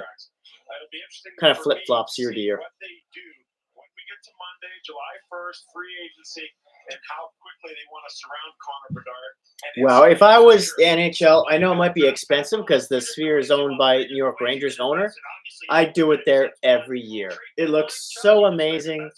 Even on TV, it looks amazing. And it looks probably almost that much better in person. I know, yeah, I know it's expensive, but I don't care. And if I was the NFL, I think the NFL and the NBA probably do it remotely now too, but still, this looks really good. I don't know. Okay, the Chicago Blackhawks are on their way to the podium. A franchise that was winning cup after cup and then took this downturn, and now they're trying to turn things around with Connor Bedard. So let's see what happens here with this pick. Chicago Blackhawks are proud to select from the Brantford Bulldogs, Merrick Van Acker.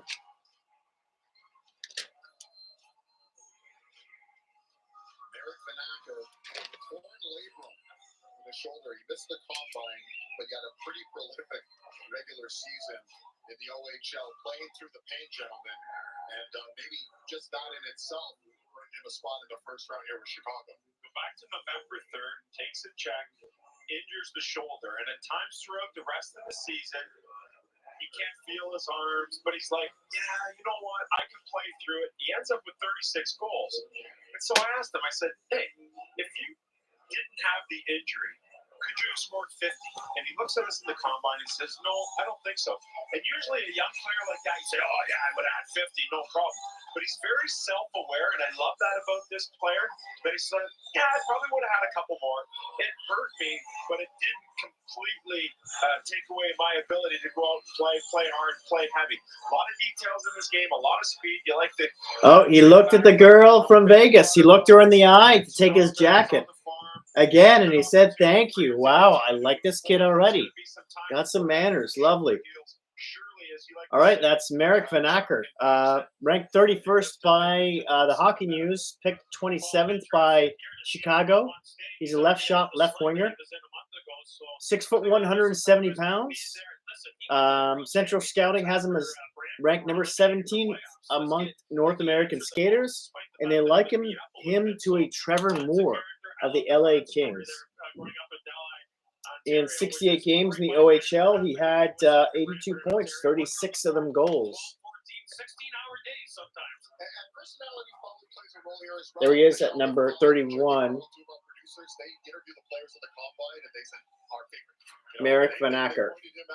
Just such a great EQ, as you said, self-awareness. So not just a hockey player, you're drafting a There you person as go. well. The skill guys, but Chuck, did you factor that in? You want the right personalities for the right chemistry on your team. And apparently he played a bunch of the season last season injured with a bad shoulder. So that fits well within the team, that gets along with his teammates and willing to work hard. And that's all certainly. Let's get him on the board. Okay. And he's from Delhi, Ontario. Another place in Ontario I've never heard of before. Amazingly enough. Into that greater Toronto area to play the minor hockey, to play against the best, to play for the best team. This guy bucked that trend. He said, you know what, I'm going to stay with Brantford. I'm going to stay at home, and I'm going to prove to everybody that if you want a good player, you're going to come and find me out there in Brantford. I don't need to go on and play for one of those top-level teams where they're paying the coaches all kinds of money. I'm going to stay right where I am. You're going to come and find me. Matt Turk did in the OHL, and now they've done it here in the National Hockey League with the Chicago Blackhawks. Let's head back down to the floor. Jeff. Alongside Marek Vanacker, newly Chicago Blackhawk, and the guys were just talking about some farm stories with you a couple of moments ago. What is the secret to picking watermelons properly? Yeah, I mean, there's nothing too special to it. It's kind of just a one-deal thing. So other than that, I mean, I help plant them and everything like that, help my uncle out. But yeah, there's nothing really to it. Okay, so your point production, oh, I love that shot. Your point production went from 16 to 82 this year. How did that happen? Yeah, I think just putting in a big summer, trusting the process, and incredibly humble. I guess I take it his father's a watermelon farmer. Thanks so much for joining us. Congratulations. Thanks so much. A watermelon farmer. Sounds so cool. Yes, Jeff, back up near the top of the sphere. So, Adam, first, why don't you tell us about who your traveling party is and where you're from? All right, this is my brother Logan, my brother Jared, and my dad Wayne, and we're from Lethbridge, Alberta. Beautiful. So, what do you think of the experience here, the view from up top in this venue? Yeah, the view's amazing. The sphere's pretty cool. There's the screens all above you and all around are pretty insane. We're far back, but the view's really good still, so it's impressive. You guys were saying a week-long trip to Vegas. You guys are troopers. That's a long time to be in Vegas. Hey, so Parenko's 9-year Flames, incredibly skilled defenseman. They're on the clock here now. What do you think your team's working? Flames are next, 28th. I'm really happy with it. I think we got a great defenseman in Parek. Really excited to see what he can do for us in the future offensively, and then see how that goes. Great, boys. Great to see you. Family of 4 he was interviewing from Calgary. 3 brothers and a father. Vegas. It's a great venue to watch hockey at T-Mobile Anyway, Arena. It's a great cool. All right. Anything I've discovered here. So yeah, so we got Calgary, who's on the board, number 28.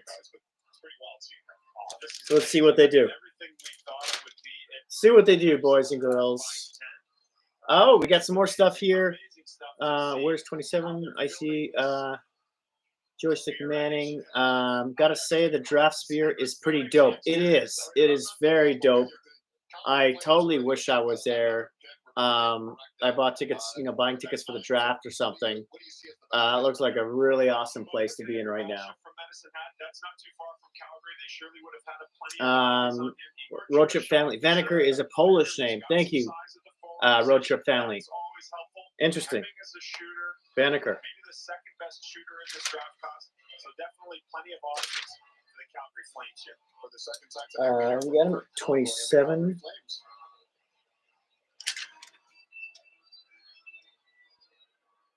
Calgary Flames are up. Here we go. With the 28th pick, the Calgary Flames are proud to select from the Muskegon Lumberjacks, Andre Gredin. I didn't catch that. Matt Vegredin. Okay, Mativ Gredin. Okay, there we go. Is this an outlier, or is this someone you guys have seen and like this game, Jason? Well, this is, again, an example of every list on the floor at this stage in this draft class is going to be different. I personally didn't have him in this range. The best way I can describe this kid, he lurks. He's not a play driver necessarily. He lets some other people around him kind of do a lot of the heavy lifting. When he gets the puck on his stick in scoring areas, he definitely finishes. Left shot, right winger. That, stands out when you walk into the rink, and he's going to transport it from his zone to the other zone. 6'1", 182 pounds from Russia. I had a lot of other players ahead of this player. This isn't the best available, but this is what Calgary likes. He's a ranked 21th among North American skaters. They liken him to Nick Schmaltz. And the guys are just saying they think Calgary could have gotten a better player, according to him. That's Sportsnet's analyst, scout analyst. USHL this year, really impressive at 83, 2023-24 USHL first team All-Star. He's got his teammate here. That's him right there, number 21. Big day for the Muskegon Lumberjacks for sure. But again, a guy who really appreciates Mativ Gredin. point totals, and you can see that. Again, watching him play, I like what you said about that. Get him on the board here. Play driver, but if he gets it on the stick, he is dangerous. Okay, here we go. Welcome, everybody. Please don't forget to hit the thumbs up and the subscribe. Really appreciate it. Cheers. Chad! The Chad! The Chad! Good. Welcome, my friend. Oh, my God. Long time. Glad to see you. Thanks for popping in. Wow. Popping in for a bit. Yeah, appreciate it. Glad for. Okay, I'm just gonna get this guy on the board. We'll talk. Ask me anything. Ask me anything. Leafs are gonna pick. Are picking 31st. Maybe you already knew that. Probably. All right, Mativ Gredin, number 28. Obviously, they're rebuilding here and working up to going into the rebuilding. Gredin, right winger, left shot. Impressive the number of assets they have here going forward. Not many wingers have been taken so far, but all of a sudden we've got 3 in a row. So it's talent over position, at least for the time being. You like the trade with Anaheim. You like the trade, yeah. I mean, Anaheim seemingly got a good player, though. But I guess it makes sense for the Leafs, right?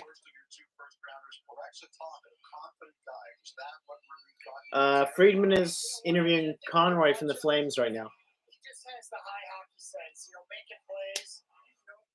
Talking about Gredin. It seems like it works more in his favor than against him. So just to get that kind of skill and talent was exciting to be able to get him at 9. Tell us about Gredin, because our guys didn't know. Gredin. It's saying it's pronounced Gredin. Joystick Manning. I like all the trade ups so far. Yes. Manning. Is this the Manning for my fantasy hockey Manning? Good hands and all around. Sean Manning?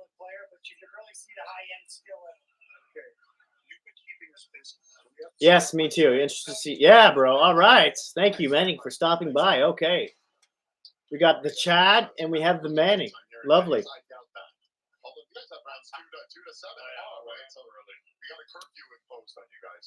Okay, Chad. Take care. Thanks for popping in, brother. Hope to see you, talk to you soon. However, that's going to happen. Have a good one. Have a good evening. All right. Dallas is on the clock here at number 29. Santé. Salut. GM of the Year award. I miss bar hopping with you. This guy, I really. it doesn't matter if they pick 29, 39, 49. Look at what he's done. Rope hints, Haskin, and of course Ottinger and Robertson all in 2017. That's right. Dallas is really known for their amazing draft picks in the past, I don't know, 6-7 years now. Detroit to Dallas and Joe back to now.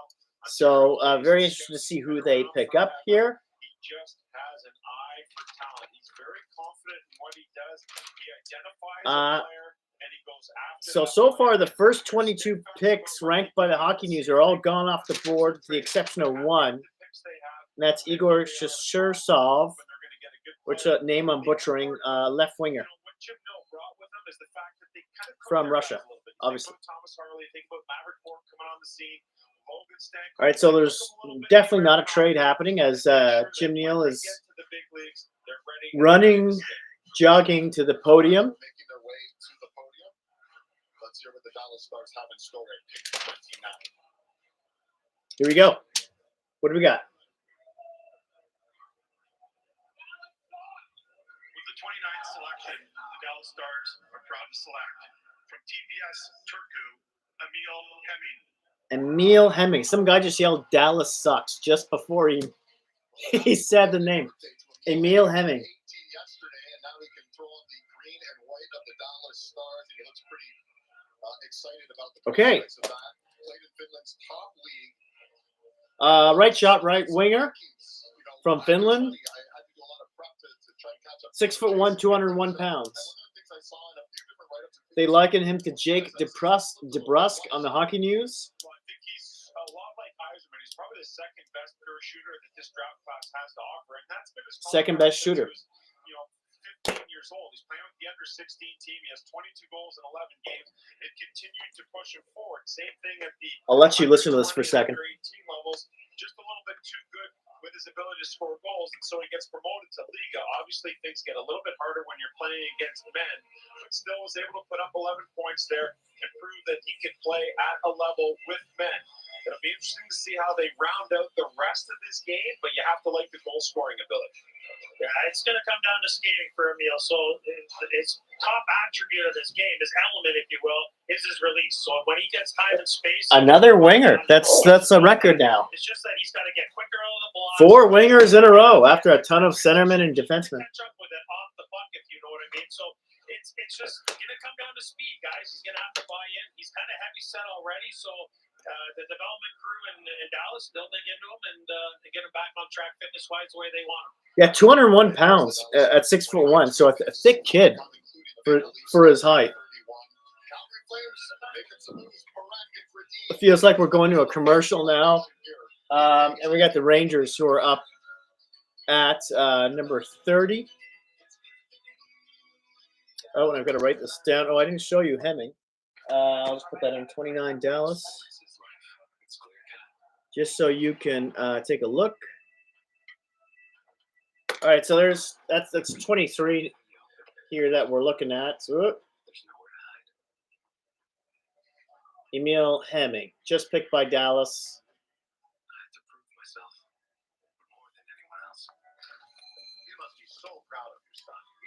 Hemming is a Norwegian name, really? That almost sounds like an old English name. Interesting. Thank you, Road Trip family. Manning is asking if Leafs take a D-man. And he says Hemming has been playing against men, so that's promising. Yeah. Great timing with the chirp. I hope the Leafs take a D-man. I mean, there's a commercial that's on right now. I remember I was hoping the Leafs took Schneider the year they took Amirov. And I guess you could say both of those. Well, Amirov passed away of cancer. You can't really blame the kid for that. That's a horrible outcome and, bad luck. But Schneider is playing in the NHL, albeit on the bottom pair for the Rangers, but he's still pretty young.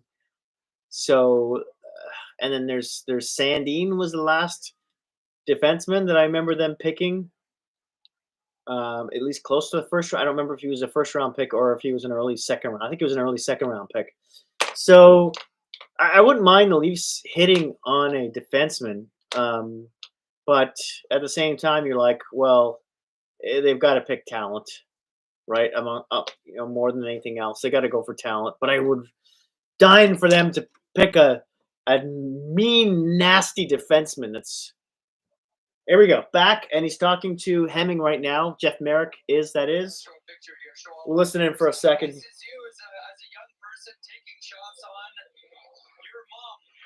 Road trip, England cannot hockey. That's great.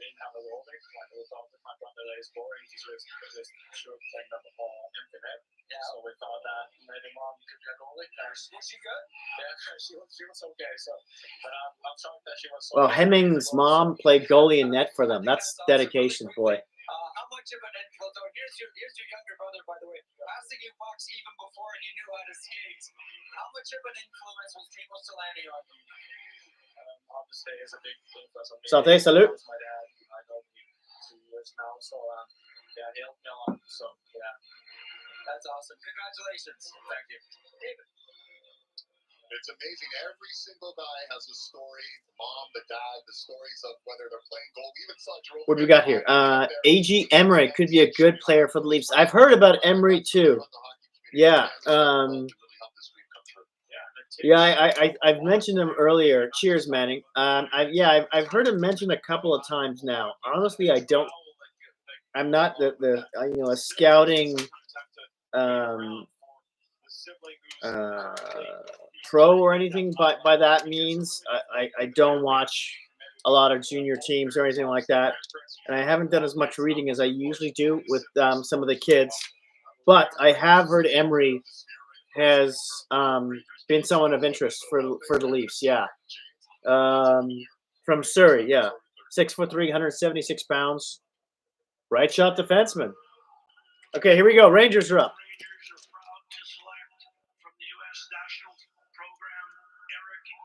Oh, Manning, you have a feed that's a little bit faster than mine. Damn it.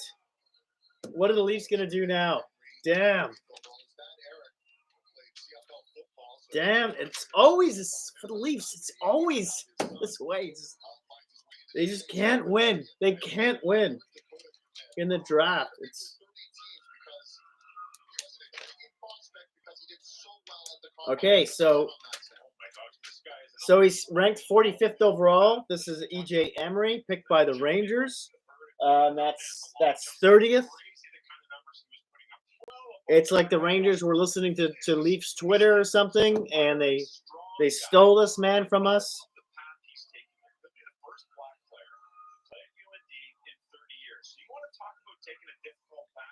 6'3", 176 pounds. They liken him to Eric Gudbranson.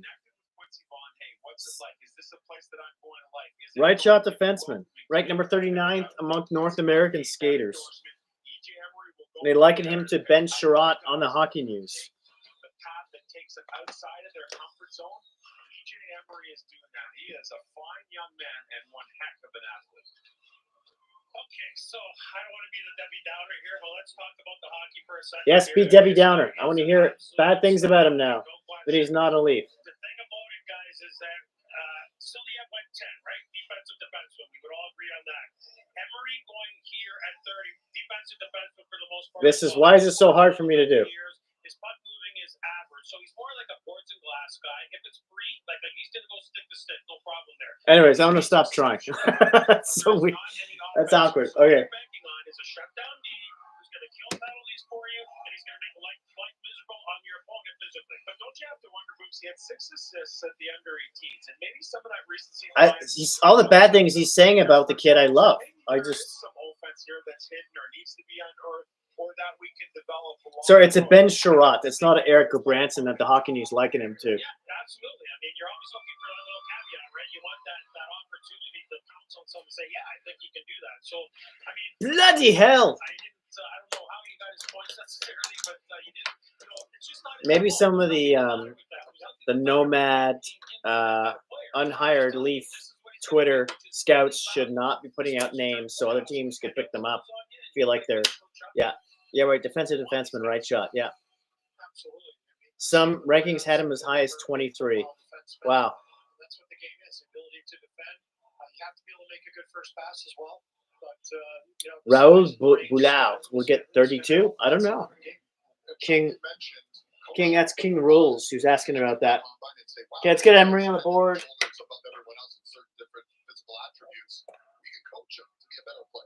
Yeah, absolutely. He's going to go to a good program here, Bradbury and North Dakota. Now the Rangers obviously have a good development program, and they've developed a lot of defensemen. Even going back to guys like Brady Shea, another really good skating, long, lanky guy. So you know this is a good path for him. It's a good development path. Okay, Leafs on the clock. Just please let the Leafs not pick a small forward. Just please. I know they've had some luck with them, sort of lately. Well, Easton Cowan, yeah. Well, he hasn't played in the NHL yet, so we don't know. Like Nick Robinson, he's been rumored to be on a trade out of town. He should be a 25 goal scorer, but he needs some playoff performers who can play mean. If Leafs draft for need and go that route. There's two other right shot D-men I like, Badinka and Elick. Okay.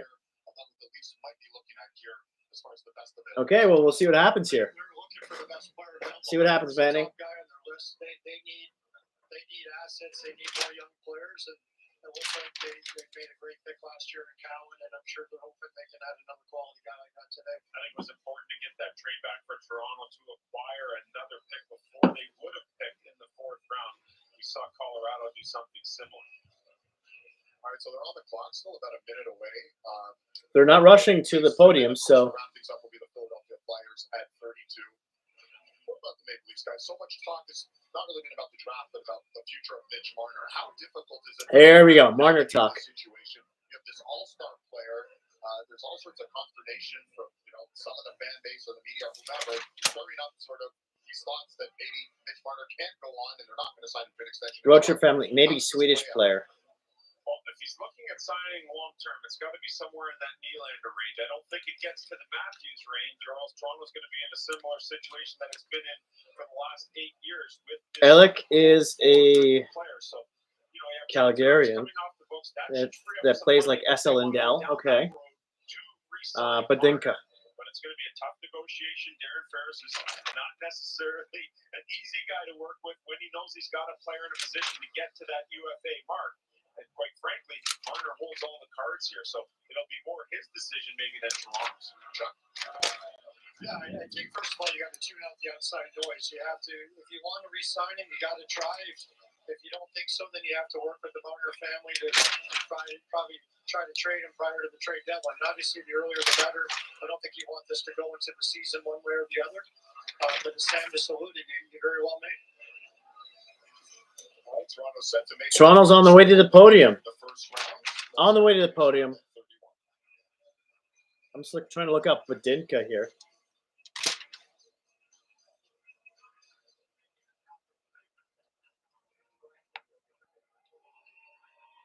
Swedish player. Ben Danford. Okay. Right shooting defenseman. Ben Danford. Ben Danford. Resurgence for Canadian hockey at this draft, and all smiles for the Danford family. I think this is a guy who is going to wear a letter for you in the future, but I also think this is a guy that's probably available to you a little bit later than where Toronto's picking. But when you don't have a ton of picks, you're not afforded that opportunity. So when you target a player, you have he's ranked number 53 by the Hockey News. Clearly a target for them. A shot blocker, one of the best defensive defensemen in the Ontario Hockey League. They do a coach's poll there where they see defensive defenseman on players who they think are proficient in various areas. So best shot blocker, best defensive player, he finished top 3 in those categories. He is all of that, but he is also character plus. They liken him to Nick Jensen on Hockey News. defensive D than he is offense for me. And he does play in all situations in Oshawa. I'll give him credit for that. And they have a real good team, and he's a big part of it. So, you know, the thing with him is at 6'1.5", I think $1.91 or something like that. He's not like I was anticipating him getting even more girthier, like even a more physical, you know, truculent type of player. We'll see where this goes with Ben Danford. Last year I sat here and I was shocked at the Easton Cowan trade. It's from Madoc, Ontario. Further down my list here, but he's a coveted right shot D. We'll see where it goes. We're definitely not going to second guess them after Easton Cowan last year. That worked out pretty nice. Okay. I mean, Easton Cowan going 28th, and here they are at 31st. Listen, the Pack isn't going to have tons of highlights as far as offense goes, because as you said, limited offensively, at least thus far, but there's always the potential for growth. This is the kind of stuff that he does. He'll sell out to block a shot. He'll give you that very last ditch effort to do whatever he can to help his team. He's that type of guy. And yes, you talked about a little bit of the point production as well, but no doubt, defensive defenseman. So it's interesting. I mean, we'll see. I mean, from the guy who picked Easton Cowan, as he said, or was that more Trevelyan pushing him to pick a right shot defenseman? Okay, I'm just gonna throw this guy on the board. Overall, anything jumped out? We still have a pick to go. We're not going to put a bow on it yet, but anything jumped out for you gentlemen so far? 31 picks into this draft. Just a couple of the surprises for me, and some of the faces on the players and the families that were picked in an area where they didn't expect to be picked. Seneca comes to mind right away. All right, we'll have more on what we've seen so far, but first let's get back to the forward, Jeff. Alongside Ben Danford. Okay, interviewing Ben Danford with Jeff Merrick. A little bit outside of the city of Toronto in the Quinte area. Does this mean something special to you? Yeah, it's super special. Growing up, a bit of lifelong diehard Leafs fan, and to get drafted by them, it's, you know, it means that much more. So, you know, I just can't wait to get started. You know, we just alternate captain. Highlights a couple of seconds ago. You're not shy about eating pucks. You're not shy about selling out and blocking and all that. Describe to Leafs fans exactly what they're getting in Ben Danford. I think the main thing is just a competitive guy, a guy that does anything for the team to win, block shots. You know, can play two-way game, defense first, and you know, contribute offensively as well. Do you have any idea it was going to be Toronto? I didn't really. I was kind of hoping for them. Obviously, you know, being a Leafs fan, but you know, it turned out well. So, you know, I can't wait. Congratulations. Thank you very much, David. All right, there's something to that, right? You know, we talked about having the Okay, I like it. Hopefully he's if they're lucky, he's a guy who can fit into their top four. I see that as a big win. Eventually, I mean, he's probably at least minimum 3 years away, right? So you better be of the character, and you better have thick skin if you're going to end up playing in the Toronto market. That's just the simple fact of the matter. And I think when you're doing your due diligence and your background checks on these players, you want to make sure that if they get into a situation where things get difficult, they're going to be able to handle it. Jason, any thoughts on that?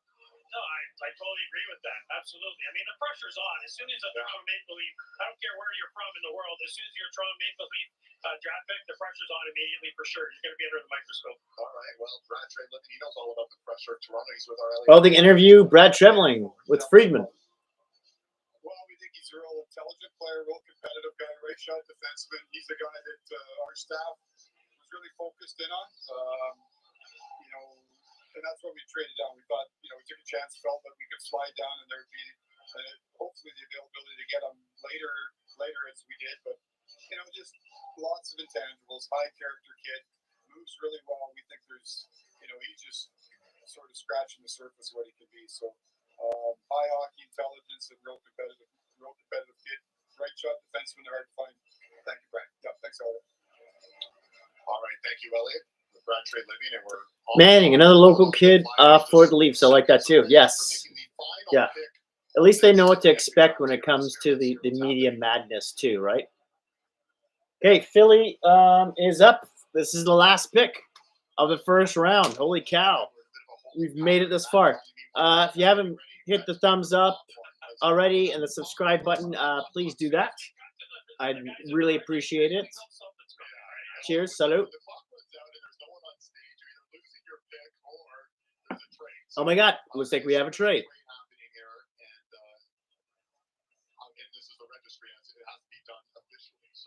Looks like we have a trade. Finally a trade. Probably a minor trade. just a bumping down trade. By the way, I'm going to be live on Monday, early morning Pacific, like 9 a.m., maybe 8 a.m. Pacific. So that'll be 9, 10, 11 a.m. Eastern time for July 1st for a free agent frenzy, silly season. Here we go, Philly. What are they doing? Trade alert. Here we go. 7th. I said 7:30. It's now almost 8 o'clock. Philadelphia trades the 32nd pick in this year's draft to the Edmonton Oilers for Edmonton's first round pick, either in 2025 or 2026 with some conditions. But Philly trades 32 to Edmonton for Edmonton's first round pick in 2025 or 2026. So Edmonton, you're on the clock. Okay, if you heard that, that's Philly's 32nd overall for Edmonton's first in 2025 or 2026. I would assume that's up to Edmonton. So,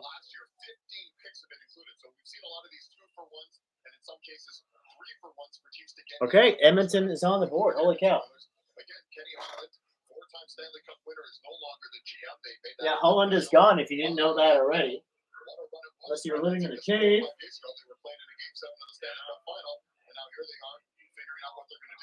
Oilers picking last. All right. It'd be interesting. Yeah, adds a little bit of interest.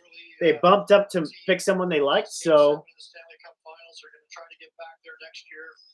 The prospect cupboard's getting a little thin, so maybe they wanted to get a draft earlier than later for Edmonton.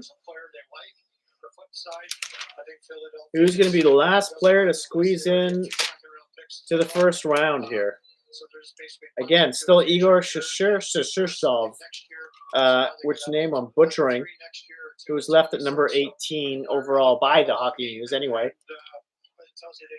Let's see what happens. Also the last pick of the first round, meaning if Edmonton doesn't get to the Stanley Cup final, and whatever, it'll be a higher pick. But here it is, without further ado, the final pick of the first round here from the Sphere. Let's welcome in the Western champs, the Edmonton Oilers.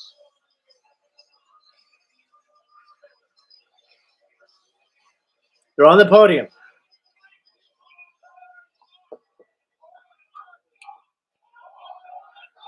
Oh, there's an Oilers suck chant.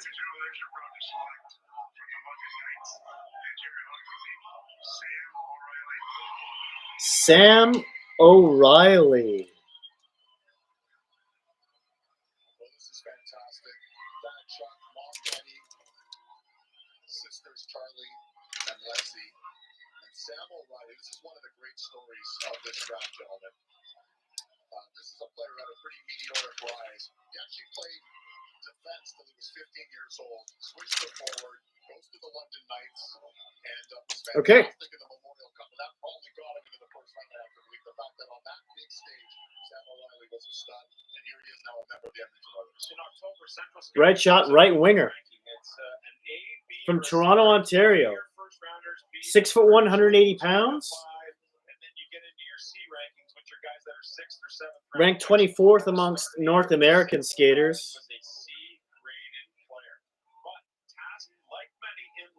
And they liken him to a Michael Backlund of the Calgary Flames. Defensive hockey, you better be able to be a responsible guy before you're going to get your cookies on the power play or playing. In 68 games in the OHL with London, he had 56 points, 20 of them goals. Put up a good number of points, and then, of course, at the end of the year, gets into the Memorial Cup, plays extremely well there, so you have that recency bias to go along with what was already a successful season. Let's put him on the board. By the way, Sam O'Reilly was going to be Road Trip family, see you later. Thanks for hanging out, man. Appreciate your help today. Really do. Hope to see you Monday for Free Agent Frenzy. Silly season.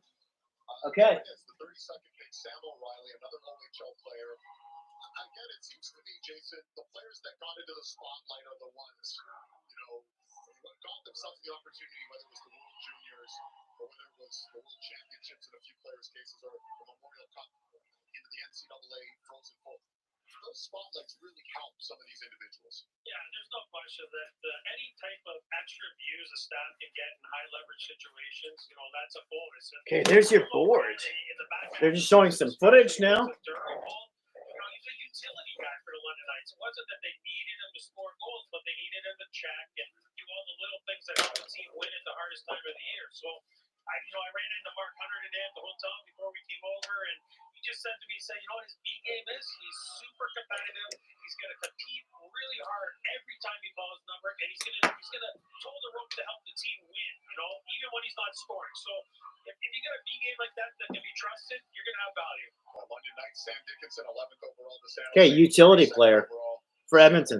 Sam's getting it done here at the Sphere, 11 and 32. Sam O'Reilly, the newest member of the Edmonton Oilers. In a matter of moments, we'll have him with our Jeff Merrick. We'll be able to hear his thoughts on the coming. It's kind of cool, walking in the dressing room. There's Leon Draisaitl over there. There's Connor McDavid over there. A little bit daunting, I would imagine. Let's hear what he thinks about it. We send it down to Jeff. Here we go. Interview with Jeff Merrick. Okay, Sam, when you saw the trade puck and heard the horn, did you think this might be about me? Wasn't thinking too much of it. Was kind of just looking at my family, kind of seeing what was going on, and heard the London Knights, and I couldn't be happier. Let me ask you about a note that you wrote when you were 7 years old. We'll call it the dream note. My dream is to become an NHL player. 7-year-old Sam O'Reilly. What can you tell us about this one? It's been my dream my whole life, and thankful enough to be picked by the amazing organization like Edmonton Oilers. So, I've been thinking about this since I was a young kid, as you can see, and I'm sure it's pretty special. We just saw the Steven the Stanley Cup final. How special is it to wear the jersey? It's I can't really put words into describe it right now. I'm still trying to Player interview. Blah blah blah blah blah. It's pretty special. I don't think that smile's leaving your face for a while. No, not at all. All the GMs and everybody are just running out of there right now to catch their red eyes back to their cities. It's kind of funny. Our staff had him rated quite a bit higher than where he went, and so Rick felt very. Again, he was ranked 61st by the Hockey News, and Edmonton just picked him up. Sam O'Reilly, there he is. In addition to the draft, there's some others who start to take care of some of your UFAs, guys like Connor Brown. Anything imminent there? Nothing imminent. We're trying to. We're talking. There we go. Obviously, because we played so late, we're a bit behind the eight ball. So we've had good discussions with all of the guys who are our own UFAs. So it sounds like they may almost have inked Connor Brown. Thanks very much, Jeff. Thank you. Dave? That's Jeff Jackson. Friedman was talking to. Oh yeah, there's making fun of that too. One night for the Canadian teams. We'll recap it all. One round in the books here at the Sphere in Vegas. Okay, so they're gonna do a recap here shortly. I don't know if anyone's interested in that. I'll stick around for a little bit longer. What the hell? Although this is the commercial, so I'm just gonna turn this down.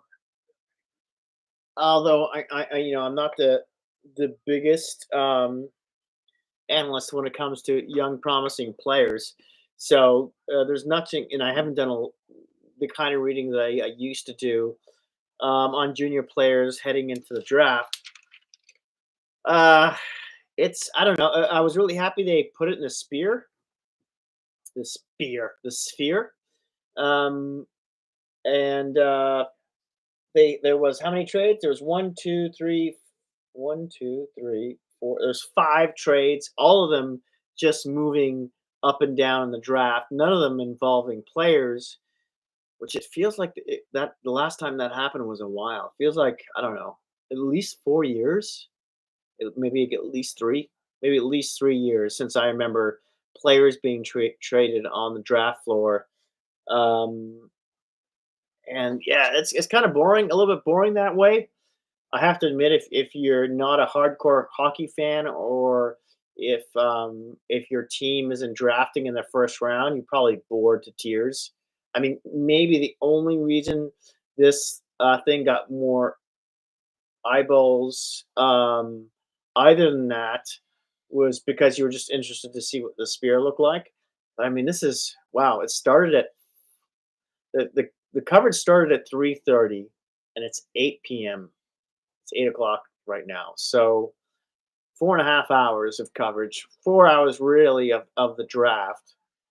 To pick, 32 players, and then tomorrow I think it's going to be a little bit shorter tomorrow, and that's for rounds 2 to 7. And they just go by it so quickly. I used to cover the second day of the draft. It was just too much work. I'd go through like 6-7 boards, and they move so fast. Unlike the first round, you start going bonkers after a little while, and it's hard to eat properly or really go to the bathroom, stuff like that. It's stuff we take for granted. So I'll be watching it tomorrow, but I don't. Yeah, I won't be covering it, but I'll be here Monday again. I'll be here Monday. Come drop by and see me on Monday.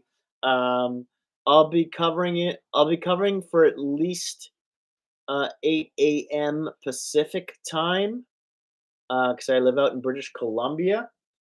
For Free Agent Frenzy, that's where the beef is. That's the beef. Where's the beef? That's where the beef is. So I'm really looking forward to that. I think that's going to be a hell of a lot more interesting than today. Not to put down any of the kids who are drafted or blah blah blah, but when you know the players that much better, it's so much more fun. And yeah, so my ticker is on right now. It says over 4 hours, over 4.5 hours I've been airing, and I just lost another person, whoever that was. Adios. Again, give me a thumbs up. I'd appreciate that. Hit the subscribe button. Appreciate that too. And we're still on commercial at the moment, and it looks like we're heading back. Let's see what they have to say quickly here. I'll turn it up. Las Vegas, and it's been a lot of Canadian content, by the way. 18 players chosen of Canadian. 18 in the top 32 are Canadian. Wow. However you want to term it, which is cool for Canada. One off the record. Let's start with the Montreal Canadiens because Jason, you say that's a team that really made a good impact tonight. Did they ever? And as we know, in Montreal, it's a thanks, Manning. Thanks for popping by. Really appreciate it. Yeah, you have a good one too, buddy. Drop by Monday if you can for Free Agent Frenzy. Be happy to chat with you then too. Santé. Salute. Just love the pick. This one here, Age, offense, they're loaded up on the back end with defensive prospects. Oh, you stick around to the end. Cool. Cool. Thank you. Appreciate the kind words. For me today in the first round, another massive step forward for the organization. So, I mean, in past years, of course, we've all ran the gamut of emotions with the Montreal Canadian pickle. What's going on here? Yes, first up, third overall. That's an emotion that kind of is a collector. Here we are today, right? Let's get excited. I don't know if they're just excited about being at Spear or just excited about the pick. I think they're excited about everything. Oh my God, they're replaying that woman from the Kotkaniemi draft who was so upset with the pick. And they got footage of her at the Sphere today. Quite an opposite reaction. That's wonderful. You're going to see a lot of that on Twitter tomorrow. But yeah, they're saying Montreal has done well. Anaheim has done well. Checks that box as well, but the reaction simply fantastic. Then you go to 17. It's the Washington Capitals. Tarek Parasak, love this player, love this story. Goes back and plays high school hockey last year. Comes back with 105 points. He was surprised. I thought a little bit earlier, so I was a little bit surprised. But you have to see the look on their faces to really appreciate just what a special moment it is. All right, so a lot of busy teams, but no team busier, John, for the Chicago Blackhawks. Yeah, Kyle Davison continues to do impressive work, and Chicago 3 picks in the first round. Vaneker, 3 players in the first round. Wow. On the heels of last year, getting Connor Bedard and Oliver Moore. A defenseman, a center, and a winger from each of the 3 food groups. First round picks next year, so obviously not every first round pick's going to be a star or even play in the NHL, but some of them will be stars and some of them are going to play in the NHL. And if you keep having 2 and 3 first round picks every year, you're going to get better very, very quickly. So Toronto time, it's 9, 10, 11. Looking for here, the building blocks, and you see it. You know, when first overall picks and first round picks 5 years later become those superstars. You go, all started at that draft, including the draft here in Vegas. Looks like they're winding down here. Hosting the NHL entry draft. We'll have much more coming your way. We'll put a bow on this as round 1 wraps up, and the top 3 picks. They're gonna put a bow on this later. Okay. I thought they were just putting a bow on it then. I think I'm gonna call this. I think I'm gonna call it. I don't know how much of a bow you could put on that, as they already have. When it comes to my hometown team, when it comes to the Maple Leafs, I'm not. It seems like a decent pick, and especially happy he's a right shot D, which feels like they have zero of in the organization. In terms of younger players, anyways, who are not playing with the big club. So, you know, I'm happy in that to that extent, but I got to feel that Danford, not far off from Danforth. Maybe a guy who's that defensively responsible may take less time to mature, and because he's an assistant captain too, to get into the NHL. So he's what? How old is he right now? He was born on February 6, 2006. Math, bad at math. 2024, it makes him 18 years old. That means he can't play with the AHL. He's got to play with the in the juniors for another. Oh my God, is it 19 for the AHL? I can't remember. He's got to play for them at least for 1 more year, which is fine, I guess. After that, so he's probably going to be minimum 2 years away from playing with the Leafs. Maybe anywhere, because you got to say he needs at least 1 year in the AHL, right? So 1 more year in the OHL, 1 more year in the AHL, minimum. So it could be anywhere from 2 to 4 years, I feel like. Manning says, I like the Leafs pick. He'll play in all situations for his junior team, so he'll progress. Yeah, that's a good point. I hope so too. I hope that cuts down his development time. As we all do, I hate the rule with the AHL. I hope they change that, so that young, players a little bit younger can play there. If it's obvious their development would really benefit from it. From playing, for playing against men and professionally, like in the AHL. So it would help them fast track players at a younger age to the NHL. So we'll see what happens with that. So I guess I think we're looking at minimum 2 years. I mean, is it possible he plays after the OHL with Toronto? I'm sure he'll go to the development camp, but I think the chances are small. Easton Cowan, is obviously a completely different position, but I'm interested to see what he's going to look in camp, if he's going to be starting with them or not, or is he? I don't remember if he's old enough to go to the OHL. I know I'm jumping around here with players, but if Easton Cowan, might even join the Toronto club next year, but I feel his talent level is super high. He might be able to afford that. It's his frame, and can he play with the big boys? That's what concerns me. Whereas this guy, Danford guy, he may be already in a more of a man's body. And look, we're back with Sportsnet. We did it, Manning. We talked long enough. to get back to Sportsnet. What other bow are they going to put on this?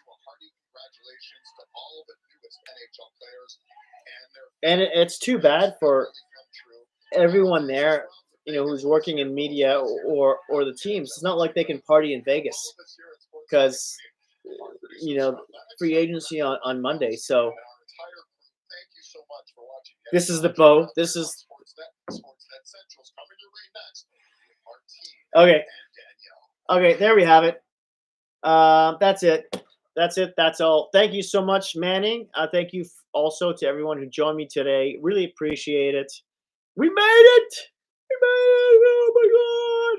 I'm gonna go eat now. I haven't eaten since like 5 hours. It's been 5 hours since I've had like a real meal. So I'm gonna go now. But thanks very much for sticking with me, for joining me today.